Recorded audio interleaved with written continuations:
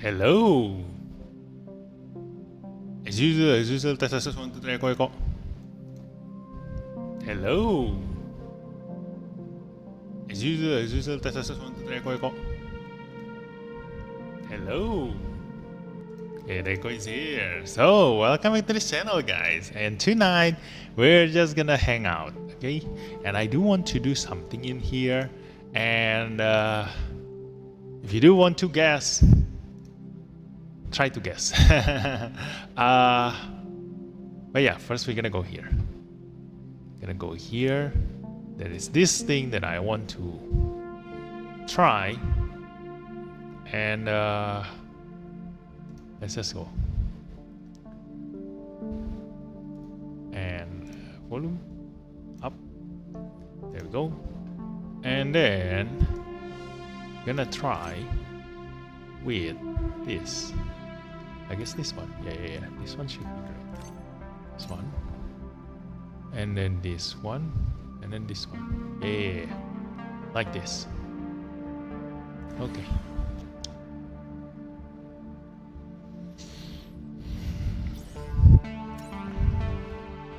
Hello. Hi Afro. Welcome to the stream.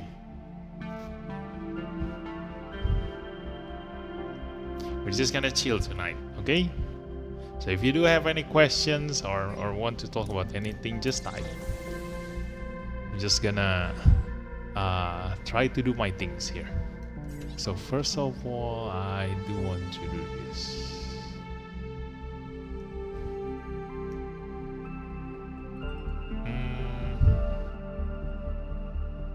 Should I just record? Yeah, let's just record. Wait. Later. Let's just do this. 23,557. 23,557. 23,557. Okay.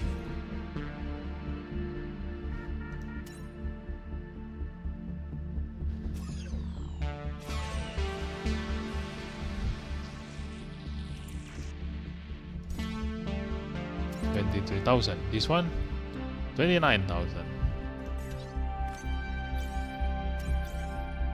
Okay, let's type this in the notepad. 23,000, 29,000. This is beam. Where's the color? Okay. Now this one, we're gonna use this. Hit that. You don't need to join.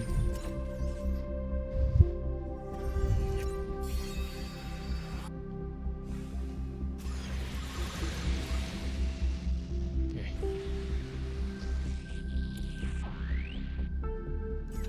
Okay, now this one. How much? 39,999. Ooh.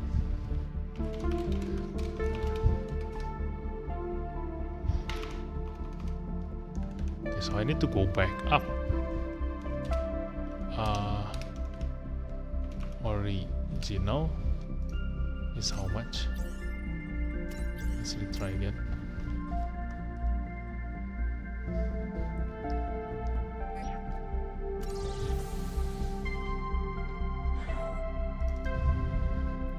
Okay, I also need to try this one. Ray. So this one. 23557. 23557. 23557. 23557. Ini cancel. Oke, 23557 ya. 23557. Oke. 23557. Okay, now this one. 29702. 9702. Okay. Now this one.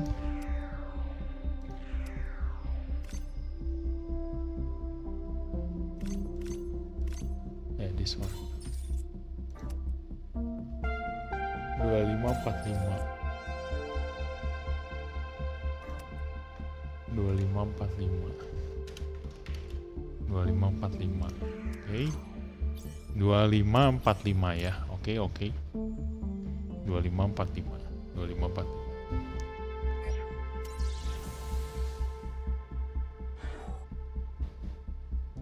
How much is the original? Oh, this one is special. This one 1979. Oke, 1979. Oke. Itu sudah di beam down, tadi kita belum nyatet ya. Nggak apalah, kita delete dulu ya. Now defense down.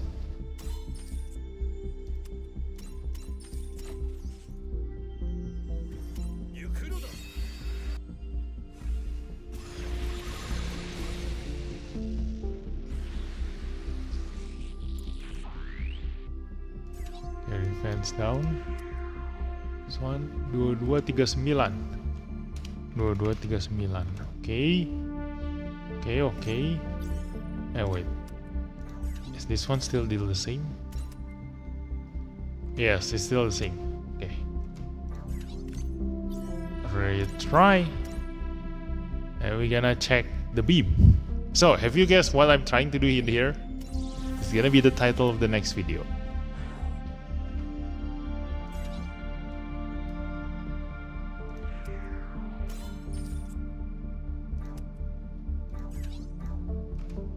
Ya, 19 itu ya. Benar ya.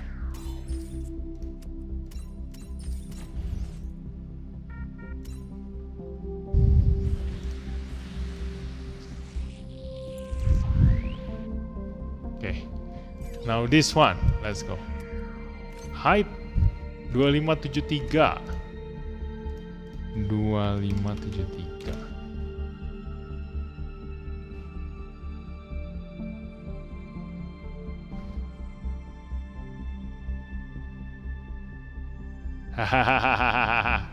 Yes. Yes.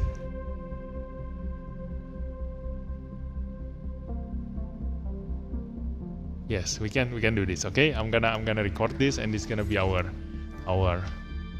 next video. Okay, so let's record this. I'm gonna take out my face and your face so that we can record. Okay, start recording.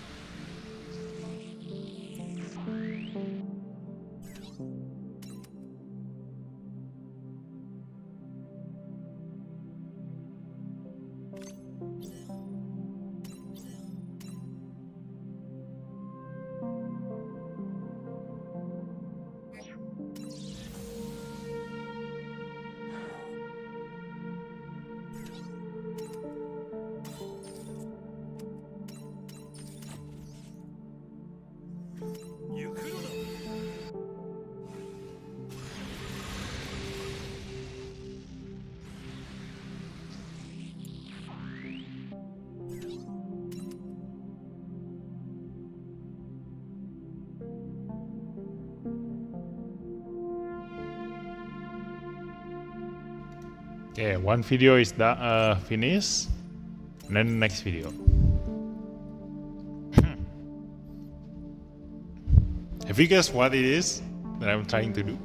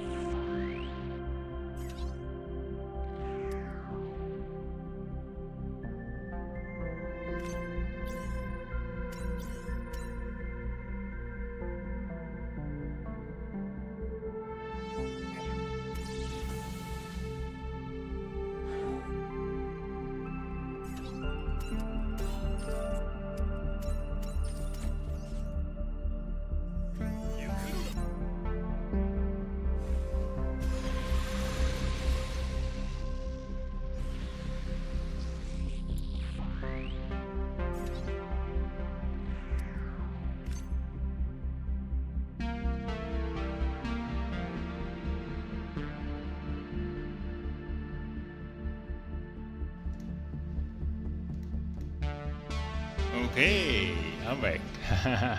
So that's done. And can any one of you guess what am I doing? That's gonna be for my next video. Okay. So maybe after 5 minutes, if nobody answered, then I'm gonna answer myself. I don't know. Like, there's nothing much else to do in here. We're gonna try. I think I do want to try this one. Yeah. We don't need to clear this currently because this one gives defense increase to a rival tank. But in the next Master League, we cannot use a rival tank. I mean, I can, but it's not gonna get a bonus. So we're not gonna be using that anyway. So let's try clearing this one, the Shar's counter attack. And looking at the unit,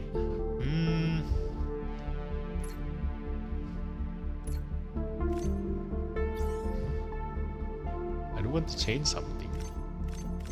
Let's see. I think this one should be enough.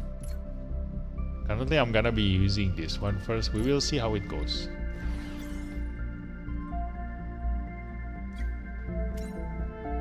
This one will go there.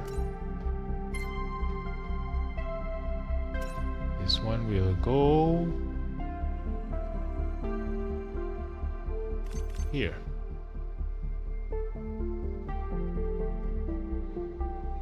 Dua, satu, tiga. Enggak, 21. Kayaknya enggak deh. Mendingan ini 3. Itu 4. Kayaknya ini deh mendingan. Itu 2. Itu 1. Oke. Kayaknya ini oke deh. Yuk kita coba dulu ya. Bentar. Kasih item dulu. Should be easy since you got 1 LV bright now. No. This is expert. And hi IV Gigon. Welcome to the stream. No, it's not gonna be easy. I've tried this already, and it's not that easy because I don't have that many units. Okay, so most likely I'm gonna run out of time. Run out of turn. But we will see first.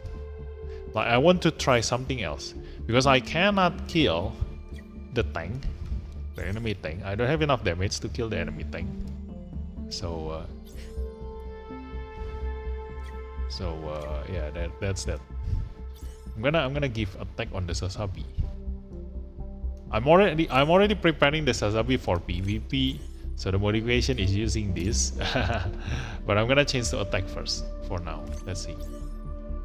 We gonna change to. Yeah, I don't have the attack for him.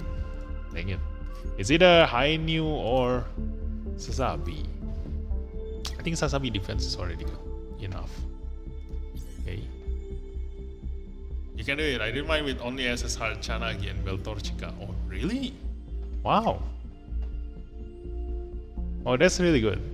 Help me clear this then. Yeah. Let's go. Sortie.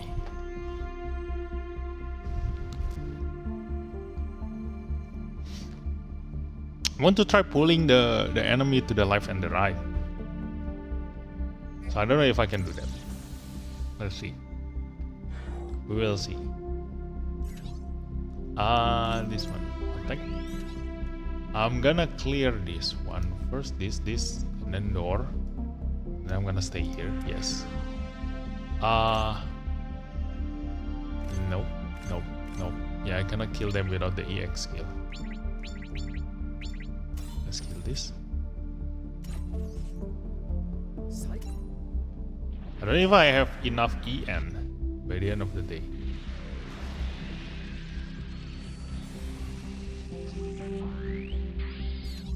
I mean, I only compete other people's strat law.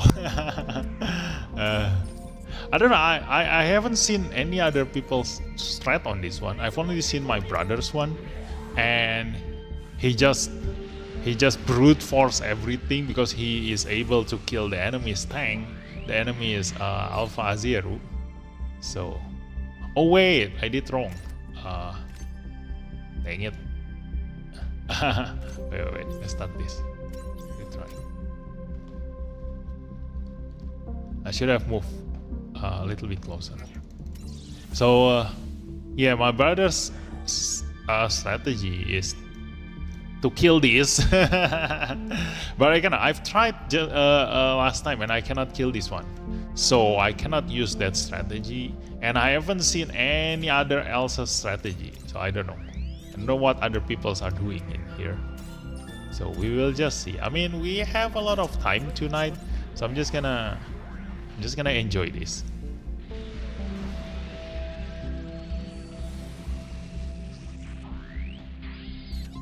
Okay, come here, kill this.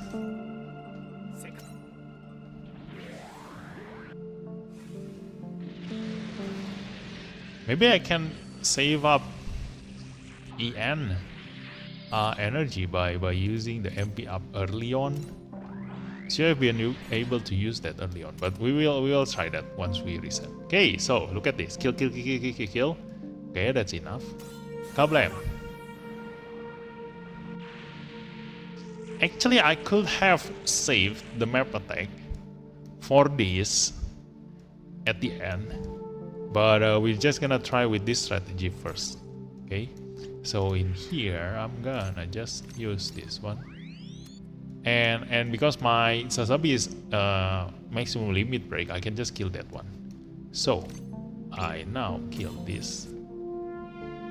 Okay. Yeah, take it easy, no need to rush. Yes, exactly. I mean, the reward will not go anywhere. There is no benefit at all for you clearing this early on, you know, except for bragging rights, you know. So there is no benefit at all for clearing this very early. Okay, so kill this one, and then we're gonna kill that one. Okay. Tada, this one. Okay, that should be enough. I do the same. Every time I try to do it by myself, ends up in a disaster. So I'm working on it by copying other strategies. Also, hi Wasabi, welcome to the stream. Yeah, once you see other strategies, like this becomes, you know, quite easy. But it also take out the fun in playing this game. You know, like I don't want to get burned out playing this. So I just taking my time clearing this, just so that I still have something to do in this game. Like when people say, oh, I don't have anything else to do in this game, they brought it on themselves.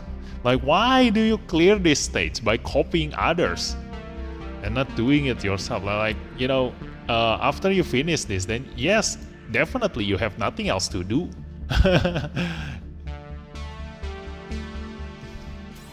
This one I should be able to kill. Yes.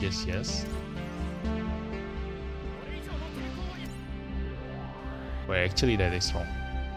I should have done the opposite. I mean, I should have get this in here. I should have stopped there. Yeah, now I cannot reach that guy. Dang it. But I think it's fine for now. It's fine. Let's just go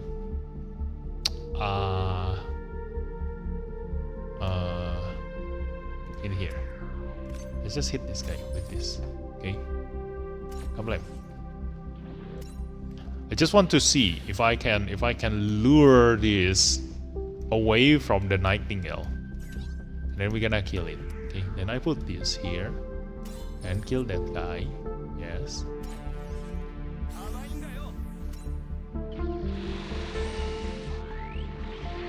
Benefit is the mod plus 12% attack. Yes, but you don't need it that early. The only time you need the mod, like the only time you need to strengthen your unit to the very maximum, is when we are doing Master League.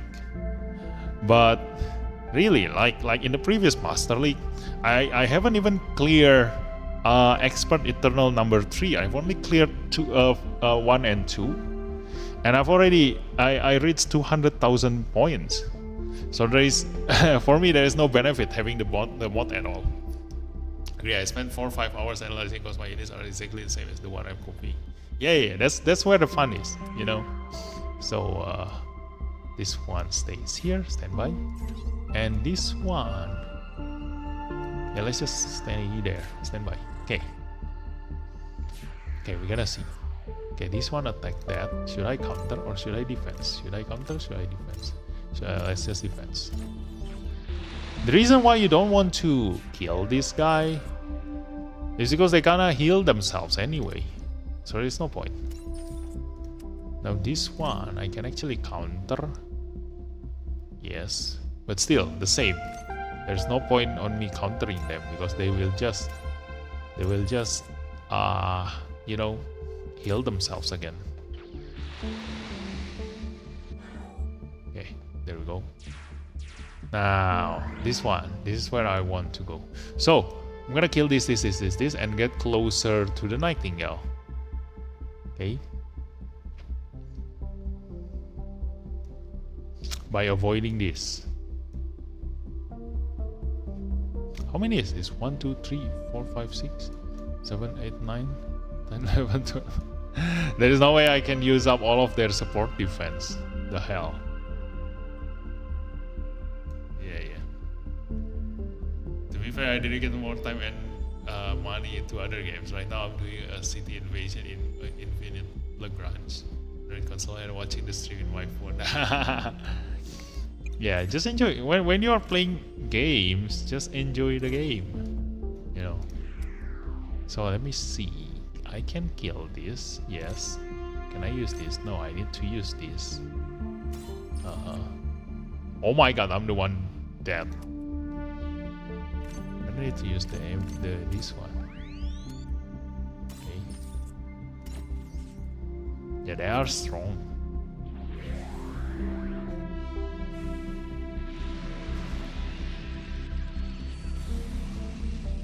Okay. Now I'm gonna go here. Yes. And then, can I kill this guy? No, I cannot. I cannot hit that guy. Should I kill this one? Yes, I should kill that one. I think. Yeah, I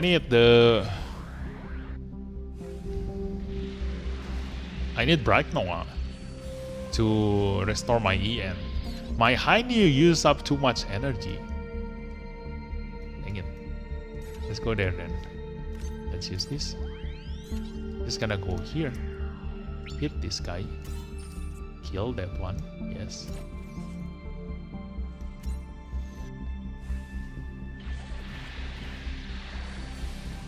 Okay. I was thinking of using the mod I'll get here to finish number 5 rival, but then I gave up because I like supporters. Yeah. Okay, here. I cannot attack that one. Maybe I should just go here. But he's gonna use map attack on me if I stand here. Will he use map attack on me? Will he? 1, 2, 3, 4. 1, 2, 3, 4. Oh no, he gonna attack the hiding. It's okay, it's okay. This is just trial. But I mean, can I reach him? 1, 2, 3, 4. Ah no, I cannot reach. 1, 2, 3, 4. Yeah, I need to stand there to be able to use that. Let's just stand there. And then stand by. Yes. Go there. Then this one, I'm gonna go and protect the Sasabi. Let's go. Kill that guy. With the help of friendship. The power of friendship. Let's kill that guy. Kablam. Our supporter is really necessary because I don't have many as well. Maybe he's different. Actually, the supporters is the most important one. You know, it's the most important one. Because when you are building a team or a lineup, you need to, build it around the supporters. Like the 30% stats increase is a lot. Especially if you have someone like Lacus or the new type machine like the Bright Noah. for the new type machine. Like it gives 44% bonus if it's on the like maximum limit break. Okay, if it is on like a zero limit break, they give 30%, which is already huge enough. It is huge enough, the difference. So let me show you later. Okay, but now I want to stay there. Can I attack this? No, I'm dead. So let's use the skill. Let's use Wei. I don't know if it's gonna work. I mean, nobody gonna attack him anyway. But let's just use. I mean, this is just testing first. I do want to see, will this guy? It has a force chance step, right? Does it? Yeah, this one. Oh no, but it only happens if he kills someone. Okay. It's not a force chance step. So he will only attack once. So the thing that I want to try is, can I bring my unit close enough to the Nightingale, like my MLB Sazabi, close enough to the Nightingale, give like, support defense to prevent my Sazabi from getting the attack down, because the Alpha Zero will give you attack down, and that's the most dangerous one. This one is beam weapon power, decrease special weapon power. Yes, this damage down gonna make you deal less damage to the Nightingale, so that's the problem. So I need to get close enough in range of the Nightingale attack, and then line up all of my defender units behind my Sazabi. Every time they attack, I'm gonna protect my Sazabi, and then when the Nightingale attack my Sazabi, I'm gonna hit him with the highest damage that I have. And for 3 turns, defeat after 2 turns. Yeah, after 3 turns. I think this only lasts for 3 turns, right? Yeah, 3 turns. So after 3 turns, I only have enough chance to hit him 3 times. I should be able, if I can deal like 33% of his HP, then I have enough damage to kill him. I only need 1 debuffer, like my new Gundam, give this one, damage taken from special weapons up, to him once, if I can. I don't think I can, although, yeah, I don't think I can. I cannot use any debuff. So I need my MLB Sazabi to be able to deal 33% damage to him by himself. And then he will die. Yeah, that will be my strategy for now. Let's see. Oh well, we need a gacha pool only for supporters and pilots. Yeah, but I mean it's gonna make the game too easy, because the supporters and the pilots are the most important one. So if you only give gacha for those things, then I definitely every single player will only gacha that one.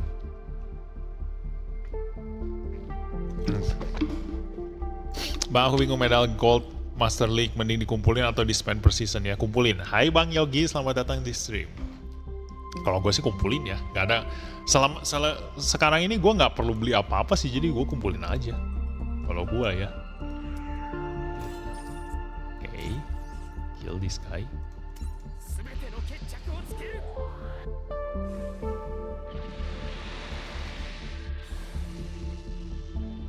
Okay, and then this guy. Come here and kill that guy.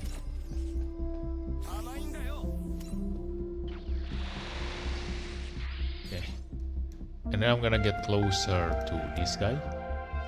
Hopefully this guy and this guy gonna attack him, giving me more a chance to counter that, to attack the Shara's Noble.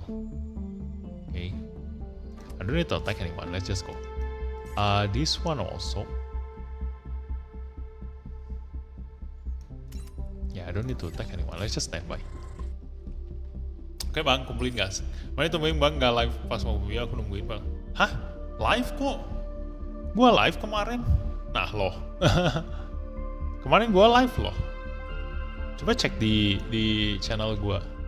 Channel gua live. Kemarin ada. Tuh, Bang Ari tukang bohong. Mati semua gara-gara dia. Kemarin main Pasmo gua. I played Phasmo yesterday. So this one, support defense, counter. I don't really need to counter actually, but let's just evade. If I can evade, I can save up the support defense in case. Yes, in case somebody else attack me, so I can use the support defense more. This one also evade. Let's go. And I die. Okay, this one. Support defense. No. You don't need to support defense. Okay. Oh wait, he's attacking the Sasabi. Okay. I need to support defense. So support counter. Can I? Yeah, actually, let's just try damaging this one.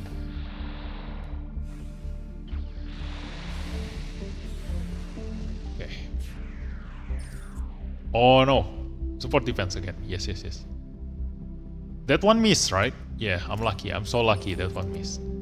So support defense again. Let's just evade. Okay. Evade. Too bad. So the attack down will be on him. Wait. Oh, I forgot. His attack is. Yeah. His attack is is that AOE? Dang it. Yeah, let's just continue. Okay. By the way, I already can guess what to do. Okay. Let's try developing something. Can I develop something? Here. Let's see. Can I develop more high new? I can actually one more, but I don't really need that.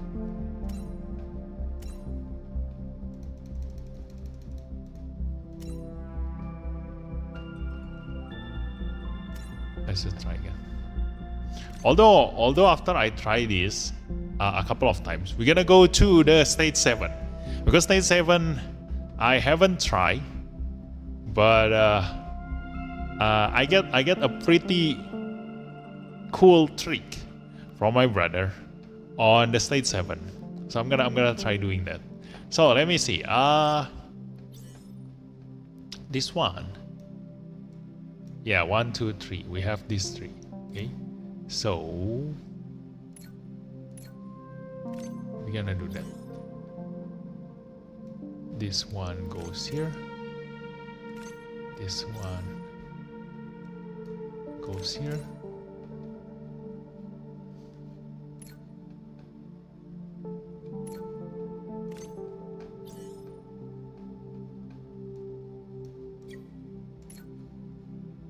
And then this one goes here. Gonna need the beta Azeru. I think we don't have any more defense pilot. Yeah, we don't have any more, only this one. Okay, so we only have 4 chances to defense. Okay, that is good. That is good enough. Let's sortie. Tada! Lah iya kah? Soalnya kemarin aku cariin gak ada bang. Masa sih?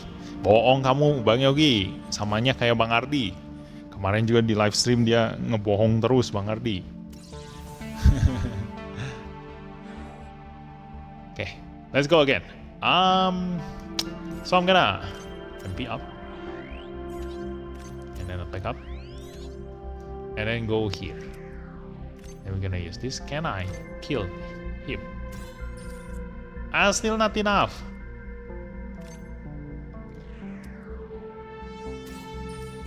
Still not enough.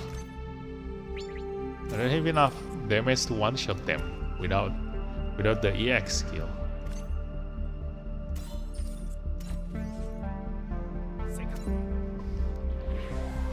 Atau maybe aku yang telat kali ya. Emang jam berapa? Kita main sampai malam loh. Kita main sampai malam loh, nggak mungkin lu telat. Okay, kill this one.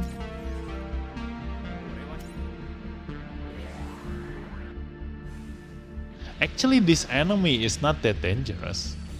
Actually. So I don't really need to use map attack in here. Yeah, I don't really need to use map attack. I can actually save up my map attack to be able to use on that guy. Yeah. Let's just save up on the map attack. Yes, let's go. We're gonna use the EX skill and just kill this guy. Oh no, that one, that guy, support defense this. I didn't see. But actually he died. It's the same. The end result is the same. Okay, so let's just bring Sazabi to the middle. Kill this guy. Chain step. And kill that guy. And I'm gonna stand on the enemy's range of attack. Okay. So I'm gonna stand there. This guy. How long is his range? Oh, dia cuma mau minum. Bentar ya. Okay, be right back, guys.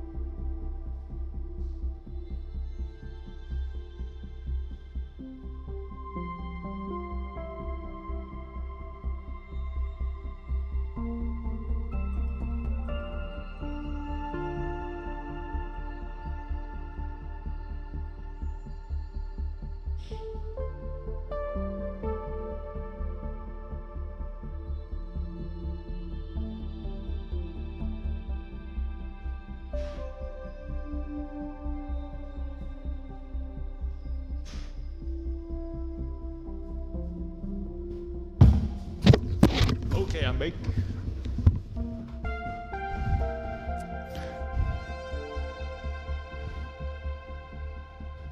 Di supercharge dulu nggak sih bang biar satu hit kill?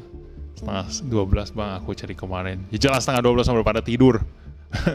Maybe itu ini start saya. It will be great being able to so I will start to write in Spanish. To get my first ER. I think I want to take on the first turn.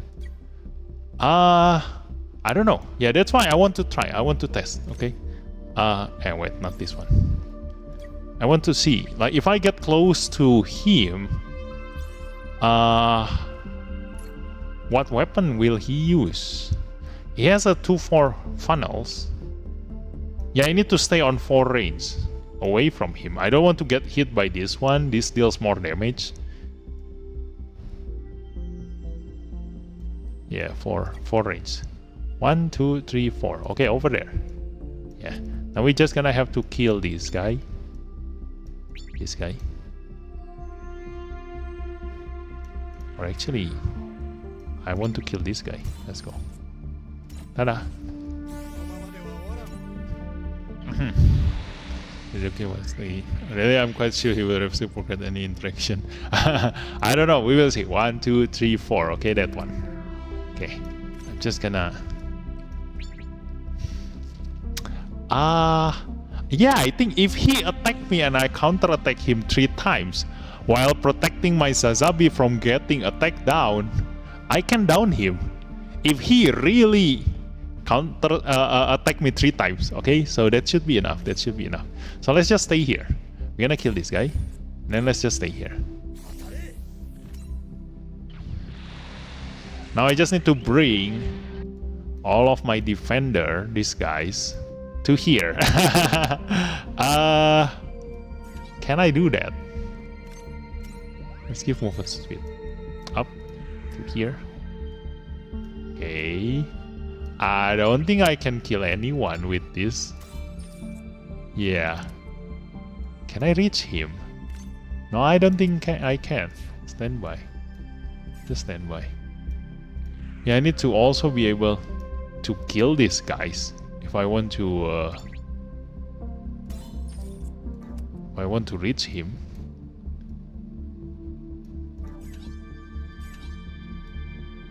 New Gundam EX.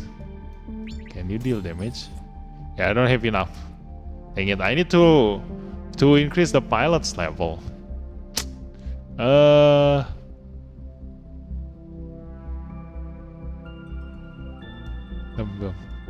Yeah, Sasabi is just too fast.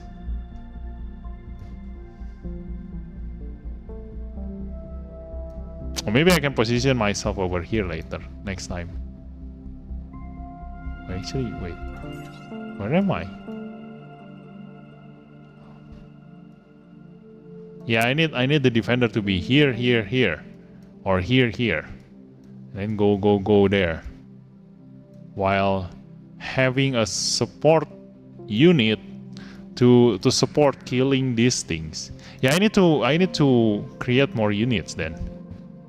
Let's just stop here first. Let's just end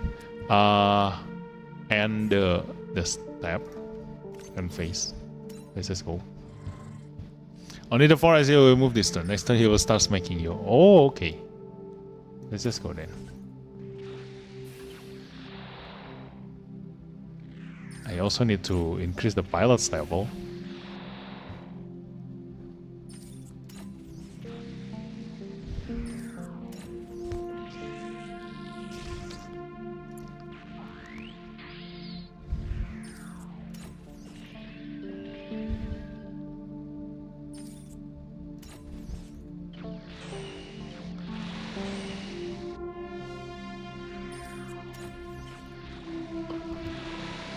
They actually hurt. Okay, one beta zero. I mean alpha zero. Gonna counter him. Actually, I should evade if I can. Evade! Dang it! Oh, luckily he doesn't attack me. Oh wait! What attack did he attack me with? Ah! If I get closer to 3 reigns, he gonna use this. I don't get the debuff. 1, 2, 3. Yes. So I only need to support defense. The 2 at the back. Okay, that's good. That's good info. Okay, look at that. That attack down gonna change everything. Okay. See, he moved. Who said he doesn't move? That's a lie.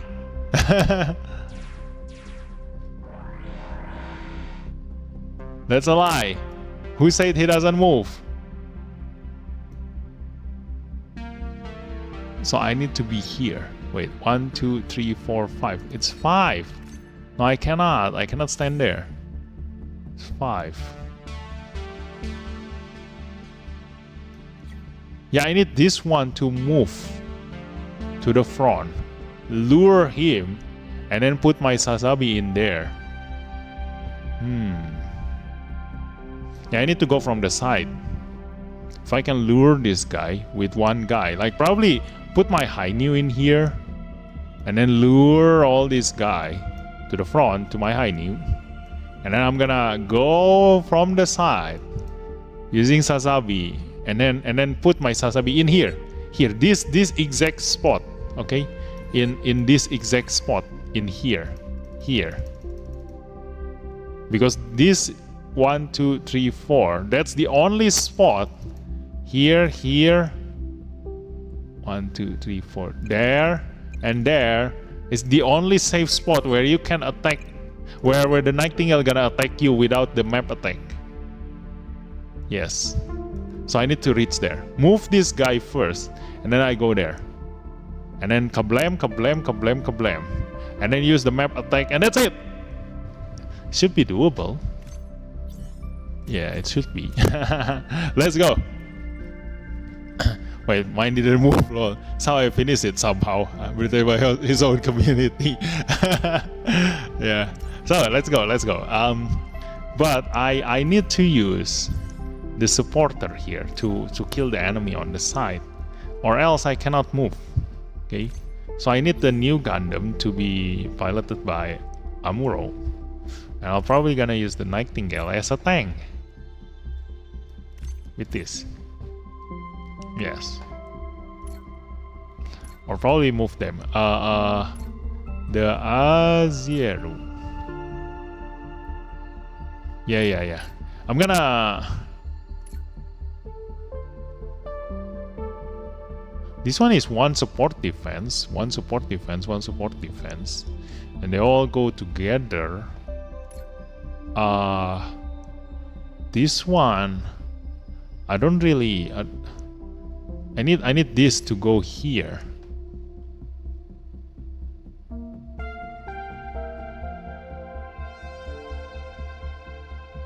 Actually, the Beta Zero is too big to move anywhere. Let's see. We gonna start moving the Sazabi gonna be on 5. And then the tank gonna be on 3. The rest gonna move here. So I'm gonna go from the side while protecting everyone using the Sazabi. Okay, that one is okay. And then here, this one, because the new Gundam gonna be, you know, clearing everyone. So I'm gonna need him to be in the 2. Actually, this one. Yes. Then the Beta Zero, if he can, he gonna follow up with the Sazabi. Okay. This is just like playing 3 Kingdoms, you know, like it's an ambush from the side while I distract them from the front.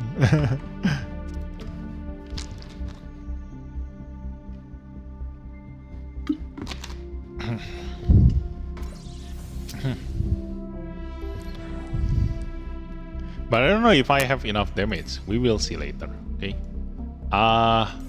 So the Amurore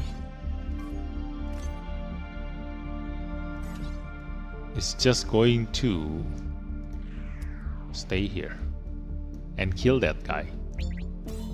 Do I have enough damage? No, I don't have. I'm gonna just kill the side first.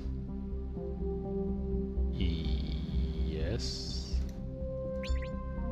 Or this one. Okay, let's just kill this one first.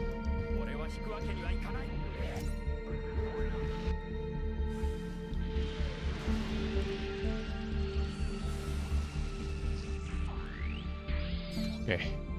So I need this, okay? I need the restore EN because I'm gonna use a lot of EN in the middle. So I need to restore my EN later. So I cannot use it now. Let's just stand here. We're gonna lure all the Azeru to me.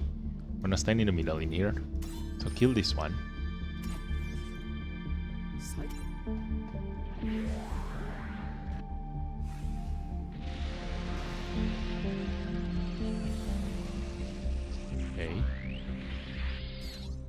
Okay. Then we're gonna kill this one. Yeah, I have enough damage. Oh no, I don't have enough damage. But if I use this, I won't be able to use this. Should I just wait and attack twice? I think I should. Yeah, counter attack. No, use the EX. Okay, he's gonna defend. Should be able to survive. And we're gonna stay here, okay?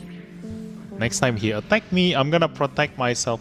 If the Amuro attack me, I'm gonna protect with Beta Zero. That's the purpose of the Beta Zero. Come on, let's go. Beta. You stay here, okay? You don't need to attack. Just stay here. Okay. Now this one have another job. You're gonna go from the side. Okay. So this one move first. Kaplan. So that he can support attack everyone. And then kill this guy.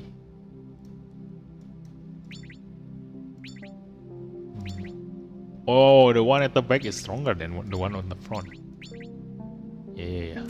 Let's kill this guy. Oh, it defends. Dang it. I don't have enough damage.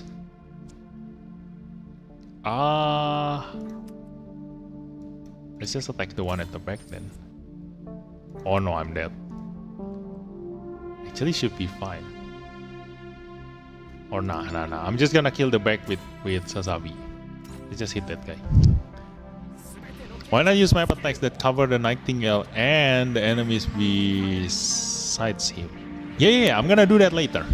I'm not gonna do this at the beginning, because if I do that at the beginning, that means that I need to get close to the Nightingale. But that means that this Alpha Zero will still be in this position if I get too close. They're not gonna move. While my purpose is to stand in here, I need to put my Sazabi in here. That's my aim. So I need this Alpha Zero to move to the front. Hey, what is his range? 5. 1, 2, 3, 4, 5. Yeah, you're gonna need to move 2 space. 1, 2. So you're gonna stand here, and this is gonna be open. That spot is gonna be open, and then my Sazabi gonna get in. Kablam. To there. The Nightingale gonna attack him. I just need to keep protecting the Sazabi to not get hit by the attack down. But I think even with attack down, if I can manage to hit with the map attack of Hainu, kablam there, and then my Sazabi is able to hit him twice, I should be able to kill him. Should be. Okay. So yeah, let's continue. We gonna go this way.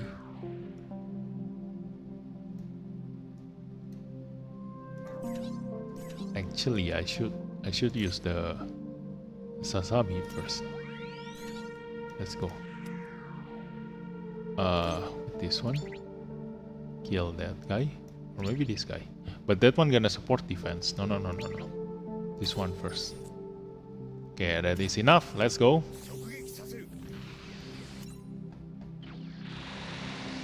Kablam. Then go here. And hit this guy. No. Let's use the EX skill. Oh no, my EX skill cannot be that close. Or I can just kill that guy. Oh yeah. I could have just killed that guy. Let's go. That guy is troublesome. Let's just kill this. Okay.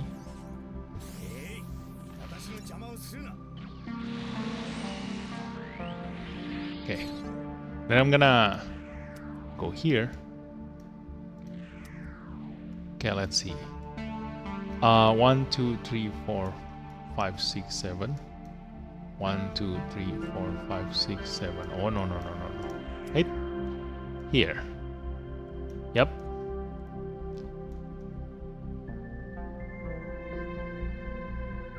Okay.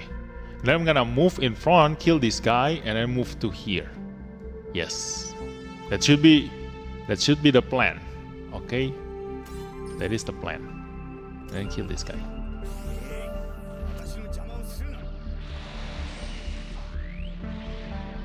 Okay. Now we're gonna move this guy in front. Just give saber to this guy. Kill.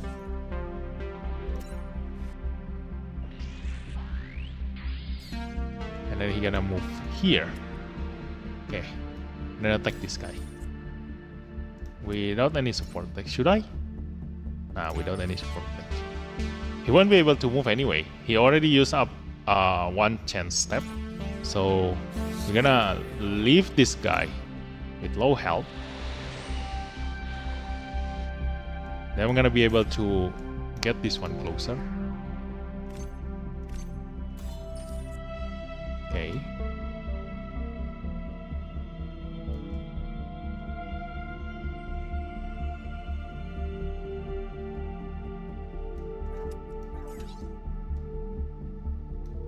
Actually, should I just... Ah, it's okay. I can just hit this guy, kill it, like that. Nightingale! Hehehe. So cool. Is it possible to do a supportless ER run? You can, yes. When this over, the extra person to style is necessary. I mean, you can, but you cannot win. You can try, but you cannot win. I mean, You can probably win on the Expert Eternal number 1, 2. Yeah, 1 or 2. But no, I think 2 is also too close. No, you can only do that on the Expert Eternal 1 because that's the easiest. Okay. That one, can I attack? I can, and he's gonna defend. Okay, let's just attack. Miss. Okay, let's just move there. And stand by. Ta-da! Okay. So.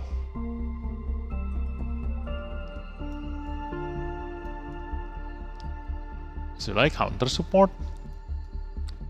Yeah, I mean the other's not gonna reach anywhere. Let's just counter support. Kablam.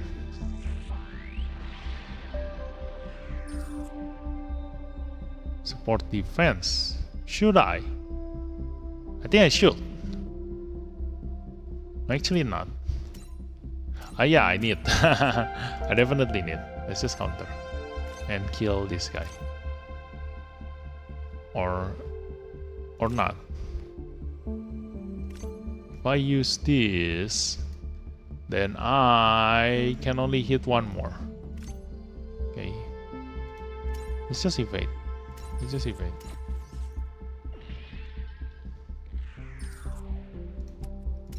Defend.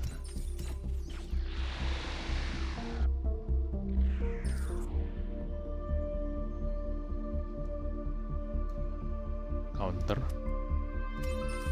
Yes, support defense skill. And did you notice just now? If you do one, there's another trick in clearing this. Because if you put something in between a big unit, or even a small unit, like for example, like here, if the enemy is here, and then this guy have a support defense, for me, for my high new Gundam, he cannot use support defense to my high new Gundam. Because there's an enemy in between his path, so he cannot support defense. So if you notice just now, when this guy attacked me, my Beta Zero cannot support defense, my high new, because there's a unit in the middle. Okay, so once he moved just now to the left, then I am able to support defense, my high new. So in here also, if you pull this guy to the front, and then you put something in between here, the only one who can support defense, the Nightingale, is only the two at the back.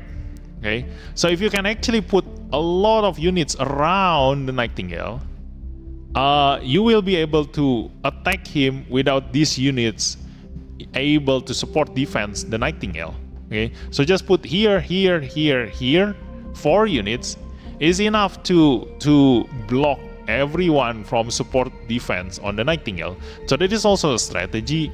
But to be able to go there safely and also let the Alpha Zero move, you need to lure them. Okay, it is more time to precisely able to put 4 units there. So my aim is to just try with Sazabi first, just one to put here and counter attack him. Yeah, I want to try that one first. So let's go. Defend. Okay, move there. I'm just gonna defend. Okay.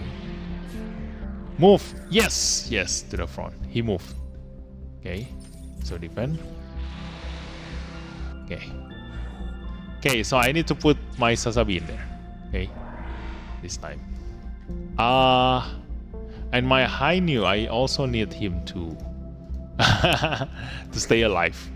How am I able to do that? Let me see. I need to just map attack this guy. I can do that. I can do it. Go here. Use this. Oh no, I don't have enough damage. Let's kill. Increase this. Yeah, I'm just gonna map attack him now. Let's just map attack him now. Just gonna kill this guy, and then map attack the Nightingale, and then let my high new die.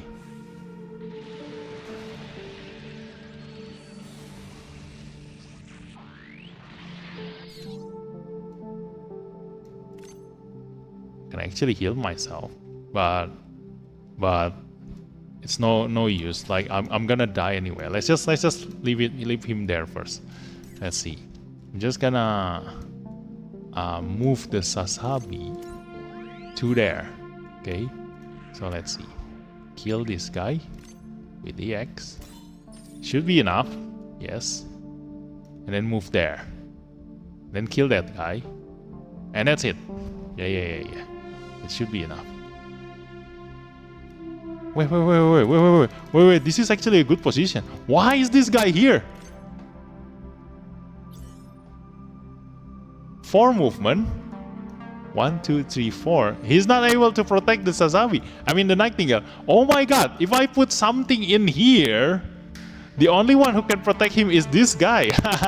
So I only need to attack 3 times, and then... Yeah, that's also the problem. Like, you need 10 units to use up these 3 support defense. So my strategy is actually much easier because I have MLB Sasabi here. So let's try.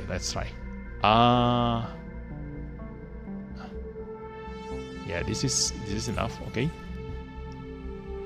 See, Nightingale didn't move. I think if it's out of range, something will move. Yeah. If it's out of range, he doesn't move, but he will attack. You know, he will attack. That's why the Nightingale doesn't have any movement. I think like he will never move. Or it has, but he will never move. Okay, but if you are in range of his attack, then he will attack, and his range is only 4. 1, 2, 3, 4.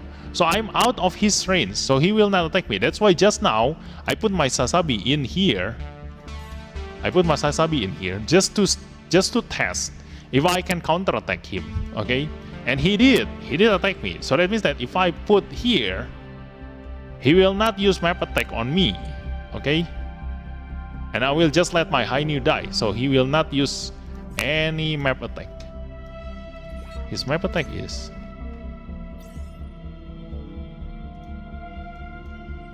Yeah, this one.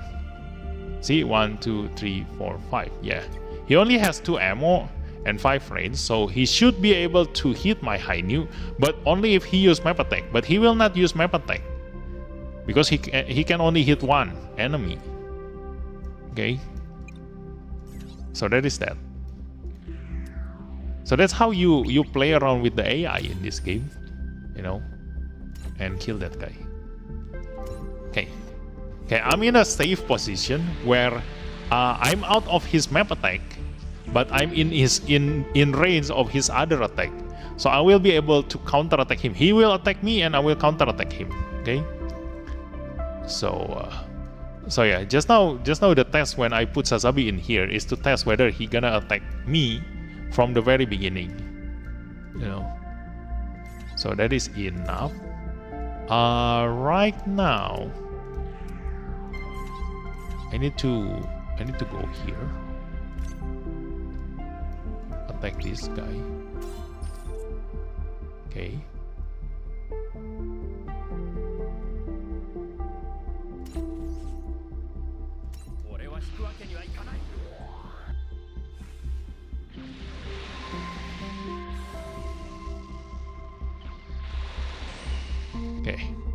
Okay, and then put all of my tank in range of the Sasabi. This should be fine. He doesn't need to hit anyone. 1, 2, 3, 4. Although his movement is 5. 1, 2, 3, 4, 5. Yeah. He can stand actually. He can actually stand here and still protect the Sasabi. So this one is fine. I don't need to kill that guy. This one. 1, 2, 3, 4.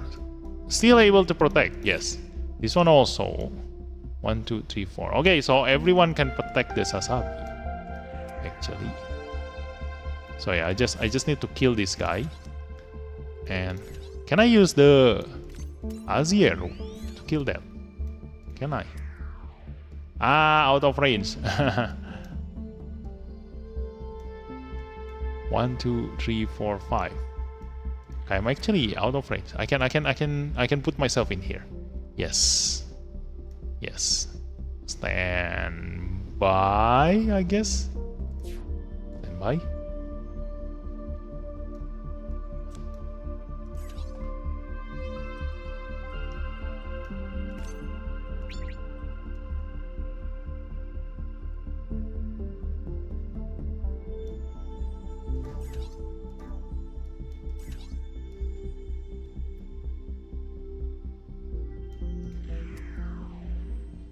Okay, I can hit that guy.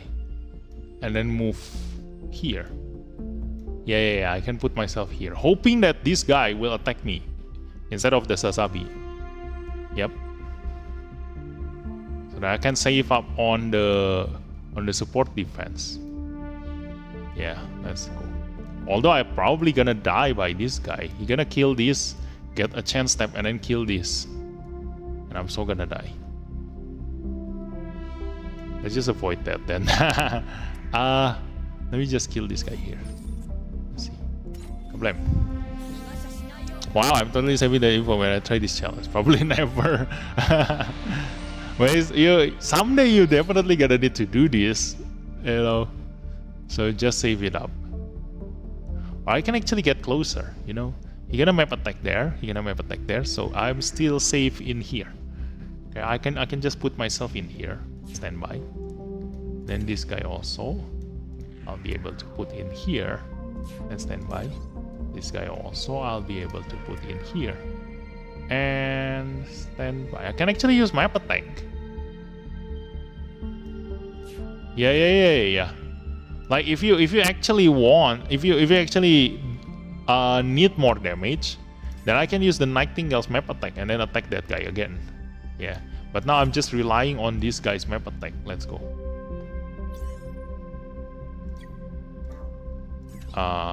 Let's heal ourselves first.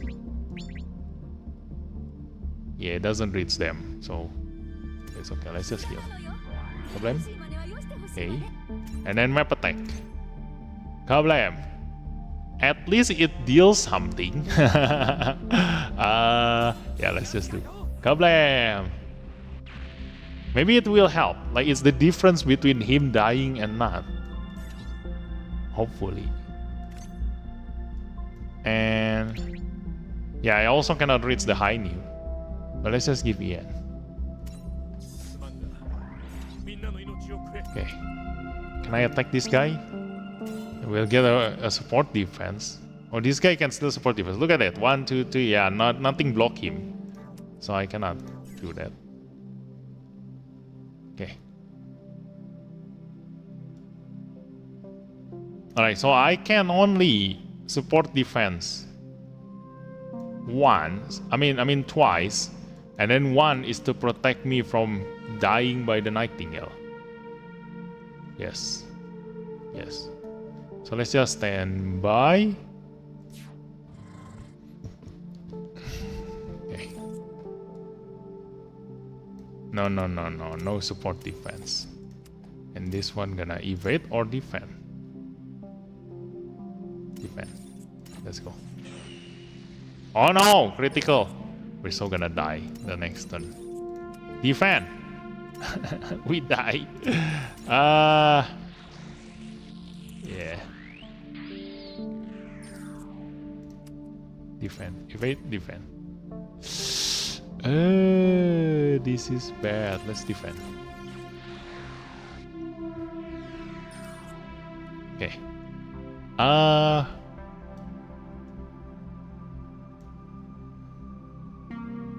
Yeah, I'm gonna support defense using this guy. Okay. Should I counter? I actually don't need to counter. Evade. Yeah, I'm saving one support defense. That's good. This one also. I need to evade actually. Or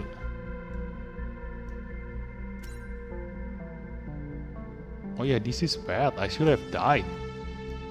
Just evade. Like he gonna use AoE attack on me if I don't die. Oh my god, this is bad. This is actually bad.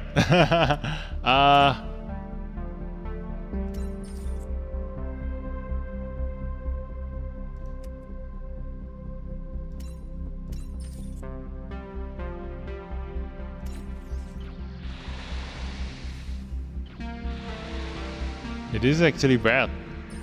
Okay, I'm dead. Yes. I'm dead. Yes, that's good. Ooh. Okay, support defense with this one. Okay. Counter support, counter. Should I use this? Yeah, let's just do. Actually, if I can get my new Gundam closer when he attack me, I can counter and put a debuff on him. Yeah, too bad my new Gundam cannot get closer. Let's just use this then. Hey, miss! I got sort of unlucky on the banner. I got 2 URs in 4 10 pulls, but... Hey, look at that! He actually get closer to me. 2 URs in 4 10 pulls, but it was full armor and Gundam Exia. Ah, too bad. Yeah, I wish it's much better to get the Psychosac. I mean, hey, wait. Oh, yeah. On the UR full armor is actually good. Why are you unlucky? The full armor is the best part about the full armor is the pilot, not the unit. The pilot is the best. And hi, Chester, welcome to the stream. Hi there, it's my first time in your stream, but I was subscribed to you almost a month now. Oh, hi, Get Gaming, welcome to the stream. Yeah, thanks for the subscribe then. Yeah, this is gonna be support defense, but I think I want to use this one first. This one. Support defense from this guy. Because this guy is useless. The most useless among these 3. This one is our best defender. Hopefully he can live longer than that guy. This one have a map attack. Maybe it can deal some damage to him. I cannot attack. Oh my god, he actually get on melee range to me. This Nightingale is smart. I cannot counter him. What the hell? Oh no. Yeah, I cannot use that strategy. I cannot use that strategy on with Sasabi. I cannot hit him from melee.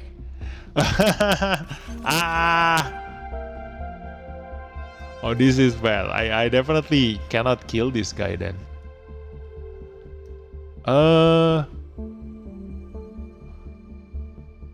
Can still work this out. I mean, like, if I can move this to here. No, definitely cannot. And then this guy to here. And then I put the Sasab. I mean, this one go there. This one go here. This one go further. Maybe I can block all of them from support defending. Yeah, that means that I need to change. The one that needs to die is this guy then. Support defense. Let's go. Yeah, this is crazy. The enemy is Nightingale. I didn't expect him to move closer to me. Dang it. I'm dead. And this guy dead. Oh no. This is bad. Yeah, I definitely won't be able to kill him. Yeah, I think I need more units then. I think the only way to kill him is to block the support defense. I need to put units in between here and then kill that guy. Or I can just kill this guy because I have a maximum limit break Sasabi, so I can actually kill this guy. Once this guy is dead, I can kill the rest. Or even just block this, you know.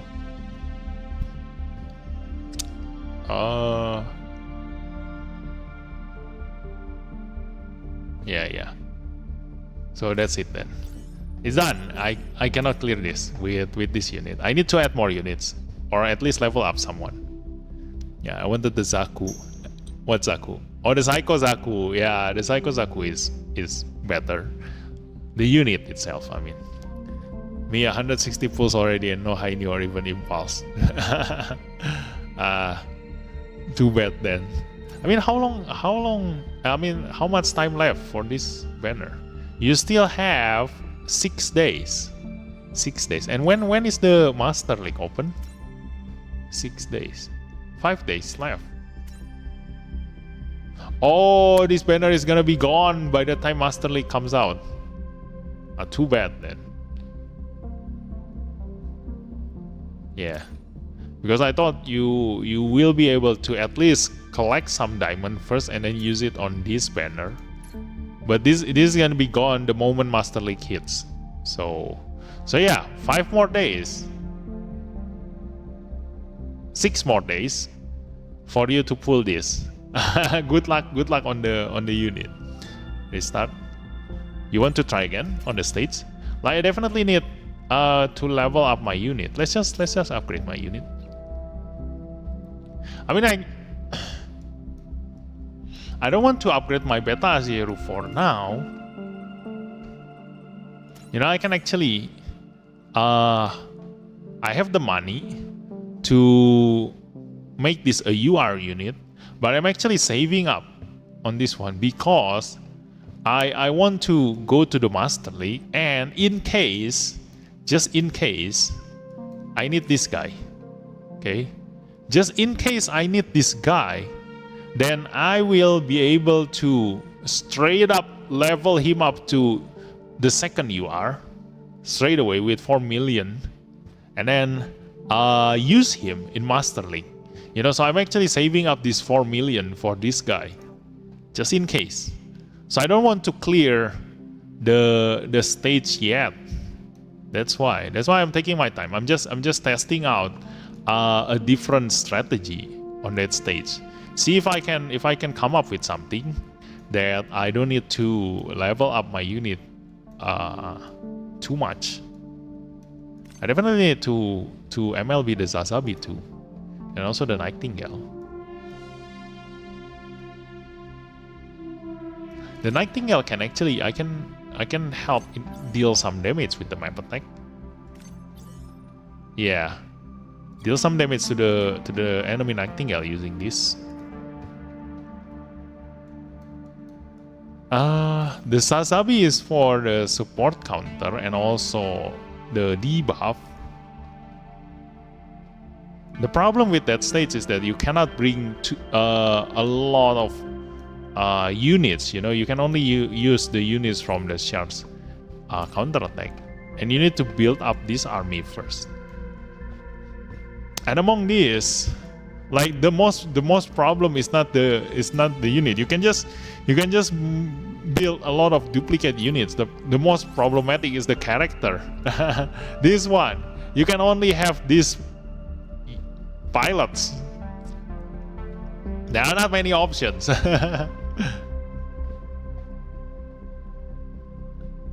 Actually, I'm new to the game, just started 3 weeks ago, and you're the first guy I watched for this. Oh really? The only remaining story I have left out is City Collection and Destiny. Ah, okay. Wasn't supposed to pull at all since I say I'm supposed to be saving for the Iron Blood Orphans banner. Then I am being carried by Machu and her Jiqua so much, also by my Crossbone Gundam. Yeah, they are really good for starter, you know, for when you clear the Expert 1 and just starting on the Eternal road. They are really good. First UR stage for Azure is good enough. Yeah, it's good enough. But if I upgrade him, then I won't be able to have enough capital to straight up upgrade the Hyperion to UR2. Yeah, I need 500,000 more capital. If I upgrade the Azeru now, then I need to collect 500,000 before the season 2 hits. Because when the season 2 hits, the Master League, if I ever need him, I'm going to just straight up upgrade him to UR1 like this one. Let me check the material. Do I have enough? That's why I'm saving up the money. This one. Look at this. Like, I have enough for this. 50. Yes, this one enough. This one enough. The money is enough. This one is also enough. This one is also. Yeah. Everything is enough. So I just need to just straight up upgrade him, and he will be this strong. Yeah, look at this.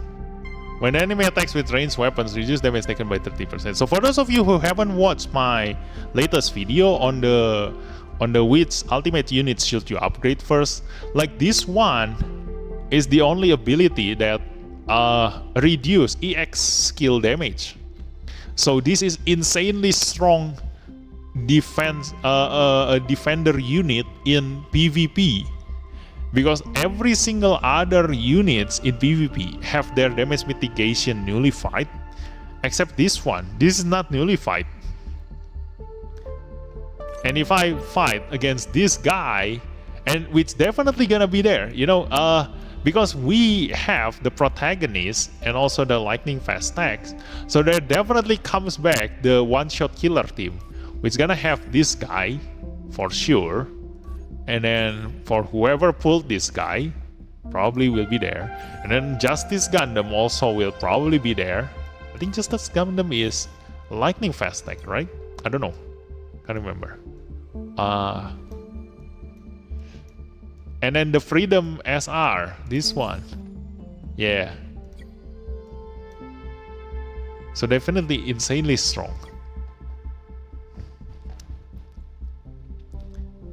I also did your recommendation of Seiko MS, the G3. Huh? What is Seiko MS? And she is also carrying me a lot. Yeah. The G3 Gundam, right? It's very good for starting, right? Like when you just finish the Mobile Suit Gundam story, max out the G3, the big exam, and that's it. You're gonna have a really good time when clearing the PvE stage.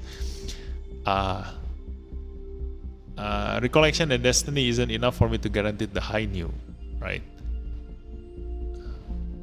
What do you mean? I mean,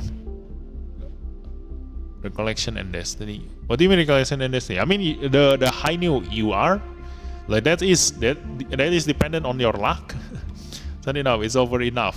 Hey, what is your favorite MS? Mine is Tolgis and Bjarlan. I don't know what Bjarlan is, but I know Tolgis looks really cool.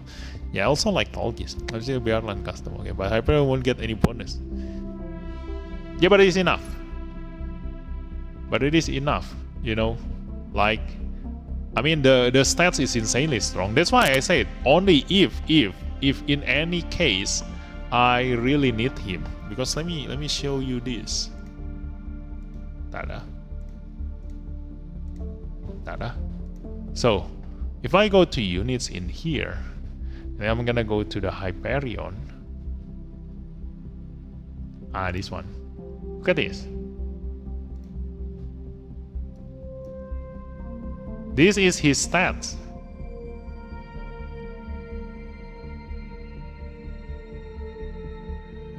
Without any buff. Although yeah, it's not a lot actually. It is actually not a lot.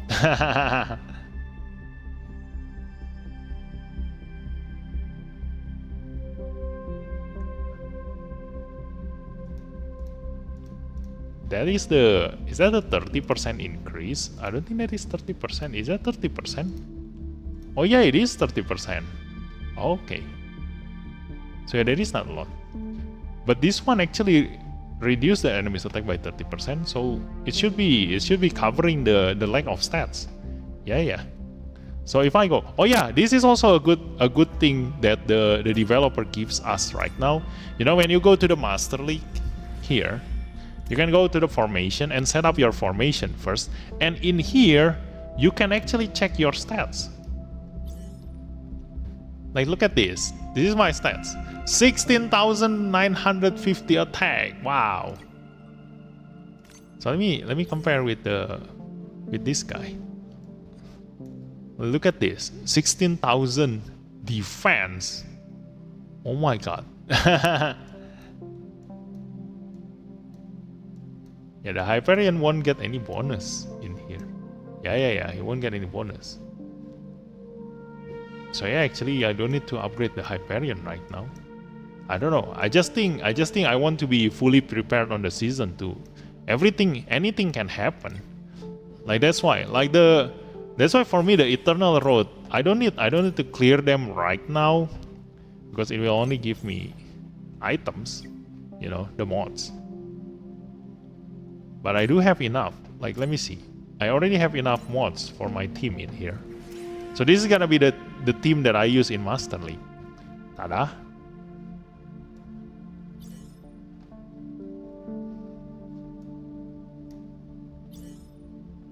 And it should be fine. Like this one use mobility. This one is the only one using attack. Or I can actually just give him a mobility too. Attack.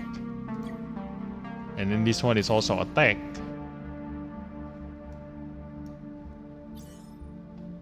Yeah, I do have attack. Yep.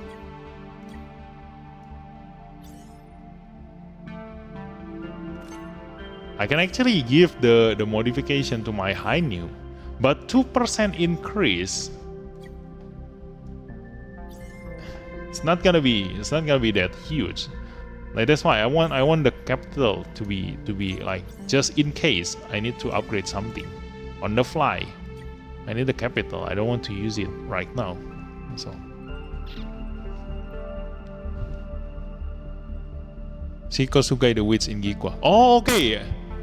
Oh yeah. Oh, you mean that's a pilot? I thought. What do you mean by Shiko MS? Okay, I got the Heini on triple. Oh, that's lucky. That is in Z development below Gundam MK2 in Titan side. Oh, really? Which one? Z Gundam. The MK2 Titans mode. This one, right? This one MK2, right? Below this one. Is this one? Biarlan? No, that's G Defensor. This one? This is Rick Diaz. This one? Methus. Which one is Biarlan? Oh, I mean the Titan side. Yeah, Titan side. MK2, this one? This one? Oh, Biarlan. Ah, okay. Oh, you like this guy?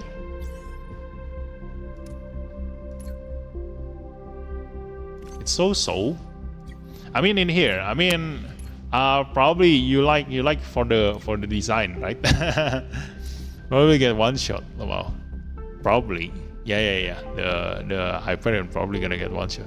That is the first ever MS in UCC that are able to fly without transformation. Oh, okay. Yo, no need to rush. Say I've been rushing any free SSR available with the text for the next league. That's AU. Oh yeah. So yeah. If you ask me, my favorite Gundam is actually this one.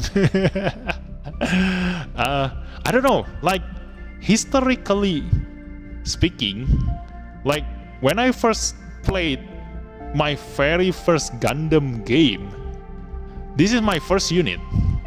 This is my very first unit. I didn't know anything about the Gundam units back then. I know that all the good ones like Wing Gundam and blah blah blah, but the very first game that I played when I was playing Gundam is the SD Gundam G Generation F. And inside there, it's just like this. You start by using the GM, the Zaku, and then you build up the development unit, and then after that you will get the better Gundam. But there is no gacha back then. There was no gacha back then. So you need to develop your own unit. But because I don't know any of the unit, and because in SD Gundam G Generation F you can only see their picture and their name, and I don't know what they are, even with the name, you know. You can only see the shape when they are on the field and attacking the enemy. Then the animation of attacking, then you can see the unit. And then I just randomly upgrade my unit, and then the very first that I found that is actually a Gundam shape is the Psycho Gundam. And then I was like, oh my god, this Gundam is so great, like because it has a really huge AoE attack, you know.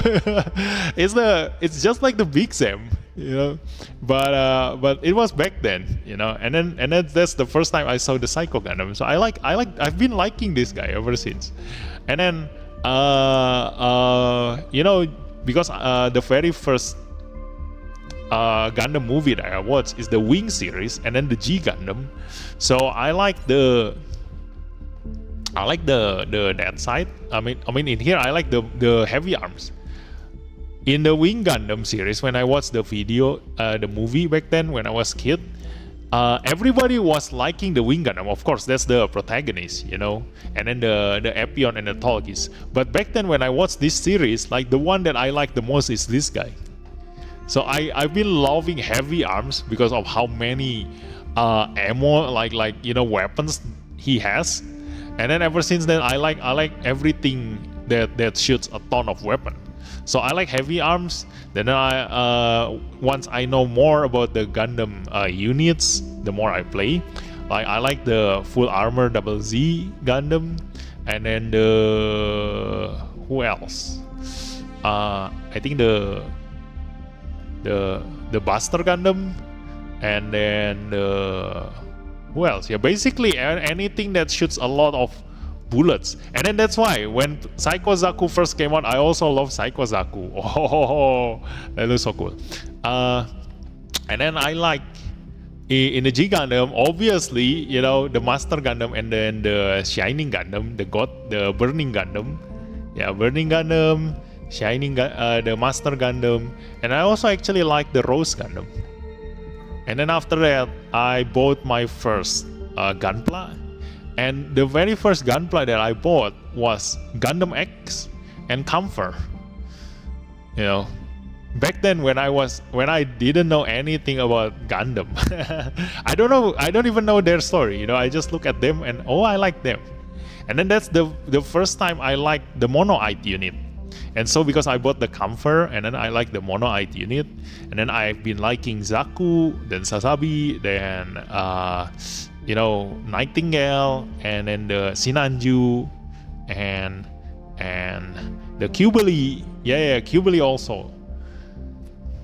Like the first time I saw Qbeli, I'm also loving it. You know.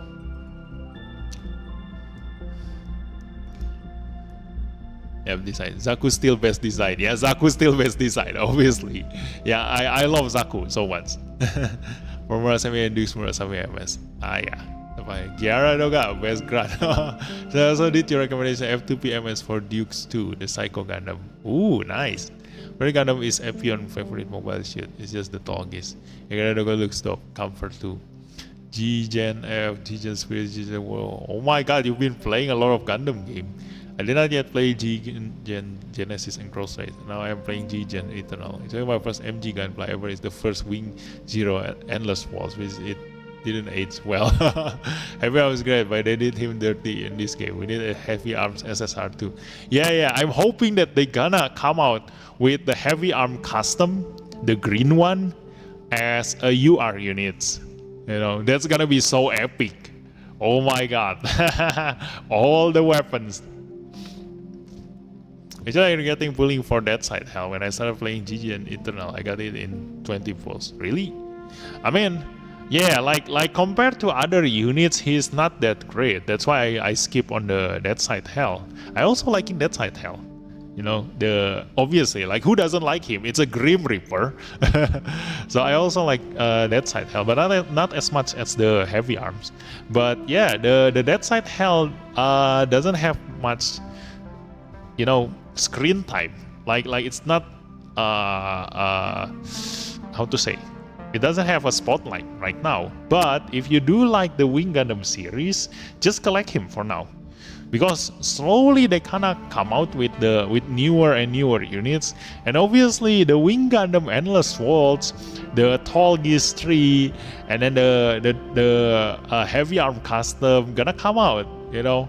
And by that time, if you have been collecting them, you know, you can make a full Wing Gundam series team. And that's gonna be cool, you know. Favoritism over functionality. So let's just go here. We're gonna go try this stage. Let's see. I'm gonna go inside first. We will see. We will see what's inside. I forgot what's inside. My dead side hell is in Ben's area. Well, I pulled as newbie and didn't know anything yet. Okay, but it's okay. It's okay. Like everything has its use, you know. That's why in this game, I really love this game, because there is no one unit for everything. You know, there is no meta and tier list in this game. Every single stage, every single PvP season, you need to use different units. And that's the best part about this game, you know. That's why you cannot just say, oh, this unit is the best, you must have this, or you sucks. You know, nobody can say that in here, because you need every single unit. or you need to be creative with only the available units that you have and be able to clear the states. That's why there's a mission to clear the eternal states using only development units. So by using by telling you that using the mission, that means that all of this is eventually able to be cleared out using only development units. So this, you just need to be patient, find your strategy with the units that you have, and you should be able to clear this. Okay, I got a general idea on what should I do now. Okay, so we're gonna give up, and I'm gonna send my unit.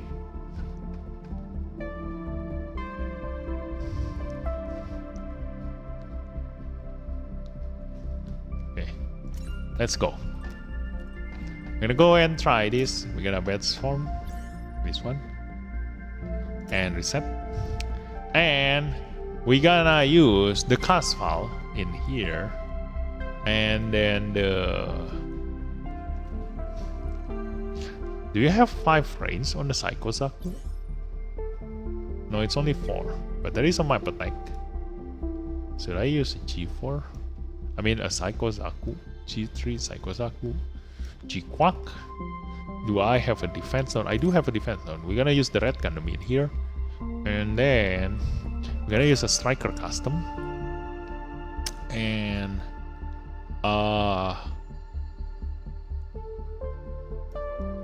it should be enough. It should be enough. I do have a lot of the other units, but I think I can use the Pixie. Yeah, I'm actually liking the Pixie. This one also. This one is actually a great unit. This one.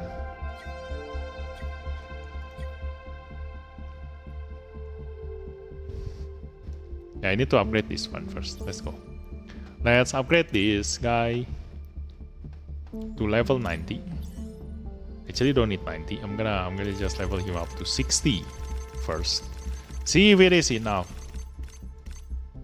Tada.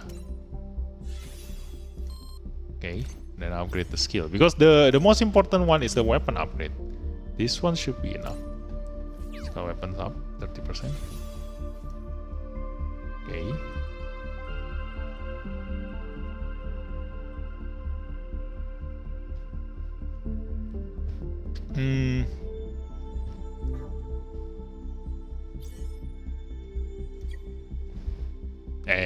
Let's form again. Reset. This one, this one, this one.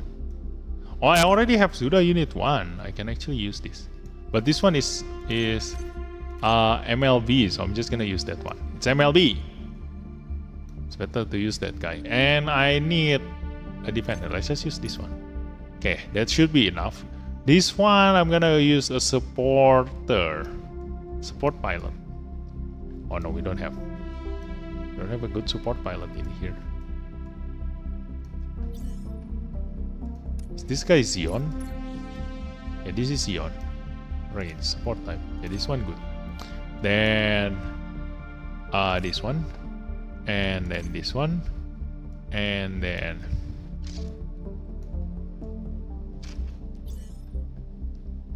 are you Zion? Yes, you are Zion. Is this Zion? I don't think this is Zion, right? This is EFSF. Yes, EFSF. So I'm gonna get an EFSF support pilot.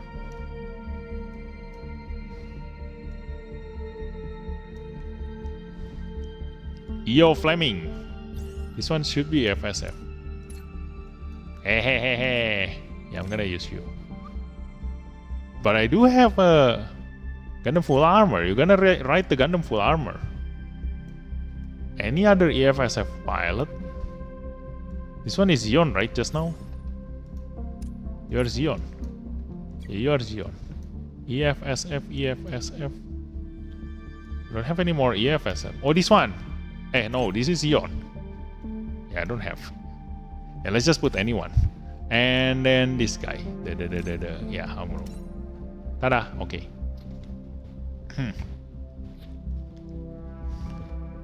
Well, G Gen Eternal is vastly different from previous G Gens I played because here you got attacker, defender, and counter support. Oh, you're gonna win.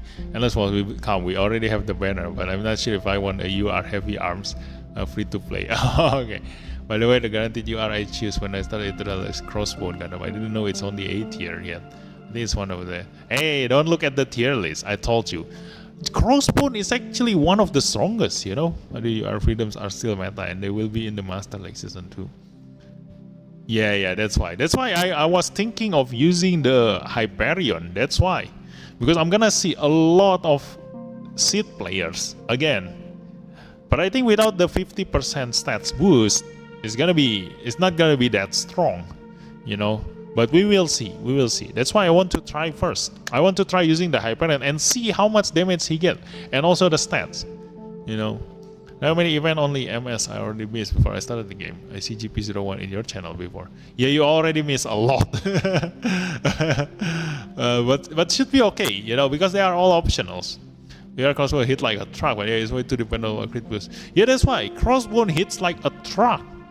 And it relies on critical build, yes, of course. But once you get the crit, I mean, if you go into a PvE stage, you can just keep retrying. You know, resetting the states over and over again until you get a perfect critical damage on your enemy, like all hits deal critical damage, and you just basically can clear the states very easily using the crossbone. That's why crossbone is one of the strongest in terms of damage. Yeah. Strike freedom will probably one-shot my tank. Season 2 will definitely be a struggle. Yeah. But you know, it should be alright because as long as you use the tech. You know, if you watch my previous video on the Master League Season 0, I blocked the Strike Freedom's damage using a Psycho Gundam. So it should be enough. Like, it should still be the same, you know, right now. Because back then, my Psycho Gundam is still at 1 limit break 1, and I'm able to block a Strike Freedom's damage while the enemy have Lacus, you know. So right now, with a better supporters, I should be able to block the strike freedom using the high new SSR. So it should be fine. Since I can ask you directly now, which of the alt should I really get to max evolution? Castle Gundam Zeta 3 or Hyper? It depends on your needs. That's why you have as a pilot Shugai. But there is no option on Shugai in here. I mean, Shugai is there, but it's not a support. I need a support pilot. Oh yeah, for those of you who wants to know, like I should someday make this video, okay? Like, in terms of pilot, the best pilots are the support pilots. The attacker is actually below the support pilots. Like, if you have a choice of getting more support pilots or more attacker pilots or more defender pilots, always go in priorities the support pilot, then the defender pilot, then the attacker pilot. Because you only need one attacker in your lineup. The rest, you need them to be a support pilot. Because support attacking and support countering is much stronger than actually attacking the enemy yourself. And also the support defense is very important because in PvE stage you need to block a lot of the enemy's attack.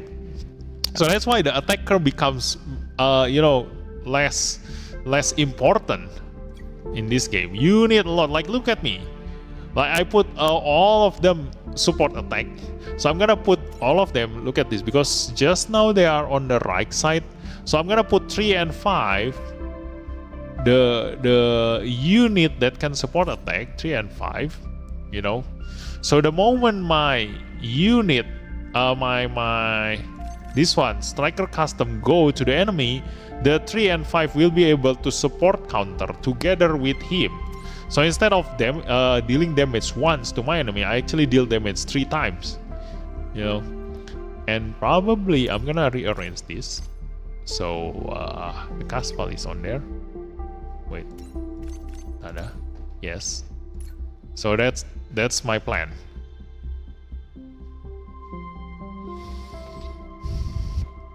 He did a video about it, very detailed, check it out. Also, Crossbone Gundam gets its team by default, unlike other UR. Oh, it has its own song. Oh, that's good. I'll crossbow Gundam. I have HG, MG, and RG of it though. So it's why SR Kira and SR Hero is support because it's the best class. Yeah. That's why. The support pilot is the best pilot. You only need one, like this one. It's either Kouraki or this guy, but I do need both because the Psycho Gundam is actually really strong. So let's also go through this one. Let's reset. I'm gonna use this one, this no, the Psycho Zaku, and then this one deal beam, right? So this one and the Big Zam, yes, because I need the Big Zam. The key into this stage is in the Big Zam. That's the key. He is the key. And also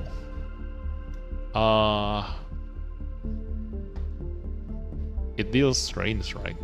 I'm gonna use Kouraki on there, and then Shara Snubble on there, then this guy. Yeah, just use the actual pilot.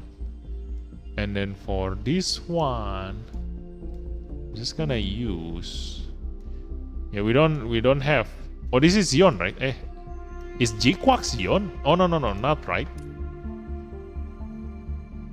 Yeah, it doesn't have any text. I can just use anything then.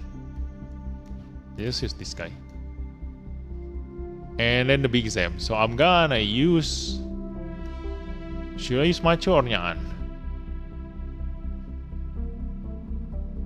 Let's use Macho. And let's use Macho. Ta-da! And rearrange. And I'm gonna put the Big Zam on 5 because it's at the top. And then 1 and 2 and 4. I think 2 and 4 are gonna be the support.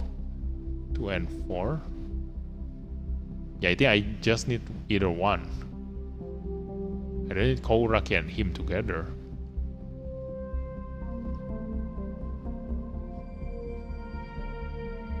It's okay. Let's just go with this first. Let's just go. Ta-da! The UR I have is Crossbone Gundam from Choice That Side, regrettable narrative from High New Veteran. Oh, you have narrative. That's good because the Jonah Basta is what you need. And the other is from Ticket Post. It's Striker, Custom, Aerial, and Barbados. Aside from Ghost is my other UR good. They are all good. Every single UR are good. Then I bonus was used at top. So strike freedoms were the trade, but now it has 50%, 40%. UR pie is great. The full are okay. Yeah, it's okay. Because you have both narrative and Barbados, you actually have a good start. Because there are not many pilots that have double support defense.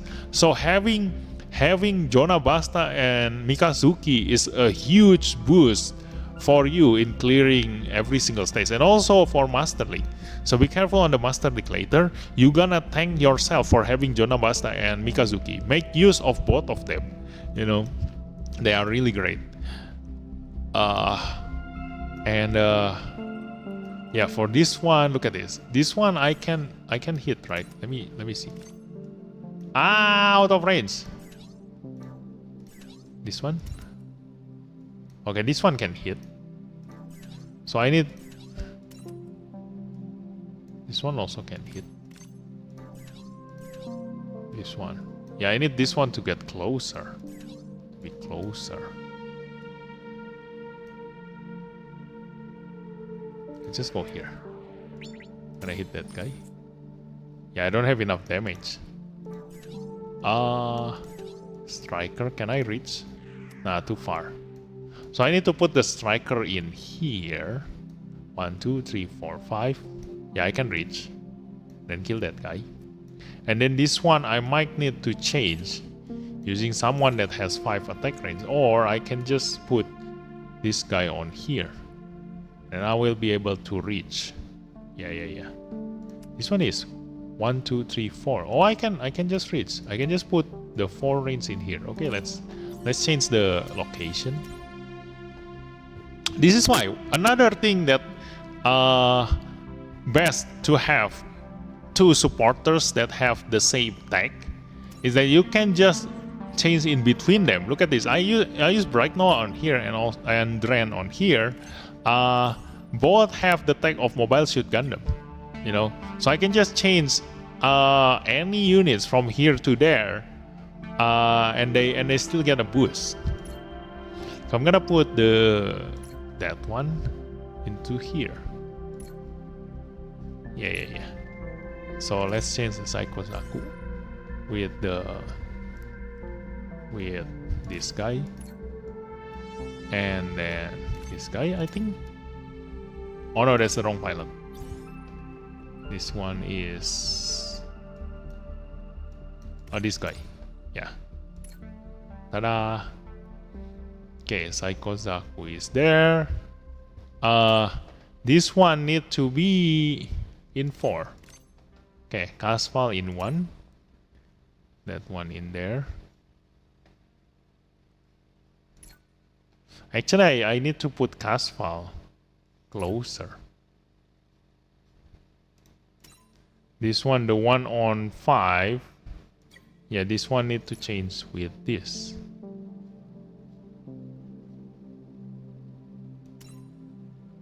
This one is 2, 4.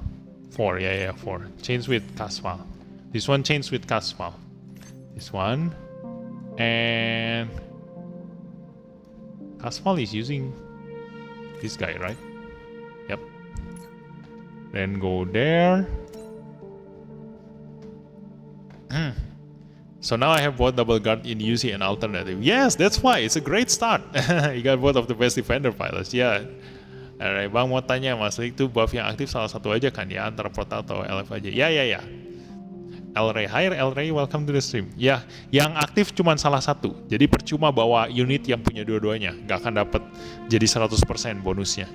So before that, Red Gundam pilot is the only SSR available support, right? Yes. Only when he is riding the Red Gundam. That's why the Red Gundam is really, really good. You know, you need to get him. Definitely, it's a really good unit. But now you also have this one. Let me just go to the upgrade here. Okay.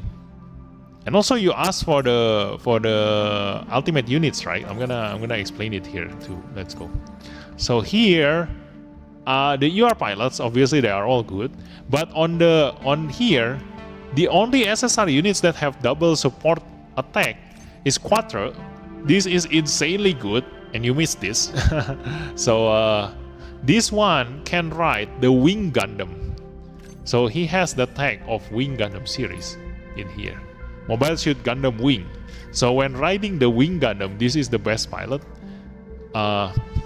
And then after that, you have the Sujito. This one can only get the support counter, the double support counter, when riding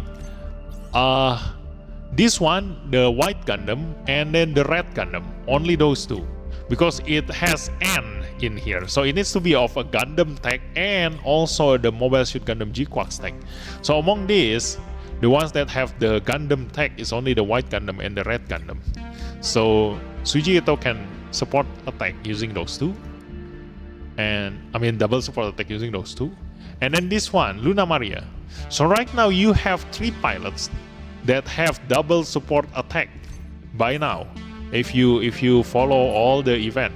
The Quattro is from event, Sujito from the Fierce Enemy Assault. It's gonna come back later, the Fierce Enemy Assault, so you still can get the Sujito, but you can no longer get the Quattro.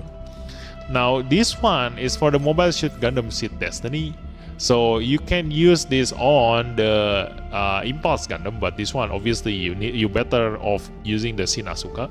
And then on here the Gunner Saku Warrior, and then this one Gunner Saku Warrior also, and then the Destroy Gundam. So she will be able to use double support attack on these 3. Which is great because the Destroy Gundam is a really, really good unit. So that one, Luna Maria. And that's it. Those are the best SSR pilot that you can have. Now for this one, obviously every single support pilot, the UR support pilots have double support attack, so they are all good. You need more support pilots rather than attack pilots. you know. And Jonabasta and Mikazuki is the best UR defense pilot. So yeah, you have a really good start there by having those two, because it's really important, because those are and together with Shara Snubble and then Reisa Burrell are the only ones who have double support defense. Okay, so this one Jonabasta, and the best one is actually Jonabasta, because Jonabasta have the tag of EFSF, which means that you can pilot a lot of units.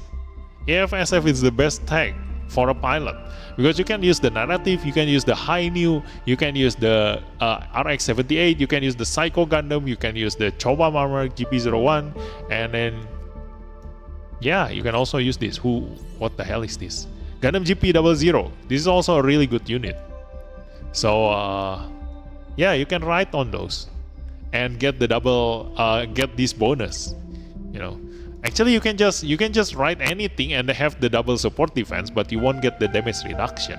So it's best to use the EFSF unit, but you still have the double support defense, whatever unit you are riding. Now for the Shara Snubble, he only has the support defense, the double support defense, only when he is riding the White Gundam. This one, only when he's riding the White Gundam, he will get the double support defense. Oh no, the White Gundam and the Red Gundam. If he ride the White Gundam or the Red Gundam, he will get double support defense. Otherwise, he won't get the. He will only have one support defense. And then the Reisa Burrell also is the same as Luna Maria. He will get the double support defense when riding the Mobile Suit Gundam Seed Destiny. So he will get the double support defense when riding all of this. But it is best to put him on the Destiny Gundam, because currently it is the best defender pilot from the Seed series, aside from the UR units. Okay, but his ability blocks, reduce the physical weapons damage, but there are not many physical weapons damage dealer. So yeah, compared to the High New and the Psycho Gundam, it's not the best. But still, those are the only pilots that can have double support attack and double support defense. So you definitely need all of these, the ones that I mentioned just now.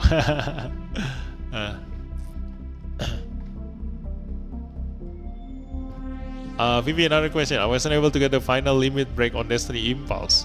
Do you think it's worth to use the universal limit break material on it? Destiny Impulse? You mean this? Oh, it's Force Impulse. The Destiny Impulse. This one? No. Just wait. The Fierce Enemy Assault event gonna come back. It comes back every 2 months. So just wait for the next Fierce Enemy Assault event again.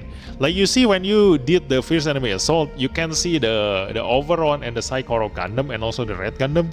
So they keep adding more units there, and every time they come back, you can redo the old units. So don't use any limit break material on this guy. He will come back later. Wing Gundam guy and the Seed Girl has double support. Yes, Love is also double support attack too. Yes, Psycho Tech aman ya, berarti aman. Psycho Tech aman. FCG.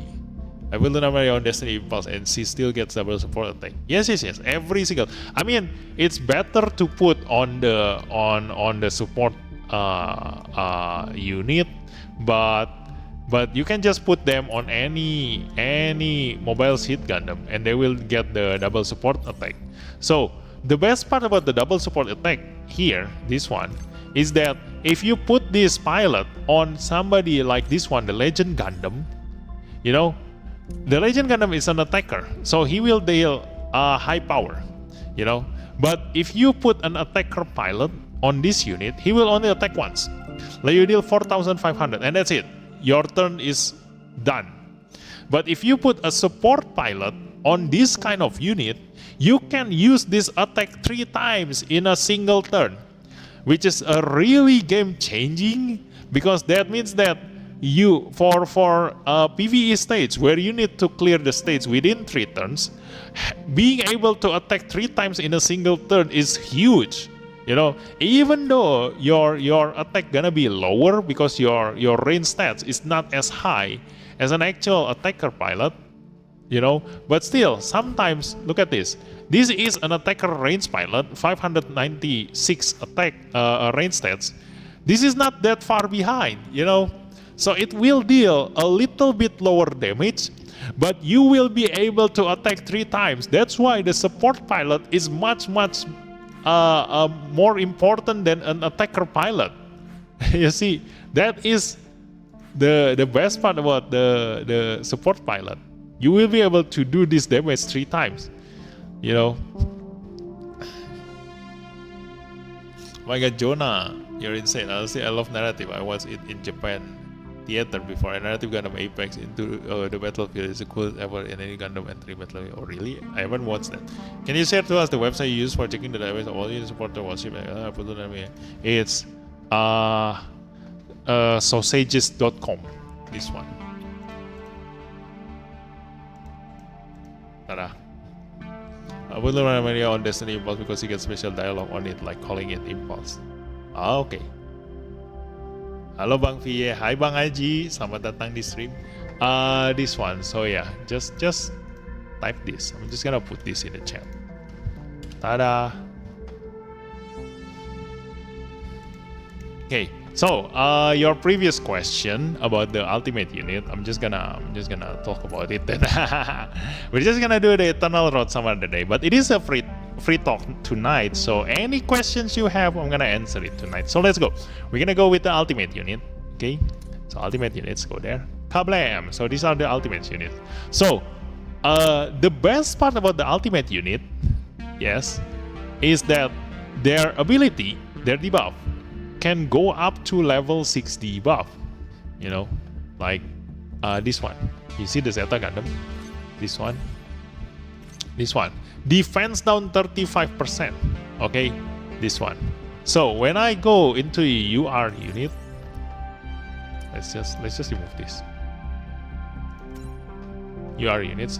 Like for example, the one that has good defense down is this one, Lasine. No, don't go Lasine first. We're gonna go to the aerial Gundam because I haven't upgraded the aerial Gundam. Okay, look at this.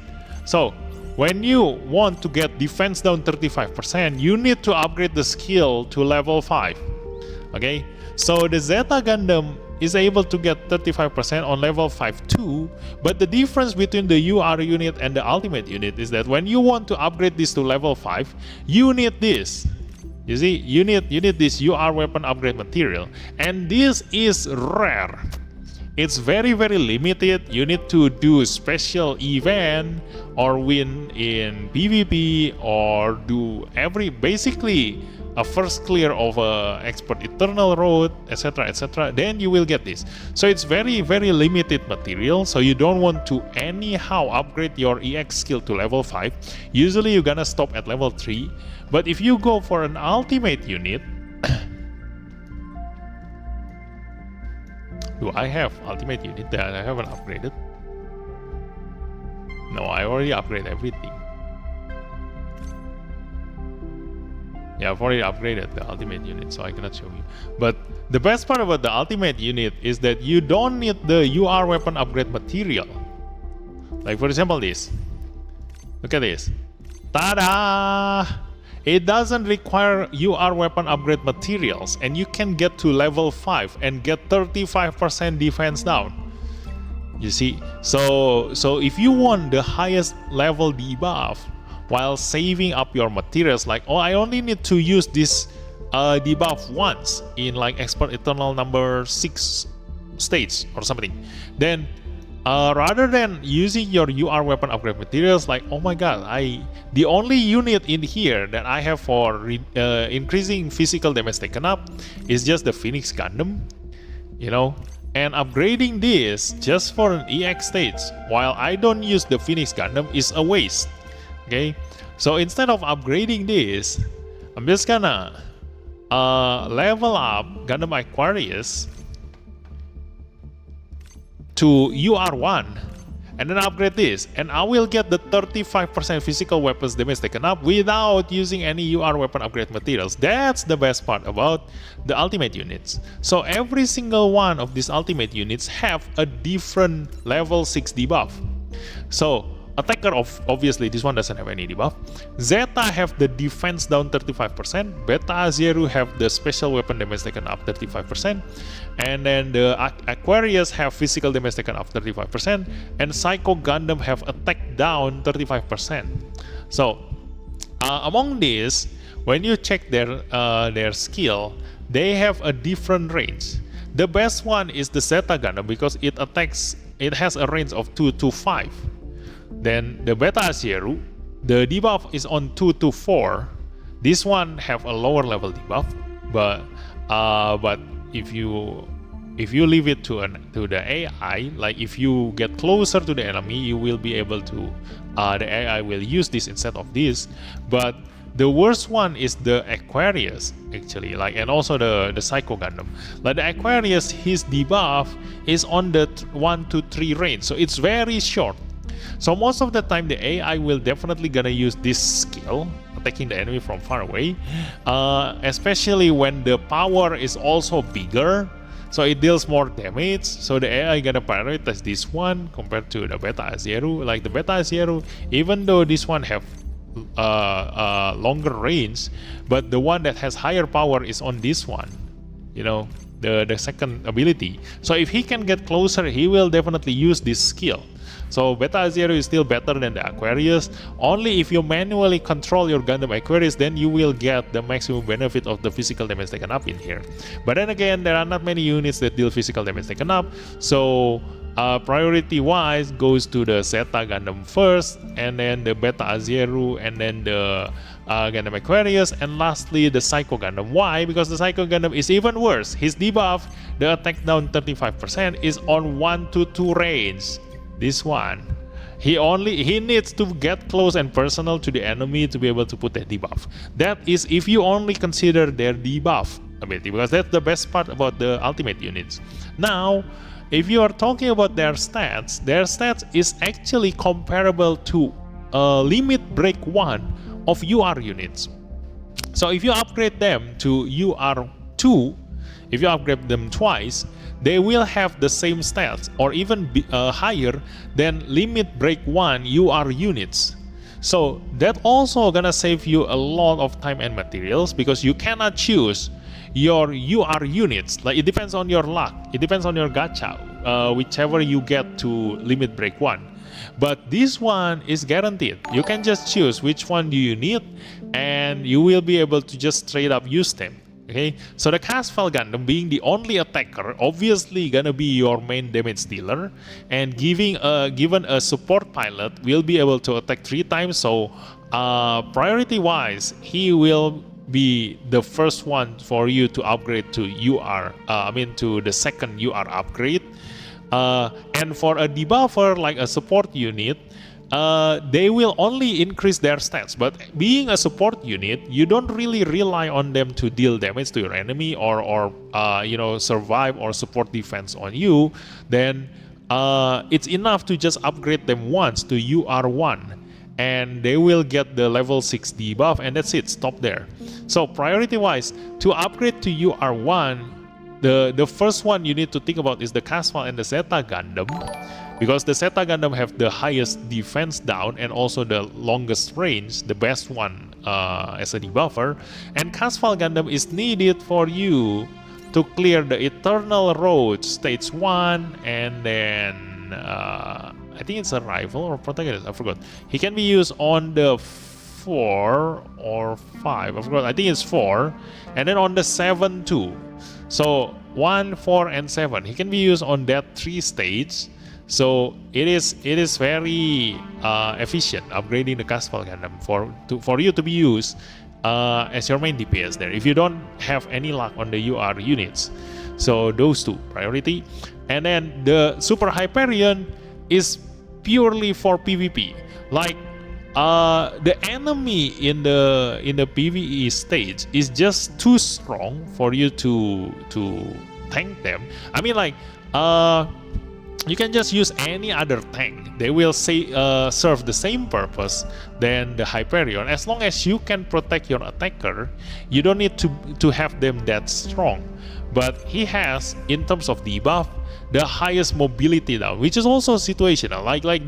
Compared to the other debuff, the mobility down is the least that you want. It doesn't really do much on the enemy. The enemy have a lower chance to hit you, and you have a higher chance to evade the enemy attack, but it is not guaranteed 100%. So even though he is the only one who has mobility down level 6 debuff, but you don't really want to waste a slot on bringing him. Like any other defender unit can serve the same purpose as him. But if it comes to PvP, this is the best defender unit to be used in PvP, because his ability, I've already explained to you, this one is able to block an EX skill. EX skill is able to nullify a weapon attribute damage reduction. Look at this. This is EX skill.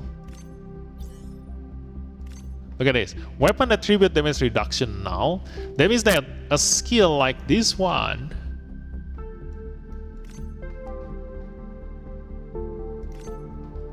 a skill like I feel, this one, reduce beam range weapons damage taken, is nullified.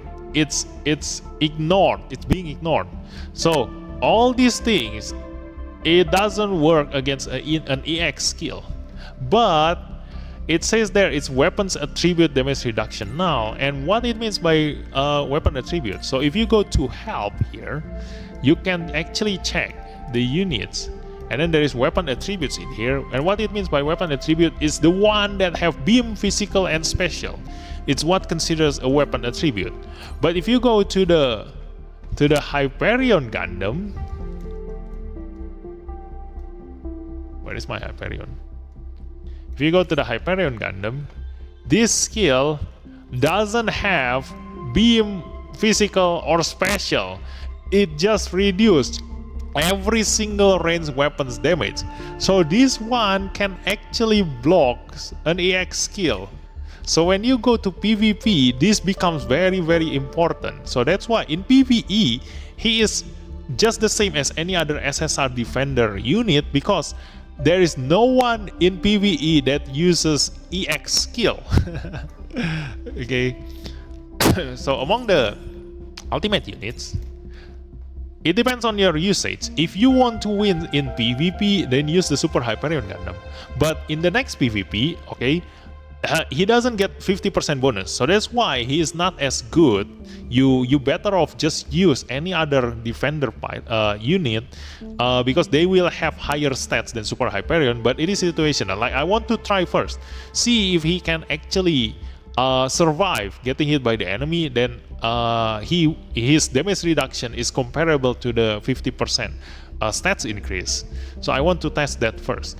But if it turns out that the 50% stats boost is so much higher than his ability to reduce the enemy's ranged attack to him, then yeah, you better off prioritize the tanks rather than the unit.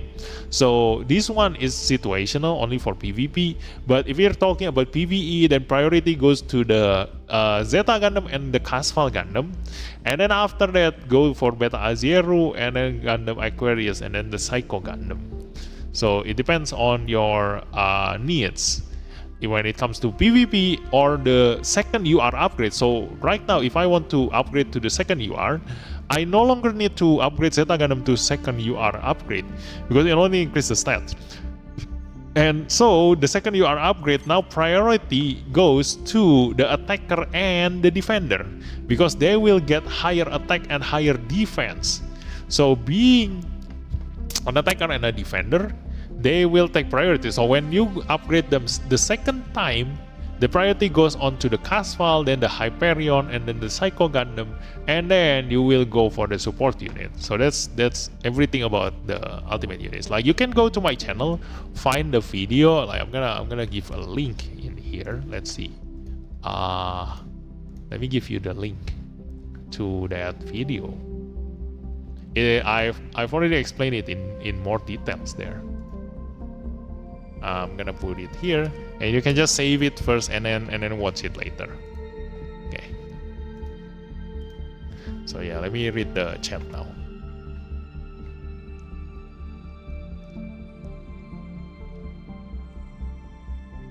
Unless you have Machu skill that gets you one more extra chance. Oh, the chance type is different. Oh my god. There are actually a lot of things that I need to explain to you. Yeah, but that is okay. Like, it's your first time playing the game, so I'm gonna answer every single questions that you guys have. But be patient, because I'm gonna go through one by one on the chat. So hopefully I don't miss anything. So yeah, we've already talked about the support attack and the support defense. That is the priority on the pilot. Like, that's the best one you can get from the pilot. Now, going into the chance type. The chance type is not as important, because when you are fighting against stronger units, you rarely have a chance to kill them in one hit. So if you cannot kill them in one hit, the chance type become useless. Whether you have one or whether you have two, you won't be able to get a chance to get the chance type. Okay, because you didn't kill your enemy. So the chance type is only useful when you are clearing an easier content. So when you are clearing story mode, when you are clearing the event stage, like this one, going through all the story stages, like to the event here, the event stage, the boss battle here, basically all the stages that you can just clear easily, but you need to keep grinding them, then or doing them, then having the chance type is really good. Like, when I go through all those story stages or event stages, or the map event, the map event, like I choose all the pilots that have a chance type, like the Amurore, the Sharas Noble, and then the Amate, the Machu, and then who else have the double chance type? I think those are. And then this one, Setsuna also, yeah. Those pilots, I just use them. Doesn't matter the unit, because whatever unit I use, they're gonna one-shot the enemy. So the chance type becomes really important when you are clearing content, like easier content. Now the alt question time. Okay, I've already explained. Bang Kantek, besok protak worth nggak worship MLB protak yang SR dibawa buat Master League besok? Nggak, sama sekali nggak. It's better to just go with supporters that you have. Like, for example, here, this is my supporters, okay? So among the supporters, you will see that I have gotten Go at MLB. Look at this. I got lucky with these SSR supporters. So being MLB, he actually give higher stats than a non-limit break UR supporters. Like, look at this. It gives 25% bonus stats. But this one give 26%. It's 1% higher than non-limit break UR supporters. So if you have a chance to get this thing, to have this thing, it's better to use this rather than this one, because this one is so far below. Look at this, it's 14%. So yeah, you can use this if you don't have any other options, because the heal is still okay. I mean, like, the heal is okay, but look at this range.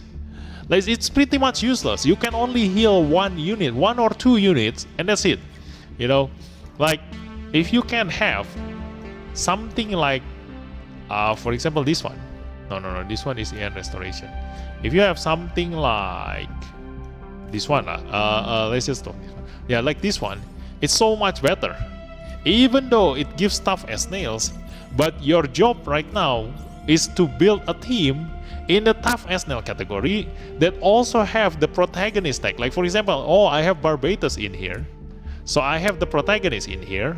So I'm going to use the supporters of the tough as nails, but I'm gonna put all the units that have the protagonist and the lightning fast inside here that also has the tough as nails tags. That's how you build a team. So everything relies on your supporters. That's why the supporters are the most important one when you are playing this game. It's worth a lot more to get the supporters rather than the units. Like, the units will change. Like, for example, my best supporters right now is Beltorchica. It's a Psychomutech. Right now I have all these units to choose from. But in the future, the longer we play the game, the more Psychomo units gonna come out, obviously. And I can only bring 5. So my units gonna change. And also depending on the text, like for example here, I cannot bring my Sazabi because the Sazabi doesn't have the protagonist tag and also the lightning fast tag. So I cannot bring my Sazabi. So there is no point, like it's useless if I use the UR limit break material on Sazabi and I can no longer use him. But if I use the UR limit break material on my supporters, it will always be relevant, whether right now or in the future, because I will still use the same supporters no matter what the unit. I will build my team around this tag. I will only upgrade the units and SP convert the units that are in this list. That's how I maintain the usage of the supporters, you know, and then just cover whatever tag the enemy gonna bring, you know. Like if it is a tough as nails, I'm gonna bring a Psychomo tough as nails. If it is a lightning fast, I'm gonna bring a Psychomo lightning fast. If it is a rifle, I'm gonna bring a Psychomo rifle. So that's why when you go to the shop and check the Master League medal, do not buy this, actually buy this. Because the supporter is much more important. The units gonna change.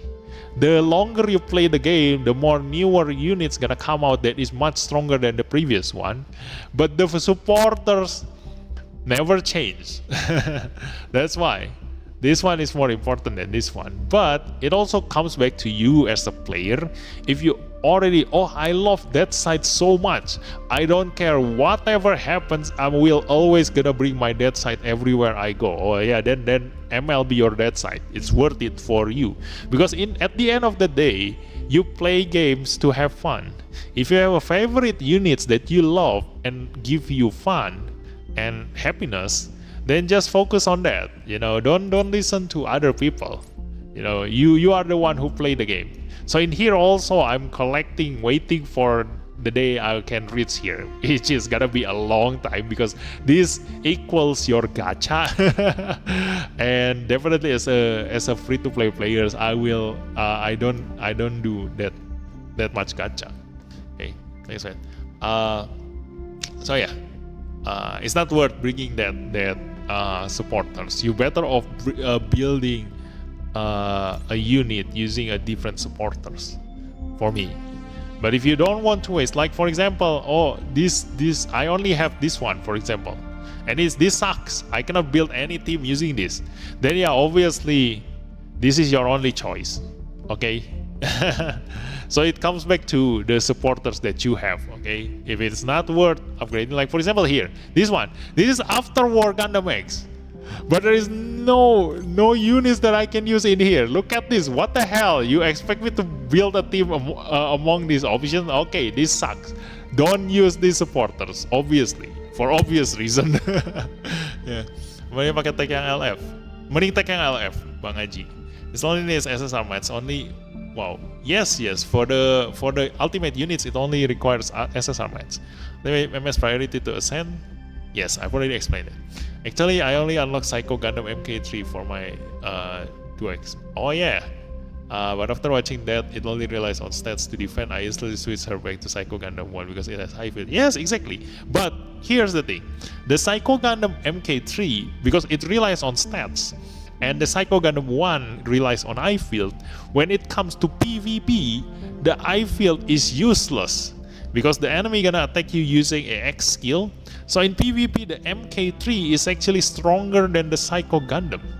So it all comes back to where you use it. Okay, so because you like Duke's Murasame so much, you better off just find a lot of different options for her to choose from. You can also bring Queen Manta. You can also bring Psycho Gundam MK2. Maybe you want to build that. It's up to you.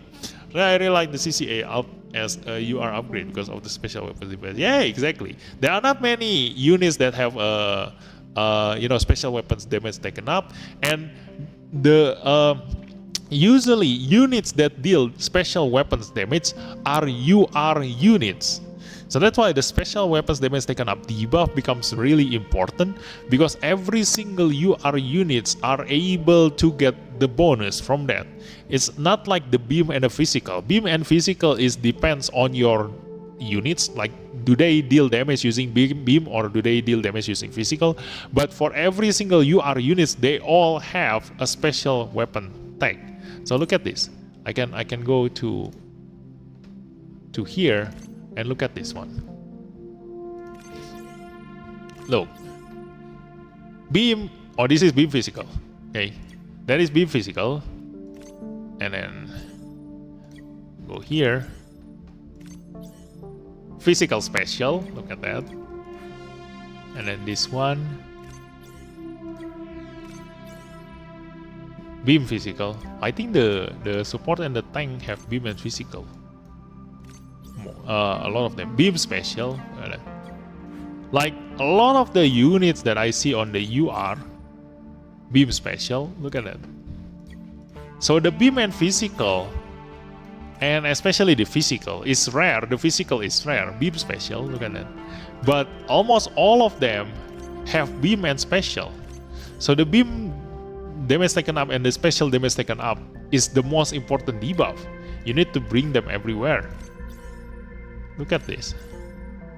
This one is beam physical for the high beam. This one is beam physical too.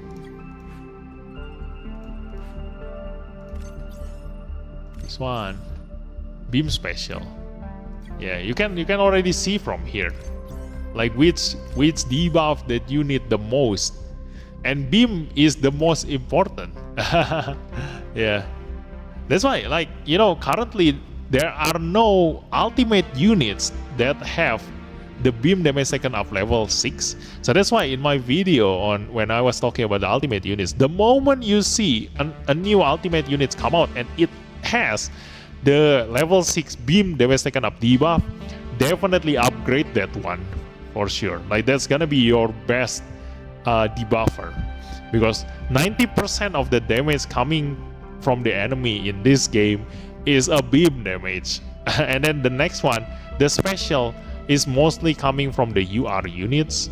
So the special one is very important when you have UR units. Like, a lot of these units doesn't deal special weapon damage. So, like, on top of my head, I can already see that the one that deals special weapon damage is the Master Gundam, and then the Barbatus special weapon damage, and then the full armor double Z Gundam special damage, Cubely double Z special damage, Vertigo special damage. Then basically usually the one that uses funnel deals special weapon damage.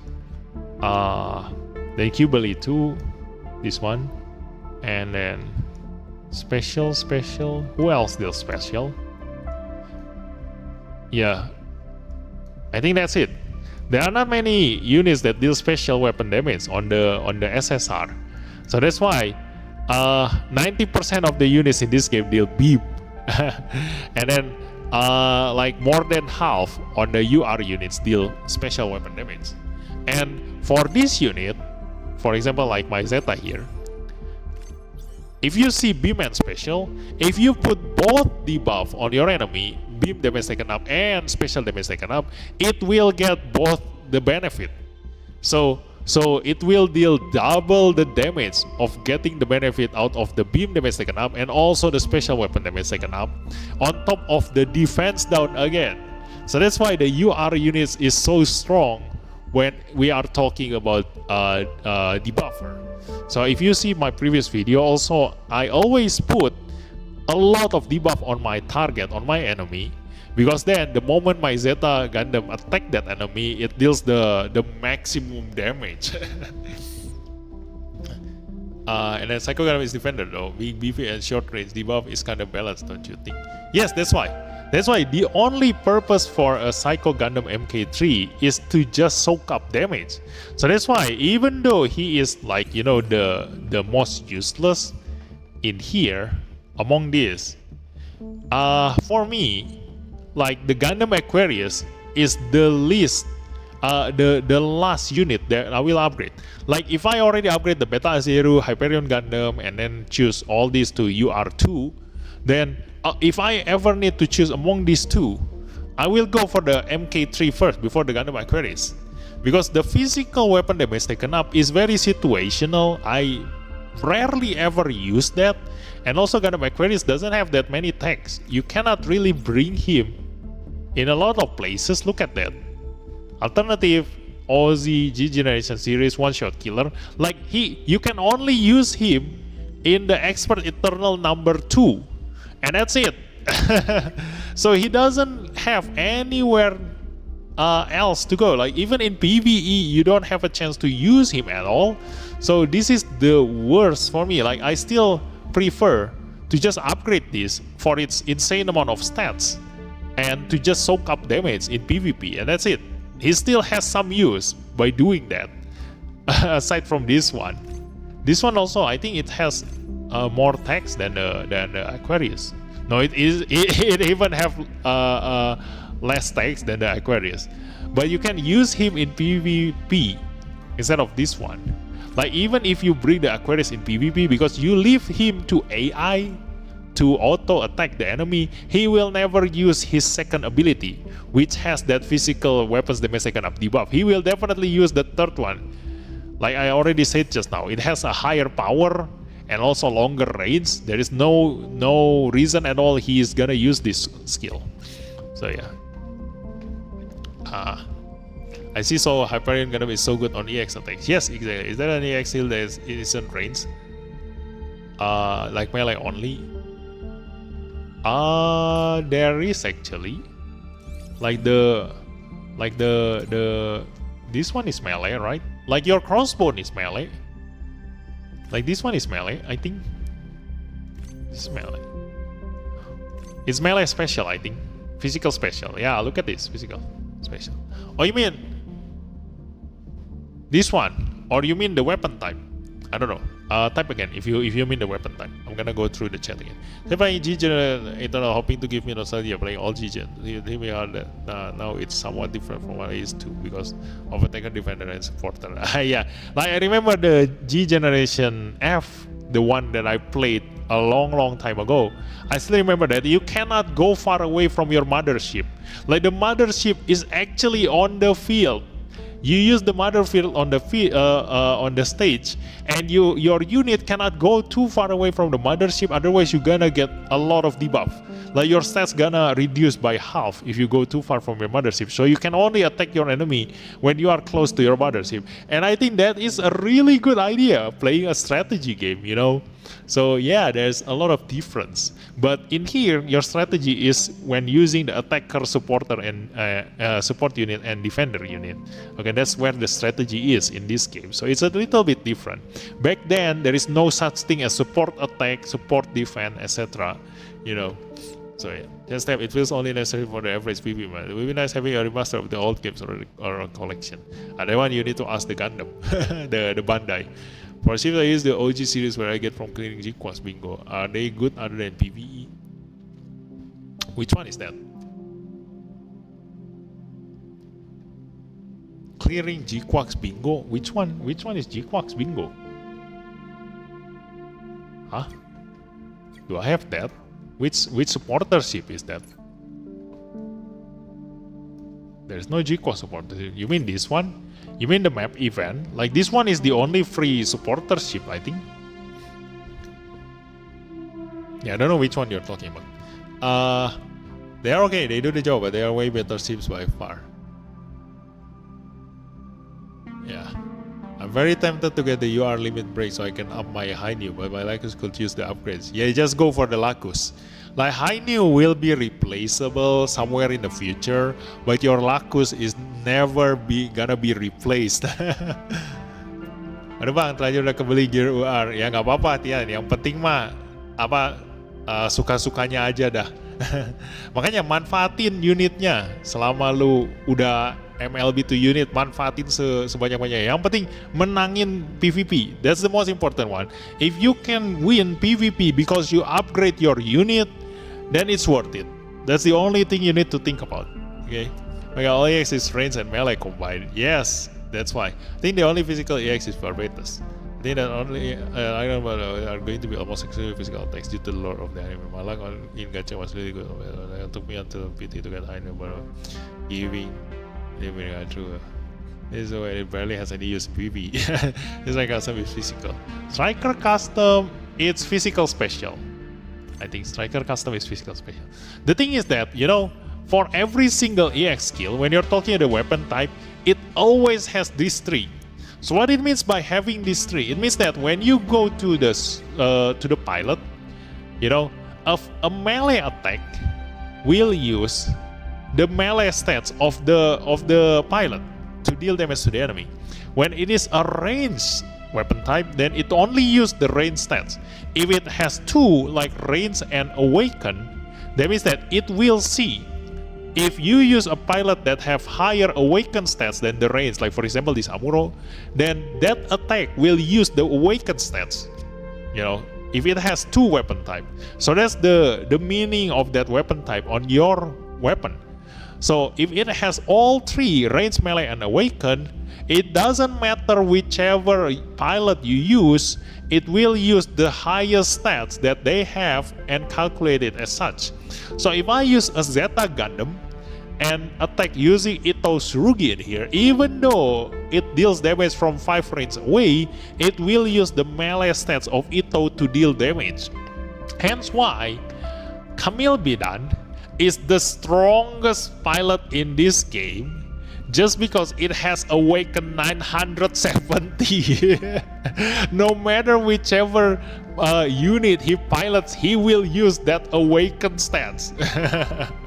You know, so that's Camille Bidan. But still, this one is worth the most, because this one increased damage dealt to enemies by 15%. So yeah, if Camille Bidan is not piloting the Ayuk unit, then obviously, like for example, Setsuna riding the Gundam Exia gonna deal more damage because he has the 15% damage increased damage dealt, even though Camille have higher stats.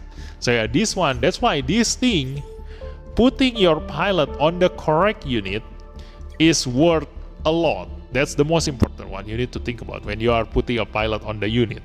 Okay. For ship, is G Generation series good to use?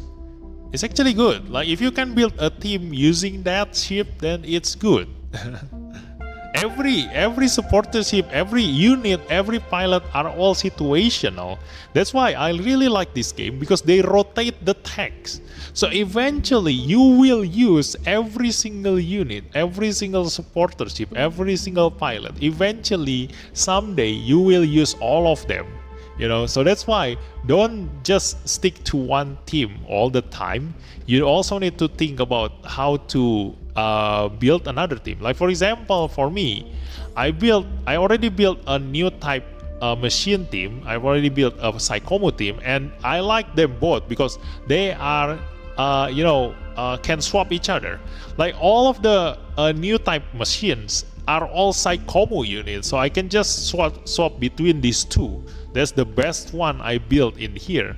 But right now, because I've already finished building these two teams, my next aim is actually to build an alternative series team. So right now, among these supporter ship, the one that I have the best is this one. I also have one limit break on Frelena. So maybe my next aim is to build a team of Gundam Wing series. Look at this. Yeah. So too bad I don't have the Dead Side Hell, but it's a non-limited UR unit, so I can just get him anytime. But I'm thinking of SP converting either Ultron Gundam or the Epion. They are gonna be really good.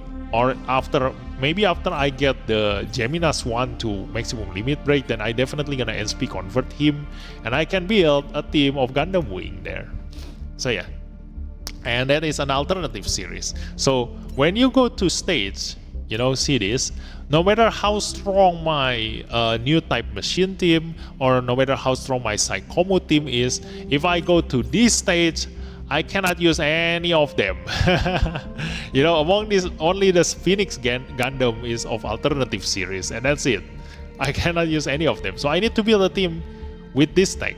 I'm also liking the Ariel and also the Barbatos, you know. So eventually I will need to build the third team. So that's why you need every single units in this game.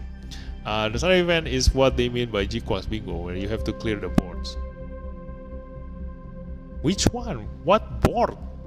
I don't know what you're talking about. The G Generation series Xenon and Racial Ship. I don't know. I don't have that one.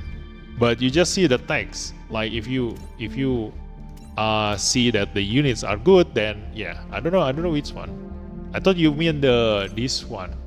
This one. Oh, this is not the G Generation series. Yeah, this is Mobile Suit Gundam. Or are you talking about this one? No, not this one. This one. Oh, this is Mobile Fighter G Gundam. Yeah, I don't know which one is that. Oh, you mean this one? Xenon and Racer. Oh, this one. Yeah. This one is free. Just use them. If you don't have any other supporter ship, or you are using units that doesn't get any bonus from any other supporter ship, then yeah, just use them. This is your last resort, okay? This is your last resort. You say you will get the UR supporter limit break material with your UR league medals. Will you use it on your Beltorchica or Bright Noah? I haven't decided yet. You know, I'm also confused about that. Like, I don't know which one worth more, but eventually I will just keep the item first. I will upgrade them depending on needs later. Okay. Camille will be outclassed by accompanying you are Judao, because Judao is the strongest new time in the UC series. Yeah, I'm also waiting for Judao. You are pilot. He's gonna be really great, and especially another Psycho-Wu. That's why I love Psycho-Wu the most, you know. This is most Xenon buffs, series buffs alternative series. Yeah, that one. Menurut abang karakter attacker SSR paling bagus siapa? Soyoti dari pembahasan balasnya juga boleh pakai Inggris pembela yang ngerti. Hai Fals, selamat. Then the Ultron Gundam. Ultron Gundam's melee has the range of bazooka, right? In one of your videos. Yeah, exactly. Just look at this. You know, if you talk about melee, look at this. A famous melee unit like this one have 3 range. It's long because the beam is long. Okay, that's a really bad comparison. Let's go with Barbatos. Look at this. This is fully melee. 1 2 1 2 1 1 2 3. Yes, look at that. And then who else is a melee special unit? Look at this. This is Master Gundam, but this is kind of exception. Not really exception. Look at this. 1 1 1 2 1 3. You see, like that 1 3 is also Kamehameha. No one else have that kind of thing, and it's also considered like, you know, a range attack. This one is 1 2.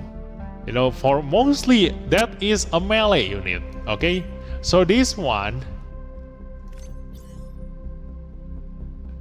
is fucking stupid. Look at this.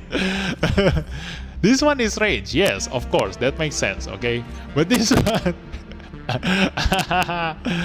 It's a 4 range melee attack, okay, and physical. So yeah, this is the best melee attacker.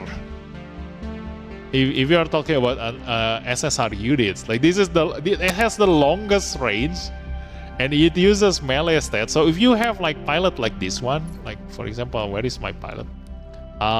This one. Like this, this one is range. For example, like this one, Nyan. Yeah, look at this. Like I can use Nyan and ride Ultron Gundam and attack the enemy from 4 range away. Okay, so that's why Ultron Gundam is really worth using.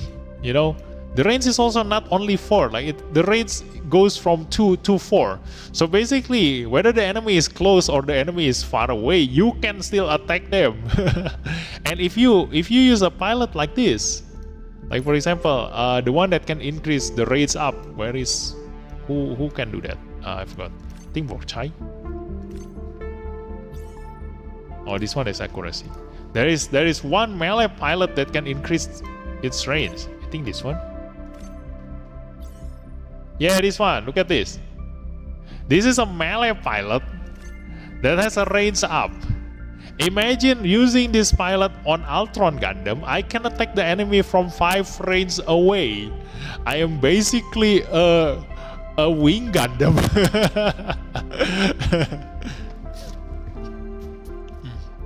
You know the board where you get the copies of G-Quack to MLB, the unit as well as the UR supporter.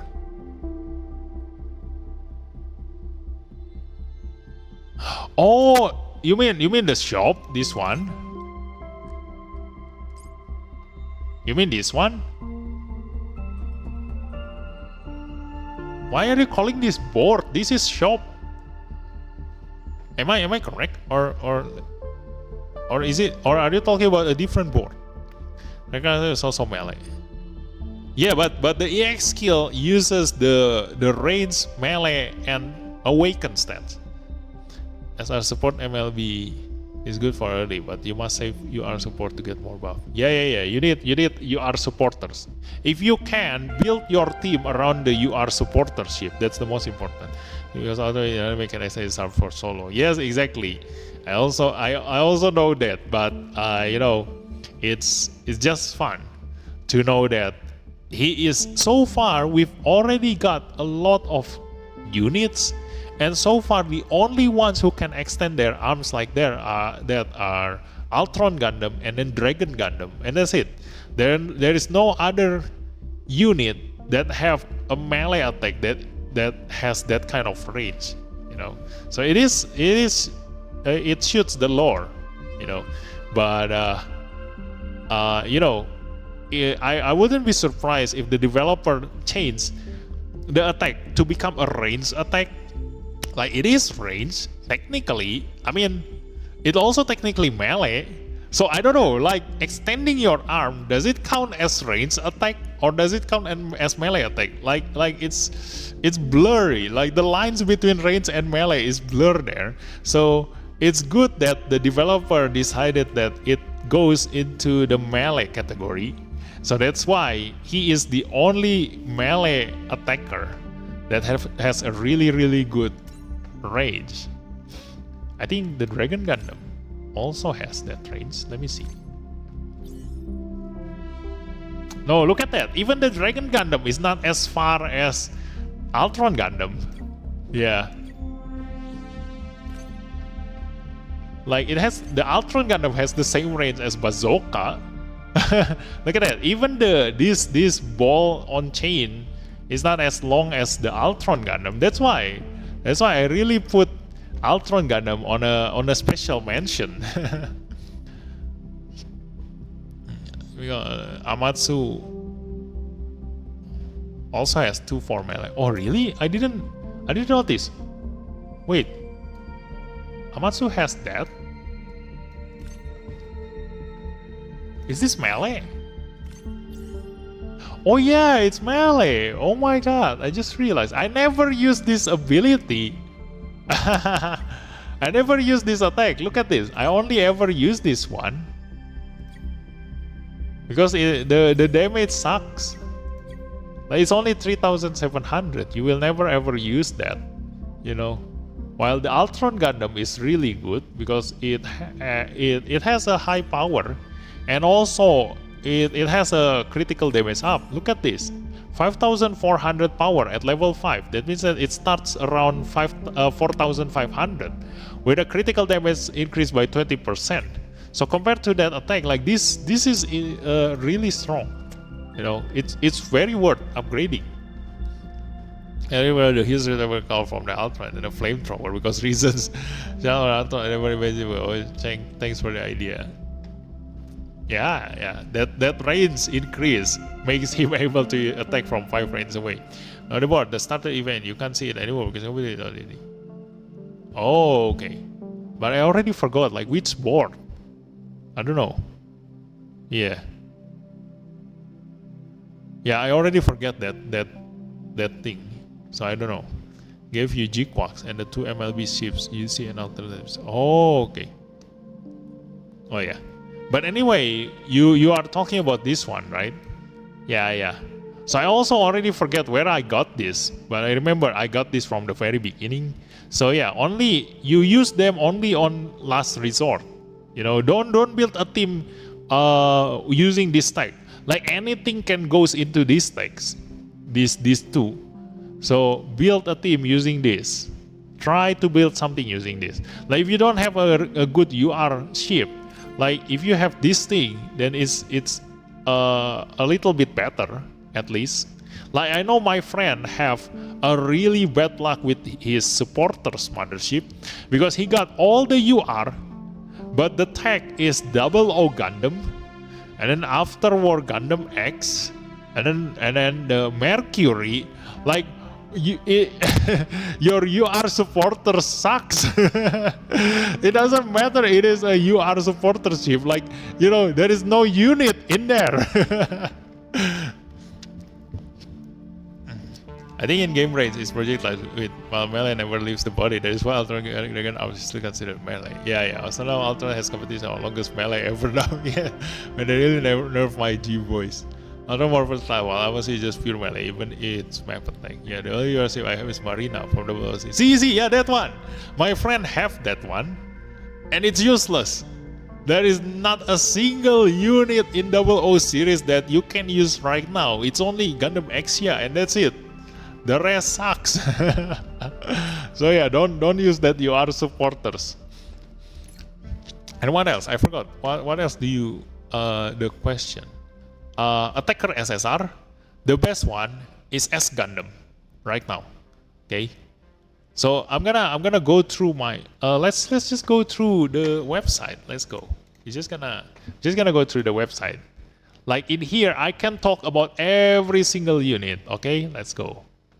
Oh yeah, before that I want to see the states. Like, have I finished the dailies? Because in 15 minutes, oh yeah, reminder for all of you, in 15 minutes the daily is gonna reset. Okay, so check, have you finished everything, the character request, the event, the upgrade stages, the main stages, and have you take your reward on the missions, the daily, etc. Yeah, and there is a new notice in here. What is it? Oh no, it's nothing. Okay, let's go to the website. Okay, let's talk about these units one by one. So you are asking about the best SSR units. So I'm gonna talk about the SSR first. Okay, let's talk about all these units, and I'm gonna talk about the ones that caught my attention. Okay, so from here, the Big Zam. The best one for starting the game, the biggest map attack coming from an attacker that you can build a lot. And also, here's something that is very interesting in here. You know, I'm gonna show you because just now I was gonna try to do the number 7 Eternal Road and show you something, but eventually, like, you know, I've been answering question and we stopped doing this. So basically in here, like, let me just go inside first, you know. I'm gonna give you a really good tips for you to be able to clear this stage, okay? This comes from a Japanese YouTubers. So if you go to this stage, you know, after you kill 5 enemies, more enemies gonna come from here. And then once you kill 5 more enemies gonna come from here, okay? Now, the enemies that comes out from here all deals beam damage, okay? So being a Big Zam and have the eye field, you are able to reduce the enemy's damage to 0 with this, you know? So Big Zam is very important when clearing this. Just put Big Zam in here and let all the enemy attack him, and he will soak up all the damage and receiving 0 damage from all this enemy on top. And if you can build more Big Zam, like put 1, 2, 3 Big Zam in here, you're gonna have a really good time, because there are a lot of enemies in here and you need to defeat the enemies in 3 turns. So having a huge map attack, you can clear up everyone in here using 3 Big Zam. So yeah, that's the best tips I can give to you guys. Okay, and look at this, because Big Zam is a huge unit. You know, it has a 2x2 square. This one, so it makes the map attack also 2x2. Look at this. So this is the biggest map attack you can have from an attacker. The next one is coming from the Justice Gundam. I mean the Justice Meteor. Okay. Best free attacker, SSR, defender, SSR, support. SSR. Yeah, I'm gonna go through every single one. Okay. They did a video about it, so I ready to watch the video. The one that lasts like 2 hours. A great movie. Psycho Gundam work on that too. No, you cannot bring Psycho Gundam in here because you can only bring the the Mobile Suit Gundam series in here. That's why the Psycho Gundam is not here. The Queen Manta is not here. All the I-Field user is not here except Big Zam. Oh my god, Big Zam is OP. Yes, yes. In this stage, Big Zam is OP. So that's why. Very, very important that one. But I'm gonna link to you the video of the 2 hours. Just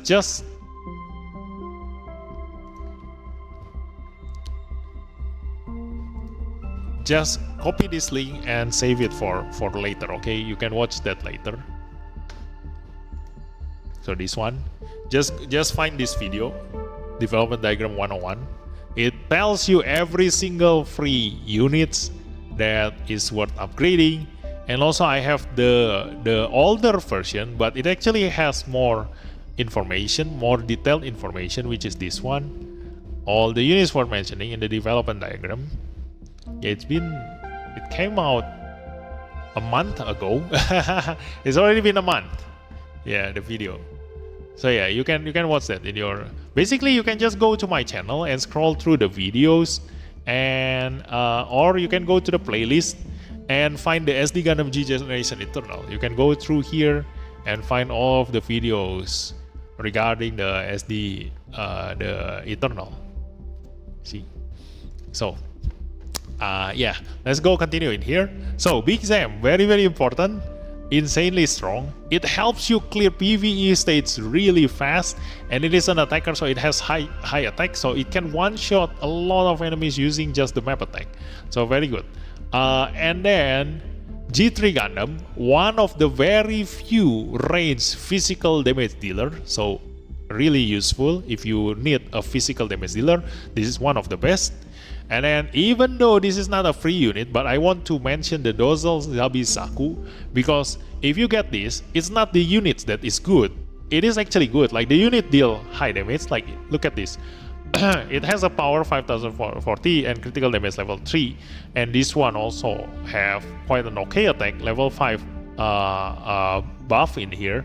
But the one that you want is Dozel Zabi actually. This is the best Zeon melee pilot. Look at this. It has attack burst, it has boost critical, it has melee level 3 increase, it has increased damage dealt level 3. Oh my god, and it's a Zeon tech. So if you bring this guy and ride a Zeon unit that deals melee damage, it's gonna deal a lot of damage. Look at this. This is all the Zeon tech units. Okay, the melee ones is the Big Zam, and then the Efrit, the Go Vijayanta, and the Dozel Sabisaku. This one, yeah. Go Vijayanta is also one of the best unit. Like if you go to the weapon ranking in here, like the Go can deal insane amount of damage, like conditional, passive, weapon effect, and critical. And then we're gonna sort using the damage dealt in here. Look at this. If given all the requirement, Go actually deal higher damage than Crossbone Gundam, and this is why I told you Crossbone Gundam is one of the hardest hitting unit, because if you manage to deal critical damage, his critical damage hits like very, very hard, hits like a truck. And then this is the best attacker SSR unit, because usually, like for example this one, Go, You know, his highest damage dealing attack is this removable mace, can only be used at range 1. Okay, so even though he is in this list, he deals insane amount of damage, but practically it is useless because you need to get in one range to your enemy. Practical usage, like very limited. But this one, the S Gundam, have it on income, range at 225, critical damage level 5, critical damage 30%, with power 4400. Okay, it has a really high attack. Okay, but this one on the top is actually Alice. This one special. Look at this. Critical damage level 3, so the critical damage is lower, but the power is higher. So that's why the power is very important when you are choosing unit. So next one among this list is the Blue Destiny. This one deal insane amount of damage, not because of the skill, but because of the ability. Increase attack, and then increase attack again. He has a lot of bonus attack, which makes him able to get attack to really high. Tada! 12,897. So that's Blue Destiny. Let's go. Like mentionable. Gundam GP01, the one that you missed. This one is one of the best damage dealer, but it can only be used on space. And then the Destiny Impulse, this one also deal insane amount of damage, but the requirement is that it costs a lot more energy. Look at this. When figure is super high or higher, increase on attack, but at the cost of EN consumption. So in a long battle, it has an energy issue, but it deals a lot of damage. Saku Phantom is here, but practically it's useless because his attacks are all melee. You hardly ever be able to reach your enemy, and I think the requirement is when you lower HP. So even though some of the units are here, if the requirement is you need to have low HP to be able to deal this damage, it is hard to purposely lower your HP in order to make use of this. So ignore units that have a lower HP requirement, because you hardly ever be able to do that unless you purposely hit your enemy, and then the enemy gonna attack you, and you live with you are still alive with 1 HP. And then yes, you can make use of this. Then the Casval Gundam, obviously the only attacker from the ultimate units. Then the Gundam Geminas. That's why I mentioned that if I want to build a Gundam Wing team, then I will use the Geminas, because the Geminas have an attack of 6,000 power at range 2 to 4, and the longer the farther you are from them, increase weapon power increase, and then attack is really high too. Ta-da. So yeah, this is Gundam Geminas. So you can just go to this website, soseiji.com, and you can just check all these units, basically all the good ones, you know. So because we are talking about attacker right now, I'm gonna go in this weapon ranking for the attacker. So attacker is very easy to rank them, because you can just calculate their damage dealt, and whoever deal the highest damage, then they are doing a really good job. But for a support unit and the defender, it becomes situational. Like defender depends on whether you want to tank damage using your stats, or using eye field, or using a physical damage taken down. It's situational depending on the attacker. And the support units also dependent on their debuff, but we can also check them in here. So I'm gonna talk about the support units after the attacker. So the attacker we can see from this table here. So you can see here the UR. So in here the UR units looks lower in ranking, because the comparison is made when they have 0 limit break. Okay, so if they have at least 1 limit break, then priority goes to the UR units. And also this only happens if you don't have any debuff. So because like just now we've already seen that these UR units, like even the Striker Custom, you see it's physical and special, and then it uses range, melee, and awaken stats. So for the pilot, because this one doesn't count the pilot, if you use a pilot like Camille Bidan, obviously this is gonna deal more damage compared to Camille Bidan riding the Blue Destiny, because the Blue Destiny only use range stats compared to this one. And the physical special means that if you debuff your enemy, like for example a 30% debuff, if I debuff physical and then special, then the one that have that, look at this, Striker Custom, will go to the top. and Sharjaku will go to the top. You see? So it also dependent on the debuff, because this one gets double the bonus from the debuffer. Okay, but if we are not talking about debuff and we are not talking about the pilot, then these are the ranking of the damage deal, the damage that the units can deal. Look at this, full armor double Z Gundam. If you can deal critical damage, then this one. Obviously, if I take the critical damage, like all the units that have a critical damage bonus will go to the top, because in every single RPG games, critical damage is the way for you to deal the highest amount of damage. Look at this.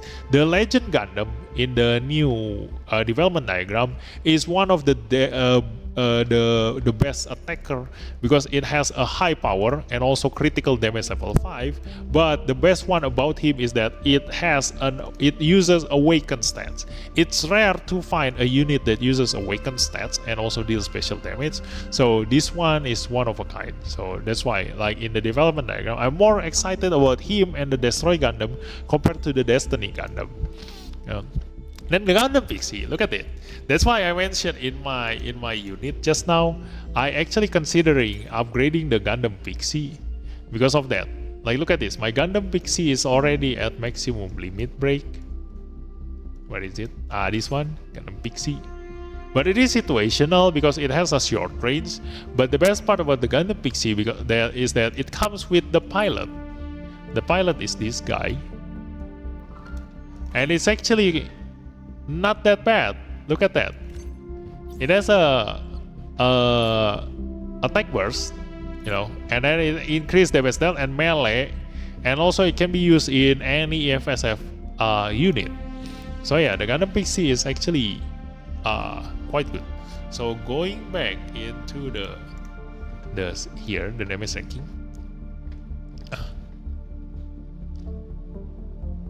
Higher players. G3, my free carrier. G3 is again, yeah. Dozal in enemy writes Big Zam before he's dead. Yeah, that's why you can use Dozal and write the Big Zam, because the Big Zam, his highest attack power attack, the highest power attack he has is the kick. The Big Zam is actually stronger in melee compared to the range attack, but too bad the map attack is considered range. You just have the same attack power as double Z. Wow, I believe the attacks are very different. Do you still use your G-Quarks or not anymore? No, I never use my G-Quarks anymore. But I still use the pilot. That's why the pilot is more important than the unit. You will keep changing your unit depending on needs.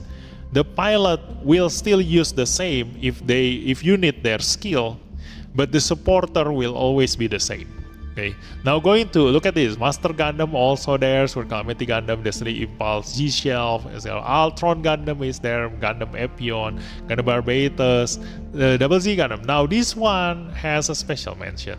Look at this. Like, you've already seen just now that power is really important when choosing a unit, and if you go through my video about the development diagram units, there is this crazy unit that is of SR rarity, but it has an attack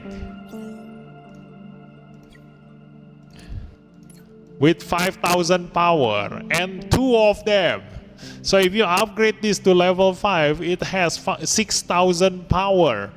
So if you SP convert this unit, it is actually stronger than every single SSR unit out there, if you don't count the critical damage. And there is this enhanced double Z Gundam that also have that. Look at that, 5,000 power, but this one requires tension max or greater, so you need a pilot that has MP up ability if you do want to use that, and the melee becomes 4,500 instead of that. But the advantage of the enhanced double Z Gundam is that the attack can be used with awakened stats. So if I use Camille Bidan in here, then it will deal higher damage compared to when I use the double Z Gundam, because it only uses the range stats. Look at this, range stats, melee.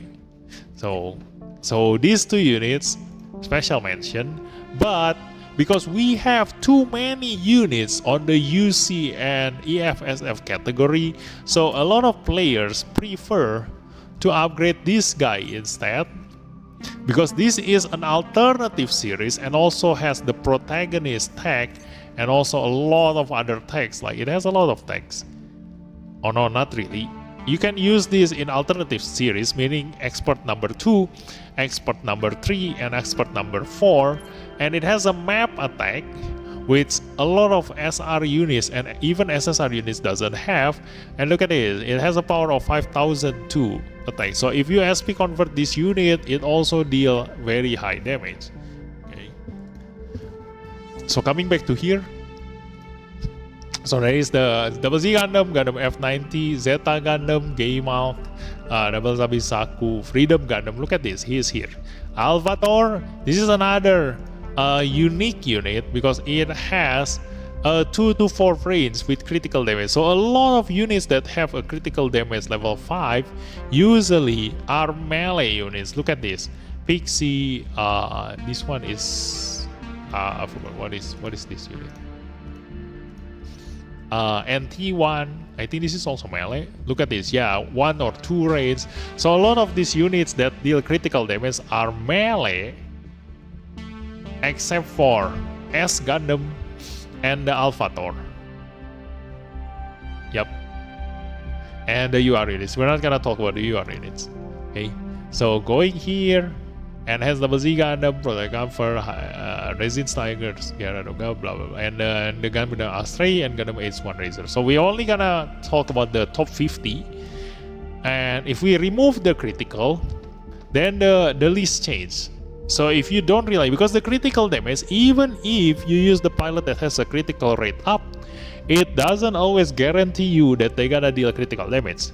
So if you want to guarantee attack, then this is the units. And also because the conditional passive sometimes requires you to have lower HP, so I'm not gonna talk about the unit that uses that lower HP, like this one, Zaku Phantom is actually in practice is bad. I'm gonna get Gemini's S Gundam, the Heavy Gundam, the new one is here. Destiny Impulse, G Shelf, S Gundam, Resist Sniders, Gyaradoga, but this one also is not practical. This one is actually bad because its range is 1-1, the one that has high attack. This one range 1-3, so it doesn't have long range, so it's melee only, so really hard to use. Goofy Giant also melee only. Barbatus is also melee only, but this one is much better because it has the we have the Mikazuki as the pilot. So the unique thing about Mikazuki is that even though Mikazuki is a defender pilot, but it has a high melee stats. Look at this. Tada! 612 melee stats. So it is comparable to an SSR melee attacker pilot. So you can just use Mikazuki and ride on the Gundam Barbatus 6th form and actually deal some damage using him, even though he is a defender pilot, because his ability also increase critical rate, which is rare. So your Barbatus can deal critical damage a lot when you are riding using Mikazuki. So it is a special pilot. Just like why I rarely upgrade my unit using SP Convert. So if I upgrade my unit using SP Convert, that means that it is really worth it upgrading them using the SP Convert. So right now the only ones that I have SP converted is the Psycho Gundam, the Gundam Aerial rebuilt, and then the Freedom Gundam. This one. Those are the only ones I SP converted. The Freedom you know already, very useful in clearing Expert Eternal road. Psycho Gundam because it's the strongest in PvP in the last season. And then the Gundam Aerial rebuild, the reason why I upgrade this SP convert is because among all of my pilot here, usually because a lot of my pilots are new type, they have higher awaken stats, and a lot of SSR units uses range or melee stats. Not many use awaken stats, except for this one. Sleta Mercury have higher range stats compared to the other stats, and it is higher than any other SSR range attacker pilot. Look at this, like I can go, and this is the highest range stats pilot that I have, and it has 695 range stats. So if I use the Suletta Mercury and Ride on the Gundam Aerial rebuild, I can actually deal more damage than using an actual attacker SSR pilot. And also because it is a support pilot, I can use support attack and make my Gundam Aerial attack 3 times. So yeah, as an attacker unit being piloted with using the support pilot is really great. And also because I know they already come out with the Gundam Aerial, and this is of a support type, so SP converting a Gundam Aerial rebuild, I can use the same pilot and have a different role. If I want defense down, then I use Suletta and ride the Gundam Aerial. If I need more damage, then I use the Gundam Aerial rebuild using the same Suletta Mercury. And I will not waste my SP convert, because there is no way they're gonna come out with another aerial UR unit. Like for example, if I upgrade my Epion, for example, or I SP convert my Epion, and it's really great, yes, it's really great, but there is a chance in the future they gonna come out with UR Epion, and by that point, if the UR Epion is of attacker type, there is no point for me upgrading this. Then it's gonna be a waste. In any situation, it's much better to use that Epion because it is a UR unit with everything higher, because it has the same attacker type. So that's why, even though I promote so much on the double Z Gundam and then also the enhanced double Z Gundam, where is it? This one, double Z Gundam and enhanced double Z Gundam, but I haven't SP converted them yet, because in every single situation it is much better for me to use my Zeta Gundam, because it is also an attacker and it uses the same pilot as them, because they are all AUK type. So there is no point in me SP converting them if I can just use the Zeta Gundam, unless I want to clear the stage using development units only and I want to use Camille. But then again, I can just use any other unit, you know, to do that, to do the job. So going back into the website again, you know, that's why the Barbatos also having a different role, and the UR units already come out as a defender. Upgrading him is not a waste, but I haven't do that. I want to upgrade, I want to SP convert him, but I am waiting for the Rex Lupus, you know, because the story of Gundam Barbatos gonna continue on. I think we've already seen the roadmap from the developer. I think the Barbatos gonna continue the storyline. So if there comes out the Rex Lupus that is also an attacker type, I want to compare them first before I SP convert one of them as my attacker from the Barbatos series. So yeah, now this one and SWZ, Freedom, Prototype Comfort. Prototype Comfort is also really good. Like that's a high attack and also quite a long range, 2 to 4. But the same problem with all the gacha units is that you need them at maximum limit break. Like if you only have them at 1 copy, you better off just use you know, a development unit. Like this one will deal higher damage because you have him on maximum limit break, you know, instead of just using this at 0 limit break. You see the stats, like it's much different. So yeah, you can only ever use the gacha units if you have them at maximum limit break, if they are SSR type. Okay, so there is Nightingale. This one, even though it has a high ranking, but it requires to have less HP, which is bad. So in the Gundam CCA, I actually more I prefer to use the new Gundam compared to the Nightingale. The SSR new Gundam is much stronger than the Nightingale because the requirement is easier to reach. Okay, then going down, the Gundam Epion is here. That side hell also deals quite damage, but it's only melee. So I prefer the Epion because it has longer range than the Gundam that side hell. G3 Gundam, yeah, the physical, the best physical one, the best physical range attacker. Then the Gaymalk and the new Gundam. It also use awakened stats, so I'm actually liking this one. And the same thing, like I can use Amuro to ride this new Gundam, So I'm considering to SP converting him, but I also have the high new Gundam, so I skip SP converting him, you know, once I get the high new Gundam last time.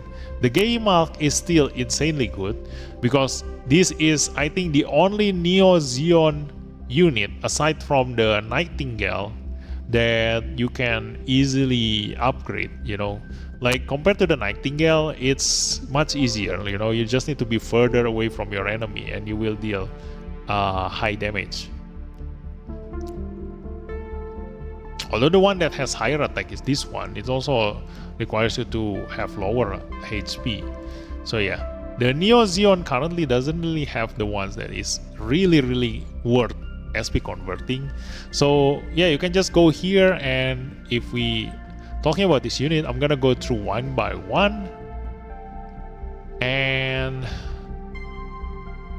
I think later maybe we're gonna go through the weapon effect. Now we're gonna talk about the support unit. Okay, so the attacker you've already seen. If your name is there, then yeah, those units are good.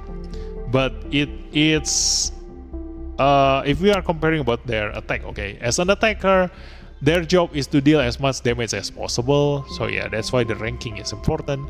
But still, everything is situational. Okay, if you need to attack your enemy from far away, and all the good ones you have are all melee, then yeah, obviously you better off find the range attacker. Okay, so but this one for the support units, what you want is the debuff.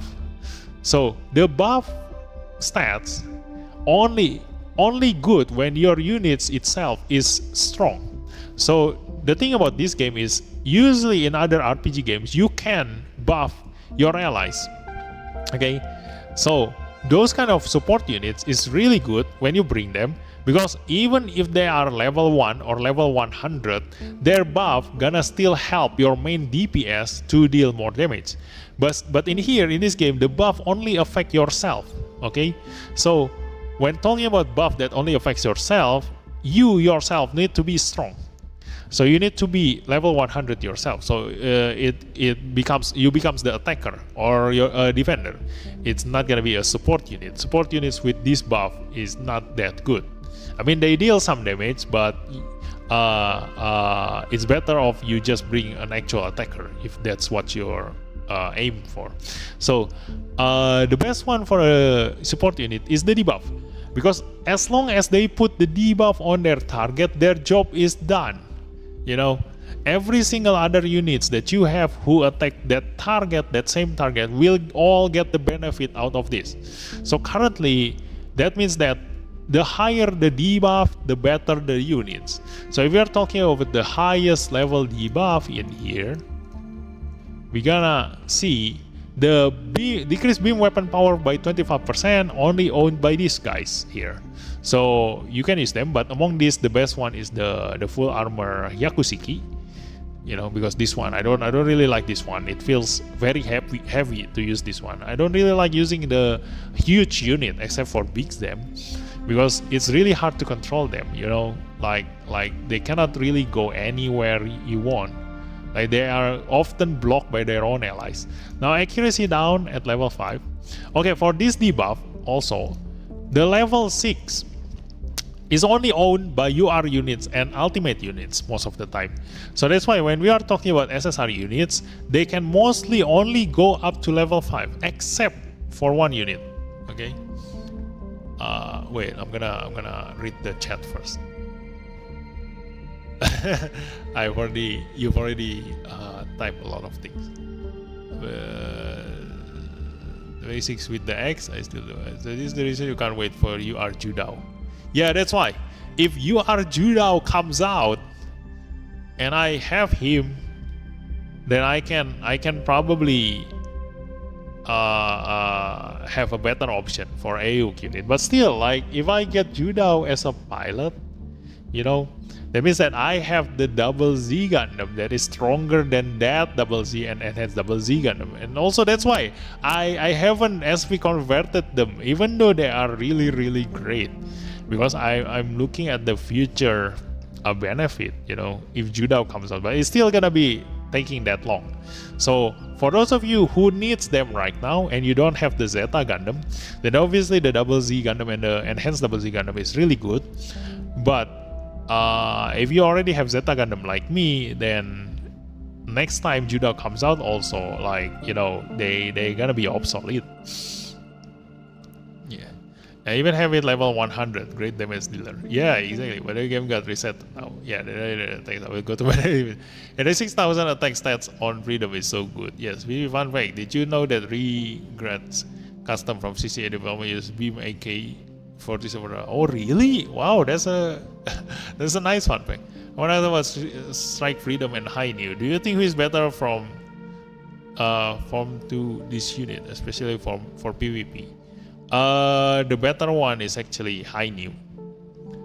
Plenty of the Gundam series are incomplete. I just hope they don't split them like they did with Seed Stories. But oh, I made it to your live, bro. I love your videos. Hi Team Tango, welcome to the stream. Why is your name have checklist on it?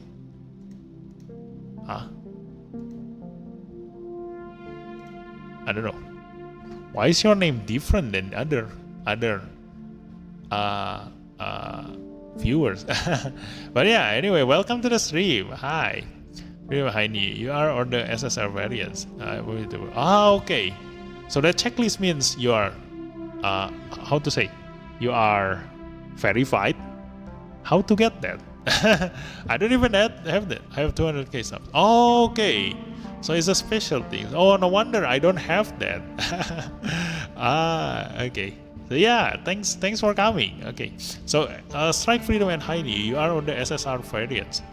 I don't think there is an SSR variants on the Strike Freedom. So I know he's definitely talking about the UR. So yeah, currently about the UR version, the High New is much better than the Strike Freedom. Let me just compare it for you. Let's go. So in here, but it comes back to situational. Like, I mean, if you have Lacus, then definitely use the Strike Freedom. But if you have the Bright Noah, then use the High New Gundam. You know. So look at this. In terms of stats, I mean, they are pros and cons. You know. So in terms of stats, not much different. Strike Freedom have higher attack, so that is the things that you want. And High New have higher defense. So High New is more to survivability. Strike Freedom is more to all-out attack. So looking at the unit ability also, you can see that the Fin Funnel Barrier, this is what is really good about the High New Gundam. You know, this one have phase armor, reduce physical weapons damage taken up by 40%, while the High New Gundam have the Fin Funnel Barriers, reducing beam range weapons damage taken by 60%. This is the highest damage reduction you can have in this game, and I'm glad they give it to High New as it is an attacker, because like, you know, the attacker job is to deal damage to your enemies, right? But a dead attacker deals 0 damage. So survivability as an attacker is crucial. So I don't mind having a little bit lower attack on my High New compared to the Strike Freedom. But if I can survive the enemy's attack to me while the Strike Freedom die, that means that I will deal more damage to my enemy compared to the Strike Freedom. So this one, the defense and the Fin Funnel Barrier might be the difference between you winning the PvP battle or losing it, you see. But against an EX skill, it doesn't work anyway, so it doesn't matter. So that's why the defense is what makes the difference, okay? But if you fight against like the S Gundam or the SR Freedom or any other SSR unit, because we know now that in the PvP they gonna put some bots in there, and a lot of the time in the previous season the bots use SSR units, so this one will work. And there are not many physical weapons damage dealer out there. That's why going back into the 90% of the units in this game deal beam damage. Okay, so that's why reducing beam damage taken is much better than reducing physical damage taken, but it all depends on situation, okay? Because you know that this doesn't reduce EX skill, right? But there is one unit that is very dangerous that you want to reduce using this, which is the GP02A. GP02A can have can deal a map attack that can wipe out your entire team, especially your attacker. So strike freedom, when getting attacked by the GP02A, he might still be alive because of this, while the high nuke cannot reduce that nuclear attack with this. Okay, so it goes back to the enemy again. Okay, and the attack. Now going into the attack, look at this, the EX skill. It has the same weapon effect. You know, increase long range weapon power level 7. So this is only owned by these two. Okay, the only two units that have this increased long range weapon power level 7 is only these two. But the strike freedom have lower power than the high new Gundam. This one have longer range. High new can hit from 5 range away only if he has a maximum vigor, okay, using the Amuro Ray ability to increase the range. So pros and cons. So that's why even though the strike freedom has a little bit higher attack on its stats, the high new Gundam will end up deal the same damage using this EX skill because it has higher power. Okay, so that's why in conclusion, like for me, high new Gundam is much better than the strike freedom. But it goes back to your supporters again. Like, there is no use for you using high new Gundam if your supporter's mothership is Lacus. Okay, just use the strike freedom. I watch all your videos, man. Love it, all of them. Thanks. Also, I don't know about you, but I'll probably gonna check your channel too later. And just SP Nightingale, do you think worth it? Kind of. I've already explained this, but let's just go through it again. Let me go through this one. Where is it? Let me go to the game catcher. I mean, it's easier in here to compare the two of them. So if you go to the Gundam Char's counterattack, we have these options. Okay, among these options, you have two attackers, the Nightingale and the new Gundam. Okay, obviously one is Neo Zeon, one is the EFSF. So depending on your pilot, they have different, advantages. But if you don't think about their pilots, the Nightingale is actually a really good unit. But the thing that makes this bad is that this one, the attack that has a really high power, 4600, have a short range 1 to 3, and the lower your remaining high speed, the greater weapon power increase. This is the hardest weapon effect for you to use, because you need to purposely get hit by your enemy to use this. So eventually, these funnels, also depending on your pilot, if you use Char Aznable as your pilot, the UR1, it has higher awakened stats. So these funnels eventually will deal more damage than the large mega beam rifle, this one, because it can increase your critical damage if you deal critical damage, and it has a high critical chance in here to 20%, starting critical chance. So you will end up dealing more damage using your funnel compared to this one. Okay, so that's the Nightingale. But the advantage of Nightingale is the map attack. So when you're saying that SP converting Nightingale, is it worth it or not? Like, even though New Gundam is so much better, but New Gundam doesn't have a map attack. Okay, so this one, the weapons, look at this. It has a 4300 power, but the farther you are from the enemy, the greater weapon power increase. This is much easier to use. So eventually, if you're talking about a single target damage, if you don't have Nightingale at low HP, this New Gundam will deal higher damage than the Nightingale. But it doesn't have a map attack. which we all know in PvE is very useful in dealing damage to your enemy while avoiding getting counter-attacked by your enemy. And also it is unblockable and unavoidable, which is great. So yeah, pros and cons. So depending on your needs, whether SP converting the new Gundam or SP converting the Nightingale, it's up to your preference. Okay. Yeah, we're gonna get raided by a YouTuber soon. Just shared low life. Oh my god. Hey, I'll be sleeping in half an hour, but it's good. Okay, thanks for sharing. I've already been talking for, oh my god, I've been talking for how many hours is this? 3.5 hours. My god, I was planning on doing Eternal Road, you know, just chilling, talking a little bit and doing Eternal Road, but we have non-stop questions for 3 hours straight.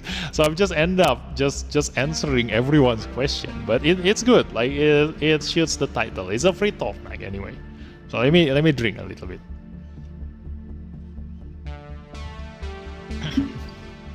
So yeah, I think PvP2 will chaos for me because Strike Freedom Justice will rise again. Yeah, that's why I want to test the Hyperion first. You know, I want to see if the Hyperion being able to block EX skill and also having advantage against the Freedom Gundam and also the Justice Gundam, is it gonna be as strong as units that get buffed up by 50% stats increase from the PvP text or not? If it is as strong, then it can still be used. If the 50% stat boost is too much for Hyperion to cover up using his ability and also his counter advantage, then yeah, then don't use him. So that's why I'm saving 4 million capital just to straight up upgrade him. If he end up, if I check him and he end up being able to stand toe to toe against Justice and Freedom Gundam, then I will upgrade him to the max. If not, then I will not. But yeah, but don't take it wrong. Like, you know, even though it counters Mobile Suit Gundam Seed, there is no Strike Freedom in here. Okay, so be mindful. Don't use Hyperion to counter Strike Freedom, because Strike Freedom is Seed Destiny, not the normal Seed. Okay, there is no Strike Freedom in here. So yeah, for those again, for those of you who just came and haven't known this yet, this Armor Lumiere can reduce damage taken from EX skill. So I think so. Because look at this, like this one. But I also need someone to actually, you know, prove this for me. Like, look at this. If you are talking about an EX skill, it always says there that weapon attribute damage reduction null. So that means that skill like I Field, abilities like I Field that reduce beam range damage taken is nullified by them. It's being ignored. But when we are going to the help in here and actually go to the units and look at what it means by weapon attributes, it says that each weapon has at least one of 3 attributes: beam, physical, and special. Oh, okay. So if you reduce damage taken from beam, physical, and special, then it will be nullified. Yes. But when you go to the Hyperion, this skill doesn't care about your attribute. It reduces every single ranged weapon's damage. That's why it has a lower percentage number. So that means that this should be blocking an EX skill. And that's why, like, if you remember Season 0 PvP, Hyperion was used a lot over there. Everybody was talking on how he actually counters the Strike Freedom team. But if you think about it, he actually didn't counter the Strike Freedom. He doesn't get any advantage against the Strike Freedom. So that means that the advantage that he got back in Season 0 actually comes from this. This thing reduced the damage taken from an EX skill. That's my theory, okay? But I need someone to actually prove this for me. So that's why in the next PvP, I want to actually try this and check the number myself. So that's why. I like listening to you talking. Oh, really? If you want to farm gems on your main account, you haven't gotten all the invite rewards, you can farm it with the current event. It takes about 2-3 to come because of time limit. Okay. Oh yeah.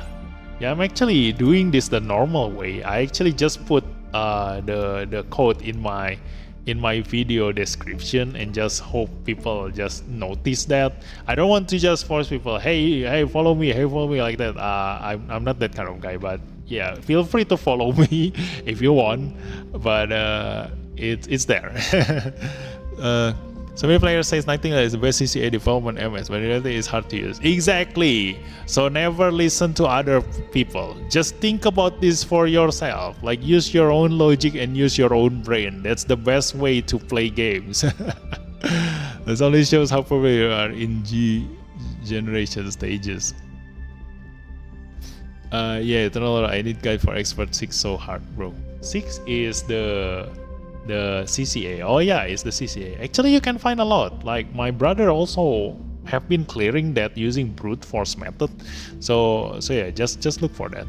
I don't compete that much in the PvE because I'm actually taking the PvE very slow. I'm enjoying the PvE stage because I don't want to have nothing to do in this game. I don't want to get burned out so easily. So I just leave it and struggle with the PvE stage myself, so I can actually have something to do every single day, and it's no rush, you know, like the reward will not go anywhere. There is no actual advantage for you to clear this you know, very fast, aside from flexing. Like, the modification is so like I cleared the previous PvP without any modification, so it's just a bonus for you. As long as you know how to counter the meta team, then everything just works out. Is Rising Freedom worth to level up? Ooh, Rising Freedom is a good unit. Okay, I'm gonna talk about it. Like because you mentioned it, let's just talk about it right now. The Rising Freedom, the biggest advantage of the Rising Freedom right now is this one, the terrain capability. Okay, so a lot of the times, the problem with the units that you have, like for example the Psycho Zaku, I love the Psycho Zaku a lot, but it has a penalty when used on the ground, and that actually hinders his use by a lot. Okay, so when you're choosing to upgrade your units, try to see their terrain capability. So the ones that you can use in a lot of terrain means that your upgrade will not go to waste. Because in the future, if you see a PvE stage that goes on atmospheric or on the sea, on the underwater, then you know that, oh, I've already upgraded this unit and I can use it in that stage. So it's gonna be bad if you already upgrade a unit like fully SP convert, maximum, blah blah blah and everything, and then you go to the next PvE stage and see that, oh, I cannot use that unit. Just like the tags, okay? That's why I like this game so much, because the tags makes the game very balanced. No matter who is the strongest right now, no matter how much MLB you have, if you cannot use it because of the tech limitation, then it's useless. Okay, so yeah, just like in the PvE next season, if you don't use the UCs, the protagonist and the lightning fast tag, then you need them at maximum limit break to even have like, you know, a stats close enough to the one that gets 50% boosted. Okay, so even at maximum limit break, you actually have a little bit lower stats than the enemy who actually follows the PvP tag. Okay, so yeah, that's why in the previous season, even though Strike Freedom are still being used, because people already use up everything they have to pull for Strike Freedom, like, and they are forcing to use Strike Freedom in the previous PvP season 1, they can easily be beaten, you know, because the Strike Freedom actually is weak in the previous season. Yeah. Imagine S Freedom when get buffed 20% from season 0, it was crazy. And now that unit get again buffed but 50%. Yes, but all of the other units you have also get 50%. So don't forget that, okay? So my Psychomu team, for example, like this one, okay? This is the teams that I'm gonna use in the next season. So this is of the Psychomu team. This is much stronger than the Strike Freedom team. Not if I use this one, obviously. Ta-da! Yeah, like this one have higher stats than the Strike Freedom, but the advantage of the Strike Freedom is that Lacus has heal. Okay, so that's the only advantage that Lacus has over the new type machine. But this one has higher, not just this one. Like if we are talking about the normal units, let's just go with the normal units. I mean, like this comparison is, that one is also an impossible unit for you to build. Like, let's talk about for example, like the one that get boosted by the 50% stats. Okay, like if you use, who is comparable to Strike Freedom? Let's see. This one. Like if you SP convert the Gundam GP01 and actually have the team for him, he can actually fight back a limit break 1 Strike Freedom. So you will only struggle if you fight against SP like maximum limit break Strike Freedom. But as long as the enemy Strike Freedom team is only at limit break 1 or below, then you can just use this normal SSR. If we are talking about the UR units, I don't have that many actually. Like, I don't have the attacker for that. Like for example, the Striker Custom. If you can build a Striker Custom team, like it's not losing in terms of damage against the Strike Freedom. Obviously, he is losing in terms of range. Like he will die first before he can reach the Strike Freedom. But that is just one example, okay? Like for you get the point. Like you can make any other team as long as it is protagonist and lightning fast, and you can actually get some, you know, advantage against the Strike Freedom. I mean, like you get the same boost, like 50% boost, so you still be able to win that. Like for example, how to explain this? Like in season 0, in season 0.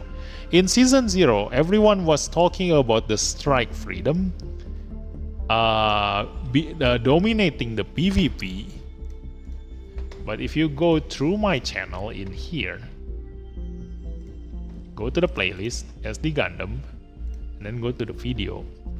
In here, you can see I actually have a video of season 0 PvP. wait, it's here. Ta-da! This one. Yeah. So I finished the season 0, killed every single Strike Freedom that I met, even killing the MLB Strike Freedom. Look at this. There is an MLB Strike Freedom in there. And I think it also uses Lacus, I forgot. And actually killed them using a Psychomu team. So yeah, it all goes back to your strategy, you know, like who moves first, who moves last. Because at the end of the day, every single unit will die in 2 hits, no matter how strong they are. Look at that. 2 units and they die. If I use a support attack, I can attack them twice in a single hit. Like that just now. So I can kill them, you know. Like here's in a theory, like in 100% HP that every unit has, if the MLB Strike Freedom, you hit him and he has like 50% HP left, and then your unit, maybe you use like Zeta Gundam, like for my example, like that one, New Gundam, and I alive with only 10% HP, the next turn, whoever attack first will win. Because the next time I attack you, I'm gonna deal that 50% damage again, and you will die. And me having 10% HP doesn't change my attack damage. So that's why the turn order, the mobility, the reaction of the pilot, and your positioning and your support attack is the one that makes the decision of who wins and who lose. Look at that. You see, those are all MLB units, and it's Bichao, like not the Lacus. Is there any videos that I have on Lacus? Like I reached 167,000 point in there in season 0 without using. Yeah, you can just watch yourself in here. Like, look at this. I win against all of these enemies. This one is video from when I had 149,000 score. This one. I think this one.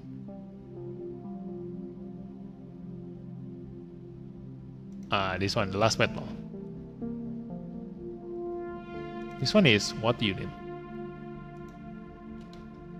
So look at that. Yeah, Lacus, LB1, Strike Freedom, MLB, then the Justice MLB, Easy 8 MLB, Unicorn LB2, Sazabi LB1, and I won. So yeah, using this kind of unit, let me show you. Using this kind of unit, Ben Wooder. See, it comes back to the player. It comes back to the pilot. Who is a better pilot?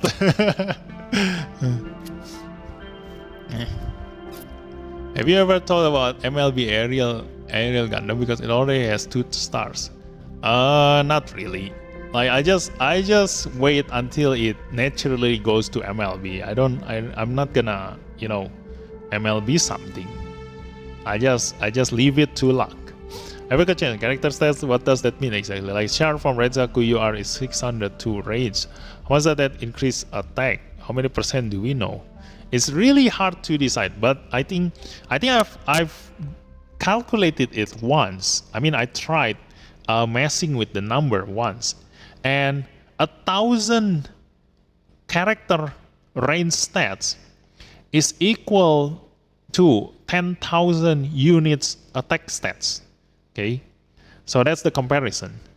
So if you increase your pilot range stats by 100, that means that it is the same as having your unit with 11,000 attack. Yeah, so that's the comparison. Okay. Yeah, I've already calculated once. I did that once. I think I can do it in here again. Let me go. Let's go to the weapon ranking. Let's see. Yeah, we actually go here and there everywhere because the question. I'm trying to answer all of the question, but let's go with Gemini's accelerate rifle. This is the one that I actually did last time. This was gonna be my next video actually, but you guys gonna be the first one to actually experience this. Okay, this is gonna be my next video, but I'm gonna explain to you this here now because you actually asked this. Damn that I knew 213k power. There is over 200k easily with free accessory. Well, did some of your video got taken down by copyright too? Well, yes, when I stream CC I play through. Yeah. That's why now I actually turn off my music. Look at this. I just play with this. Not this one. This one. Ta-da! Just mute the music. Every single music from Gundam is copyrighted. Yeah. Like Maverick in Top Gun say, it's not what the play, it's what the pilot. Yes, yeah. But I really like it to get 2 UR, so I really got MLB. Nice. Okay, because no one is explaining the character stats well. Yes. So this was gonna be my next video. but I haven't got the time to make this, but I'm gonna explain to you, okay? So at the beginning of this live stream, I actually make this video, but I'm gonna show you first, okay? Here, I actually recording this video.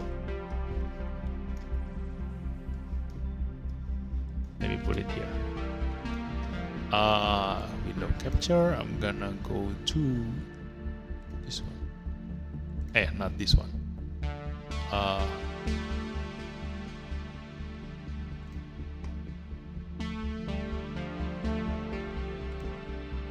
This one. Yeah. Where is it? VLC. My VLC. This one. Yes. There we go. Now, I record this at the beginning of this stream because nobody was watching at the beginning of this live stream. So here we go. I have Gundam Aerial rebuild, and then I have Wing Gundam for a 30% beam damage taken up debuff, and then I have Aerial Gundam, the UR1, for defense down debuff, both at 30%. Okay, and then I have Gundam Aerial rebuild at level 100 to represent a high attack unit. And then I have Heavy Arm Defender unit at level 30 to represent a low attack unit. Okay, so do you get where I'm going with this testing? So here's the attack of my Aerial Gundam at without anything, 23,557. Okay, now I'm gonna put a debuff, beam damage taken up, on this enemy, and then let's see the damage increase to the aerial rebuild. Okay, look at this. My damage now become 29,702. Okay, now I'm gonna reset this, retry, and then defense down the enemy. Okay.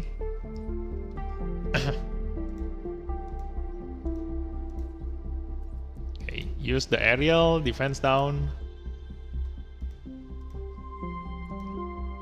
and then attack again. Look at that, 29,999. So, using defense down on the enemy makes me deal higher damage. Is it true? Not really. It depends on your unit and also the enemy. So, this is the next video.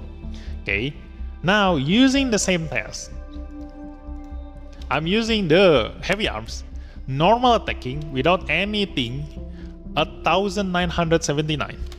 Okay, now going into the Wing Gundam, debuff with beam damage taken up, coming here, 2,573. Okay, now if I use the defense down, now I attack using the heavy arms, 2,879. Okay, the damage got increased by a lot more. No. Oh no, wrong. This one. Yeah, 2,239. That's why is my conclusion wrong? Okay, so look at this. Using this attack, the same one that we compare. Okay, 2,573 for the beam damage taken up, and 2,239 for the defense down. So why? When I use the Gundam Aerial and attack this unit, the defense down gives me more damage.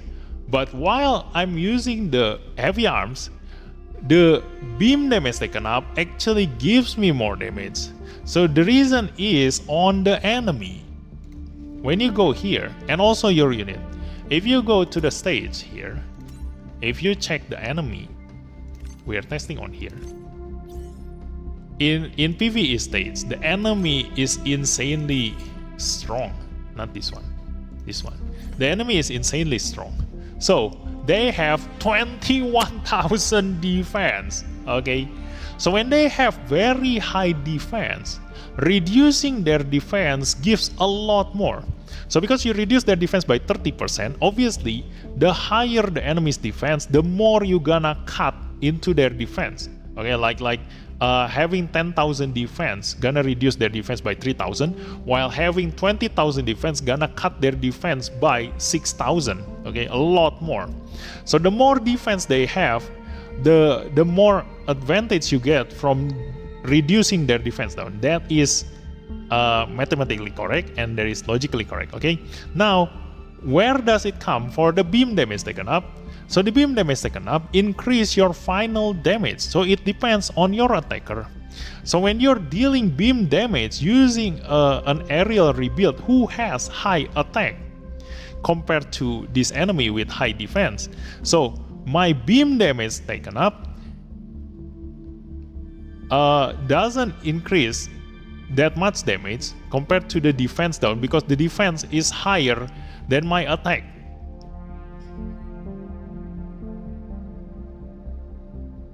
Yeah.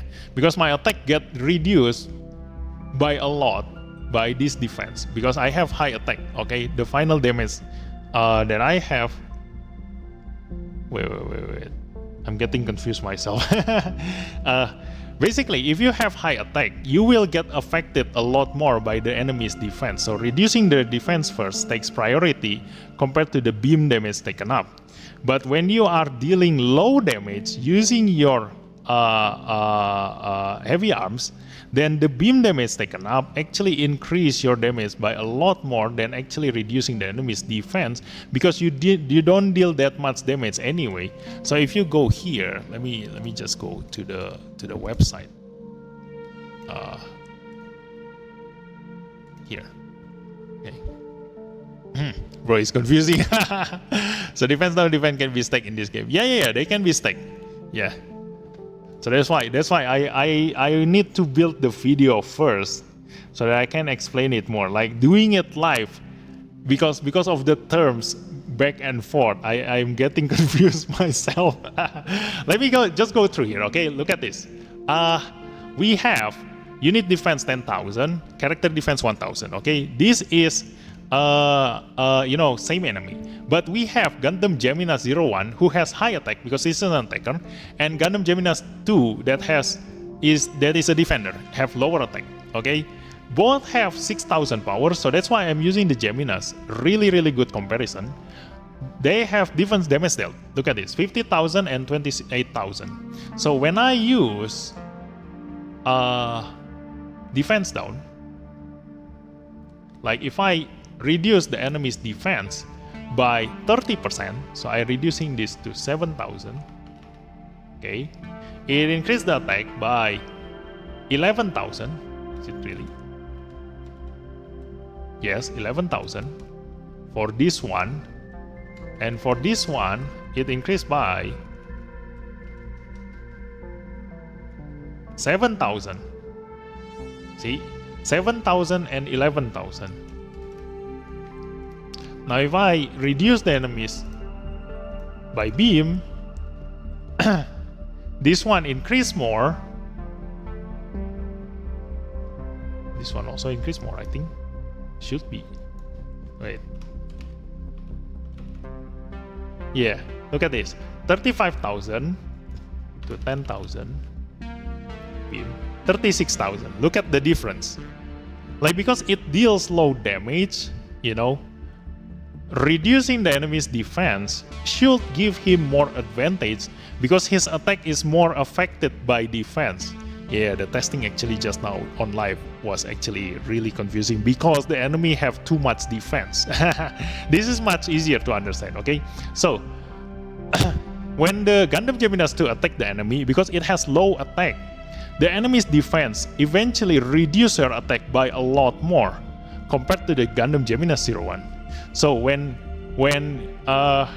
you are increasing your damage taken up by beam without reducing the enemy's defense, you actually only increase your damage by a little bit more because you deal low damage compared to Gundam Gemini 01 that have higher attack. So using beam damage taken up is worth more on Gundam Gemini 01 compared to the reducing the enemy's defense because it has higher attack. It has a higher final damage compared to the Gundam Geminas. Now, if you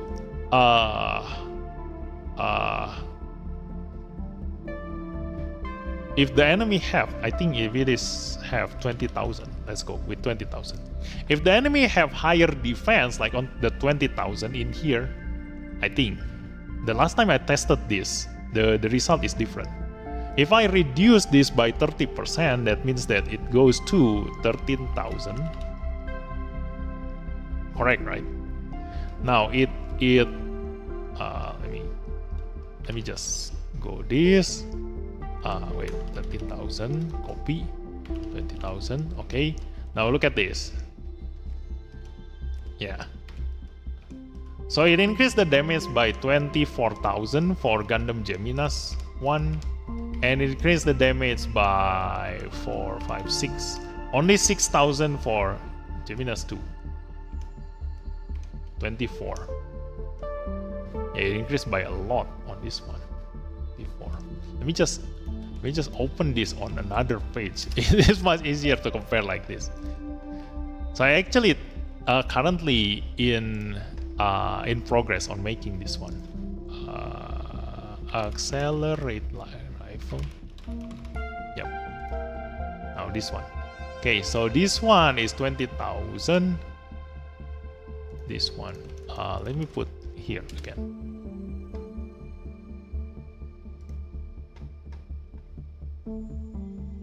20,000. This one is 14,000. Okay, I was wrong. It wasn't 13,000 just now. Yeah, 14,000. And this one, accelerate rifle. This one is 30% beam damage. This one is 20,000. Okay, now let's compare this. Ta-da! Look at that. So, when the enemy have 20,000 defense, this is what I get, okay? Our damage got reduced by a lot, 26,000 and then 16,000. But, if I reduce the defense of my enemy, my Gundam Geminas deal 37,000 damage, while my Geminas 2 deal 21,000 damage. Now, if I increase my beam damage taken up to the enemy, for the Gundam Geminas 2, it still deals almost the same damage as reducing the enemy's defense, because it deals low damage. But for the Gundam Geminas 1, because it has high attack, look at that. And also because the enemy have high defense, okay? Reducing the enemy's defense actually affects him more, because his attacks got reduced a lot more by the enemy's defense. So this is something that I'm trying to build for my next video, okay? There was so big difference, yes. So my aim is to actually understand like which one is worth more when you are trying to debuff your enemy, whether it is more to if you only have one slot, like for example you can only bring 5 units, right? If you can only have one slot for a debuffer, is it worth bringing a defense down debuffer, or is it better to bring a beam damage taken up debuffer? That's what my aim, okay? But I haven't fully have conclusion on that, so that's why I'm in progress on making this. But I actually got a general idea. Basically, if the enemy have high defense, you definitely want to reduce their defense rather than increasing your beam damage taken up to the enemy. So when you are hitting the enemy's tank, like for example, if you want to kill the enemy's Justice Gundam, then you better off bringing a defense down. But if you want to kill the enemy's Strike Freedom, then you better off bringing the beam damage taken up. That is actually the final conclusion that I want to end up going, you know. But to prove that, to show you the actual result in here, I need to actually, you know, like plan my video ahead of time. Like which one should I explain first? How do I explain this properly? But basically that's the conclusion, okay? If the enemy have high defense, you better off bringing a defense down. But if the enemy have low defense, then bringing a beam damage taken up actually increase your damage by a lot more. So that's actually the final conclusion. Just take it as it is, okay? It's harder to explain compared to the conclusion that I got, basically. Is it possible to reduce the enemy's defense to 0? No, because we are doing percentage number. So there is no way. Like the hardest, the highest stats that you get is 50% reduction. So there is no way you can reduce the enemy's defense to 0. You know, it's a percentage number. It's not a fixed number. So if it is a fixed number, then yeah, maybe if the enemy has very low defense, like you hit a level 1 Zaku, then yeah, you can reduce the enemy's defense to 0. But because it is a percentage number, then it will never ever reach 0. Yeah. So this is the Gundam Geminas 1 and Gundam Geminas 2. Like really good for comparison. They basically have the exact same attack, but different stats, okay? Different stats unit. So yeah, you get it from here first. Okay. And what else was I gonna I explain again just now?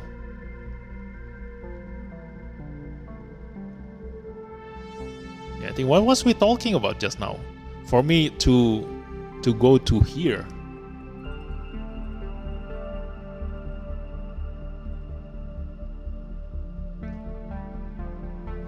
It would be crazy, and probably the enemy bot will be using it on every challenge. Yeah. if you have a 100% defense reduction. But yeah, this is basically the things that I theory crafting more. Okay. So like this one, like comparing the strike freedom and also the high new Gundam is something that I enjoy, you know, just comparing them, and basically depending on situation, everything is good, everything ends up good. And what else?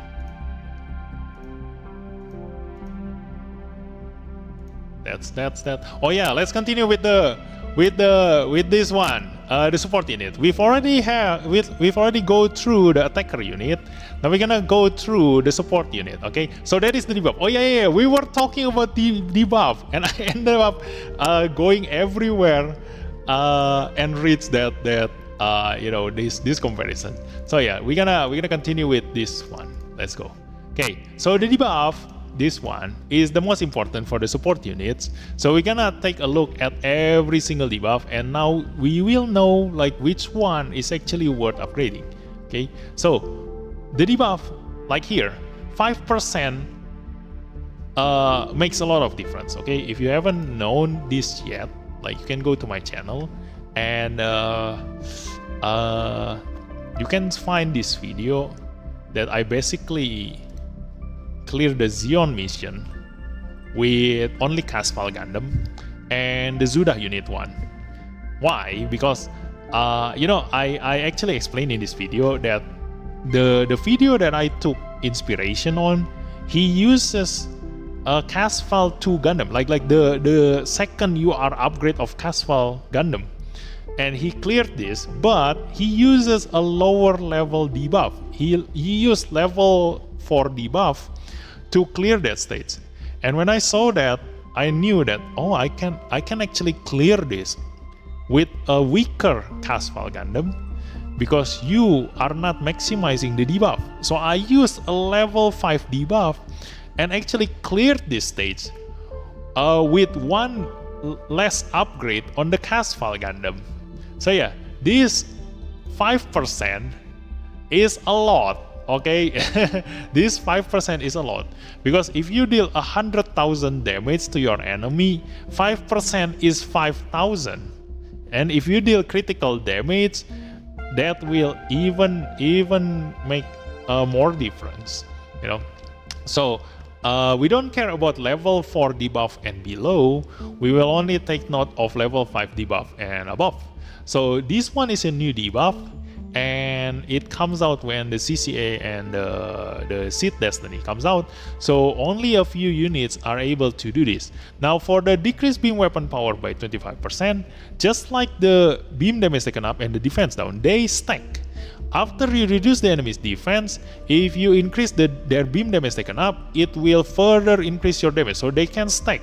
And also, if you use a UR unit that also have beam/special damage, if you further increase the special weapon damage taken up to your enemy, it will further increase your damage again. So the same thing happen in here. If you give attack down debuff to your enemy, this will stack on top of that debuff, further reducing the enemy's attack to you. So this one is only great if you want to do that, okay? So this is not as important as attack down because this is specifically only for beam. So if the enemy doesn't deal, if all the enemy doesn't deal beam damage to you, then you better off like if the enemy is a combination of physical, some deal physical, some deal beam, some deal special, then yeah, you better off bringing attack down rather than this one. And also the theory craft that we did just now about the defense down and the beam damage taken up apply to this. So if the enemy have higher attack, then it's better to bring attack down compared to the beam weapon power down. But if the enemy have low attack, then it's better to bring this. So basically this one is less useful than attack down, so not really important for us to take this by now. But if you need the unit, then among these the best one is the Hyakuseki, the full armor Hyakuseki. Now going into the accuracy, this one also is not that much used everywhere. Like it reduces the enemy's accuracy, but still they still have 83% chance to hit you. So yeah, it just increases your chance to evading them. But if they manage to hit you, then this debuff become useless.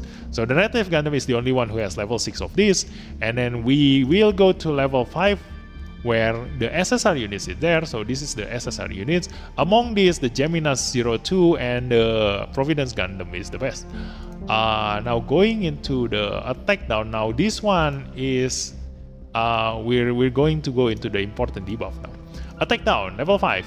So considering the attack down 6, now among the units, usually level 6 is only owned by UR units and also ultimate units, the level 6 debuff. But there is only one SSR unit that have a level 6 debuff, which is this. Among every other debuff, like look at this, like defense down level 6. Like look at this. There is no SSR units in other debuff at level 6. Except for this guy. So this guy is special.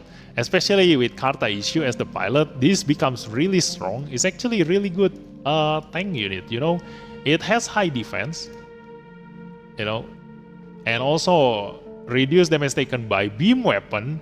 Doesn't matter whether it's range or melee, so this is actually quite okay. Have a level 6 debuff, and the pilot is also really good. Like it has a heal, which is very useful.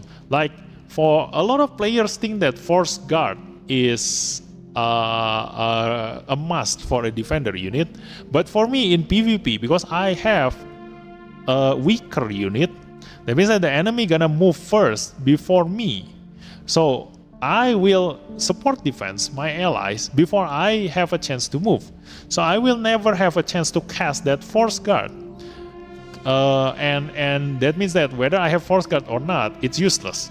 So the things that I need is the passive, the character ability passive. If they have high defense, look at this, defense, and reduce damage taken, then it's great. It can reduce my defender's damage taken.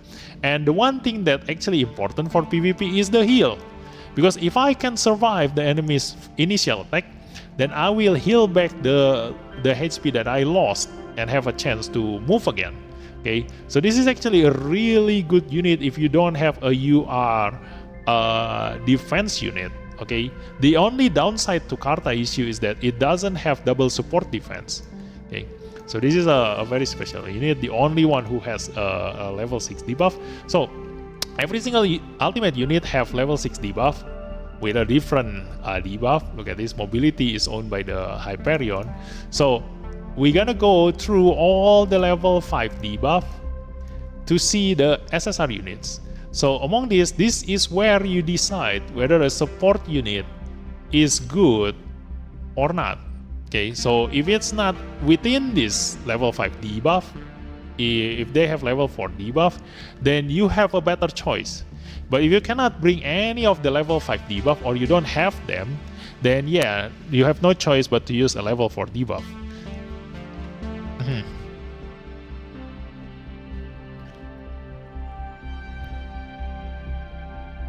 I was asking about Char stats, that's how we got here. Oh yeah, now I remember. Yeah. I got sidetracked a lot. Like a pro. It's like with Shine for F to be like, we got detoured or what he's talking. Yeah, I got detoured. Like I got detoured so far away from the initial talking. He couldn't say with brains. The takedown is comparable to Eiffel. No, Eiffel is much superior. The buffs are far more complicated, and it gets worse once we get into the damage calculator. Yeah. That's why I'm currently playing around with the damage calculator. Oh yeah. You were talking about this one, right? The character stats. Yeah. Like let's take an example of Amura Ray. Yeah, this one. Oh yeah. Let's go here. Okay. I got sidetracked on the defense down and beam damage taken up. Okay. So this is what you were talking about, this one. Accelerate rifle, accelerate rifle. Yes, this one. Okay, so look at this. Now you can also see the same thing happening, but with your defense and the unit defense. So if I reduce this to 0, it deals 78,991. Okay, so if I increase this to 1000 and reduce this to 0, it deals almost the same, 77,654. So that's what I meant, okay, in the very beginning. Yeah, I got sidetracked a lot. I mean, your answer is only 5 seconds, but I got it to far away. So yeah, this is where I'm currently theory crafting on this one. So that's why I told you that I've already got the answer, but I actually researched a lot more than just this number. Okay, so to answer your question, it's only 5 seconds of explanation, but I actually found out a lot more in doing this thing by myself. We gotta go now. It's 1:11:14 a.m. Very simple. I'll see you again next time. Please enjoy your game and stream. Okay, thanks for coming, Gate Gaming. Yeah. So yeah, if you are still here, who was asking me? The Team Tango, right? Yeah. Hopefully you are still here, Team Tango. I got sidetracked a lot. But yeah, 1,000 character stats is equal to 10,000 unit stats. Okay, that's basically the conclusion. Okay. So yeah, I'm actually playing a lot when reducing, right? Like you know, if I have this 61,466, if I increase this and reduce this by 30%, is it the same? See, it's the same. Look at that. So 1,000 equal 10,000. So if I reduce by 300, it should be equal to 3,000, and it's exactly correct. You know, in this comparison. So yeah, that's how the character stats works with the unit stats. So when you see the character stats in here, like for example the character like Shara sample, let's go. This guy have awakened 698, just let's call it 700. So this is equal to 7,000 of units attack. That's basically it. Okay, sub 110. Hi Irfan, welcome to the stream. Just searching guideline for expert 6, and then I just get conclusion. I need Sasabi UR. I hope you make good video guideline too. yeah. I need to, how to say, make it simpler to understand. Like I I'm actually talking in circle. That's the problem, you know. Like if I'm theory crafting, because I have so much in my brain that my mouth cannot explain. You know, my brain think faster than my mouth talking whenever I theory crafting. So usually I just talk in circle most of the time. Like, yeah, just now you've already seen live. So that's why I need to make it into an actual video. Hopefully it's not that long. Yeah, so basically that 700 character stats is equal to 7,000 unit stats, basically that. So let's continue with the support units. Okay, so so we have the attack down, beam damage taken up, defense down, mobility down, and then physical damage taken up 5, and then special damage taken up 5, and then physical weapon power down. Huh? We have level 6? What the hell? Oh! Wow, this is new. Yeah, I just knew that. Oh yeah, the UR, we haven't checked it's oh yeah, this is EX skill, so that's why it can go up to level 6. Ahaha, we have a new one. Yeah. So yeah. Okay, so these are the SSR support units that is important for you to take note. Okay, so you can just easily go to this. Everything that I explained, actually, you can just easily go to this website and just check it for yourself.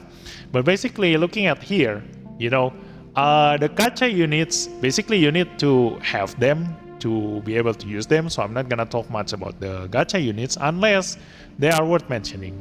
So we're gonna talk about the other and the development units. So in here, the defense down, obviously the best one is the Red Gundam, and then the Zeta Gundam also really great.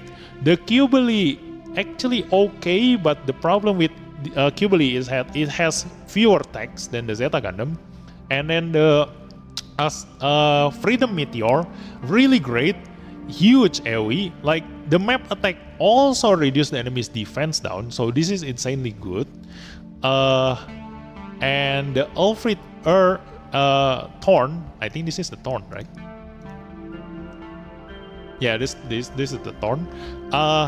Is for the alternative series. If you don't have any other choice, like this is for the specialized unit mission in Expert Eternal 2. So unless you are doing that mission, then you don't need to upgrade him.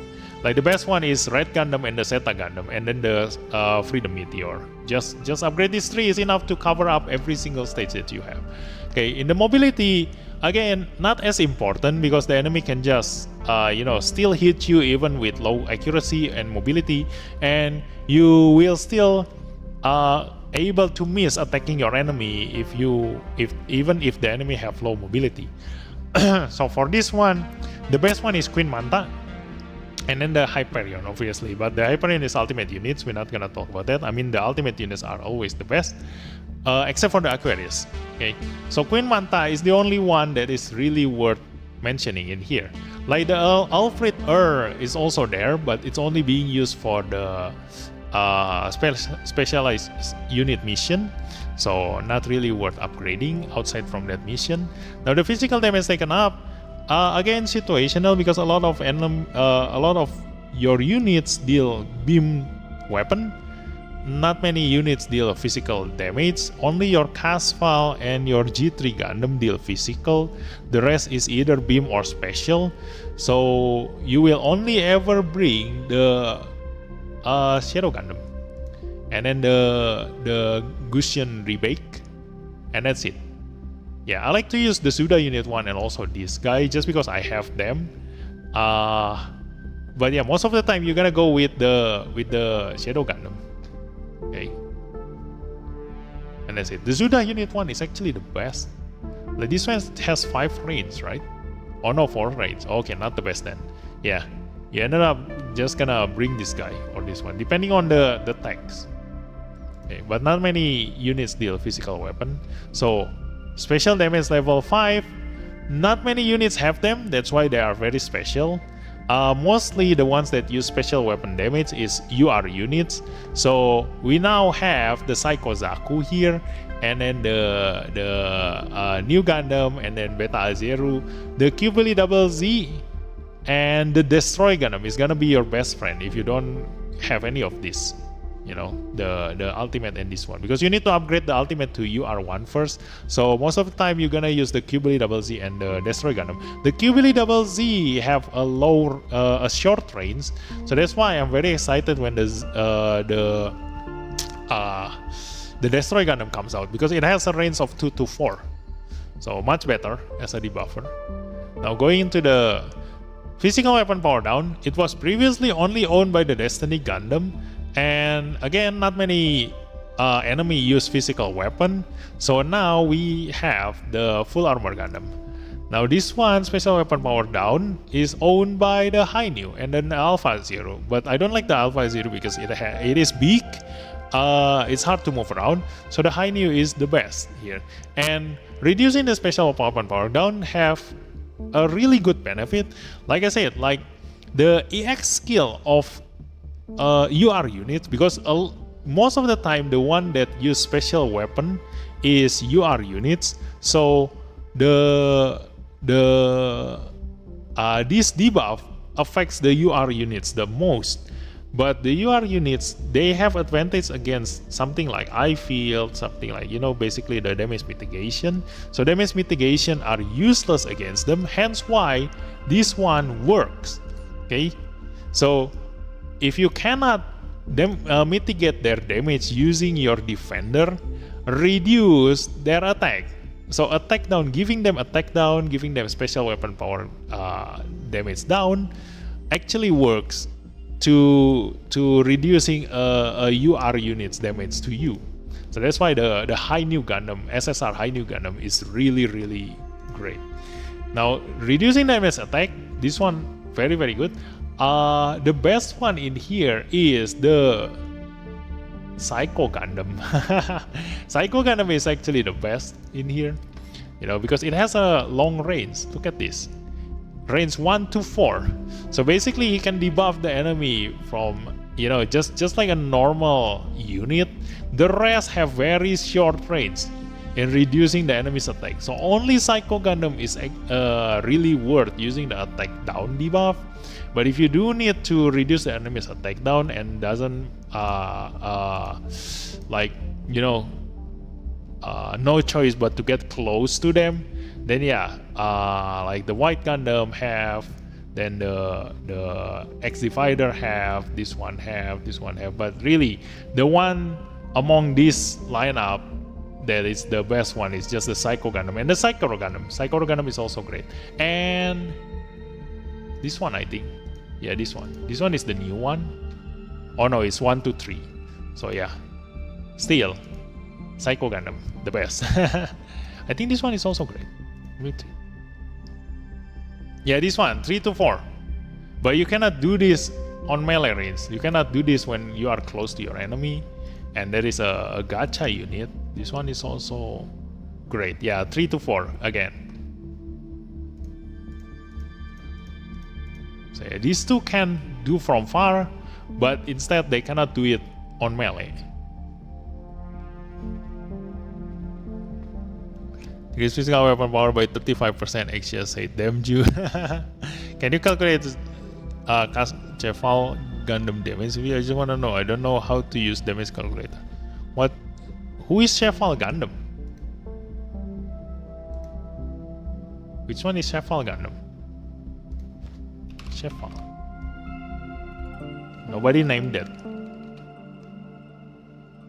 You mean Casval?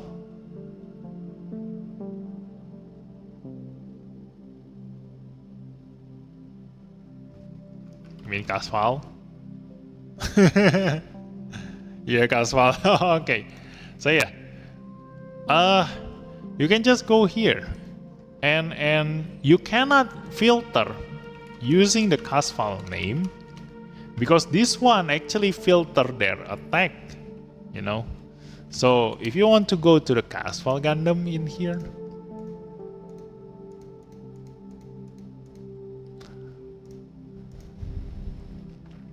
you need to type the Casval. Then actually check his attack, Hyper Bazooka. And you go to Hyper Bazooka in here. And sort it, and there we go, Casval. You can just check the damage there. Like this is basically the damage you deal to an enemy with 10,000 defense and a pilot of 1,000 defense pilot. So you're gonna deal 46,000 damage exactly to your enemy, you know. But the thing is that in here, the Casval Gundam most likely is not calculated correctly. Because if you put weapon effect in conditional passive, Casval Gundam in this website, this is the only problem with this website, okay? Casval Gundam deal higher damage than Char Zaku. But if I go through their stats, you know, look at this. The Char Zaku at 0 limit break, conditional passive, maximum stats. And Casval Gundam also doesn't have maximum limit break. Look at this. And now no conditional passive, because his conditional passive, no, let's not use the conditional passive, because the conditional passive trigger this one. You will only get bonus attack when you're hitting another mobile suit Gundam. Okay, so we're not gonna use this to compare because this gonna get triggered. So we're not gonna take this. And thanks for the subscribe. Now we're gonna compare the Hyper Bazooka with this attack. Okay. So looking at the power, obviously this gonna deal more damage. Look at this, MS Anti-Ship Rifle EX and Hyper Bazooka. Looking at the power, it has a lot more power than this one. And then this one increased long range weapon power level 6. While this one, with more remaining HP, higher weapon power level 6. So it both increased by 17%. So we're gonna remove this in the equation because it's gonna counter each other. So we only check the power. So in terms of power, obviously the Char Zaku have higher power. Now looking at the attack stats, look at this. The attack stats, he has 9,484. Okay, this is without conditional passive. Okay, so the conditional passive for the Char Zaku is in here. This one, when HP is full, increase own attack by 30%. While this one, when hitting Mobile Suit Gundam, increase own attack by 30%. And attack by 15%, 30%, 15%. So yeah, basically this one also, if you attack the Mobile Suit Gundam, then this one and this one counter each other. This one already counter each other, so we don't count that. This one counter each other if you hit the Gundam. So really, the only thing that is different among these two is the attack stats and then the weapon power. But we all know that the weapon power affects the damage more than actually the difference in attack. So eventually Char Zaku should deal higher damage to the enemy. Yes. If we only compare this attack, okay. But maybe they will deal the same damage. Maybe we don't know. Like because this one have 2,000 higher, not 2,000. Yeah, 2,000 higher attack. So whether the 1,200 power covers the 2,000 attack increase or not, that's the question. But for sure, the Char Zaku will always have this on every single time, while this one will only happen if you attack a Mobile Suit Gundam series. So yeah, this one probably is correct. I mean, like the difference shouldn't be 11,000 difference. Like this is too much. So that's the only thing I am skeptic about. in this damage calculator. But that's basically how you calculate this, you know, the number. So you can play around with this thing. The weapon effect is this one, this thing. Whether this thing takes effect or not, you can turn this on or off. The conditional passive is this one. This one is the conditional passive, you know. Whether this is triggered or not, you can turn this on and off in here. And then critical, whether you deal critical damage or not. Then the vigor also, whether you are supercharged or not, how much the damage. And the debuff, you can just give the enemies debuff, whether it is physical, beam, or special, which one can deal more. Yeah, and then weapon level, you can also adjust. Just sort by damage dealt, and that's it. I see, I get it. Yeah. Okay, I think I'm too tired by now. Maybe, yeah, my brain already shut off. Like, maybe when I explain the beam damage taken up and the defense, that I should have stopped back there. Like I've been streaming for too long. My brain already short-circuited by now. But anyway, it's been a long stream tonight. Hopefully you enjoy it.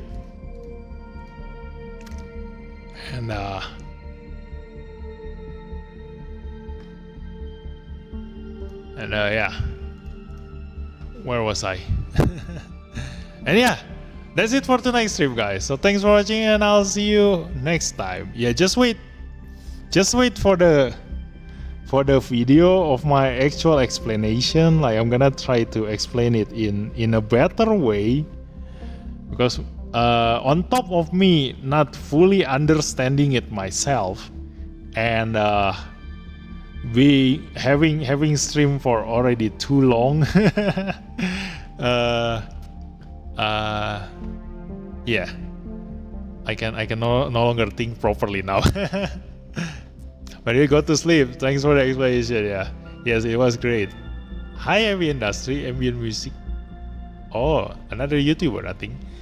Thanks for coming. Thanks for the stream. We love you, buddy. Yeah, thank you. When I sleep, it's time to for me more. Yeah. So, good night, everyone. Bye bye.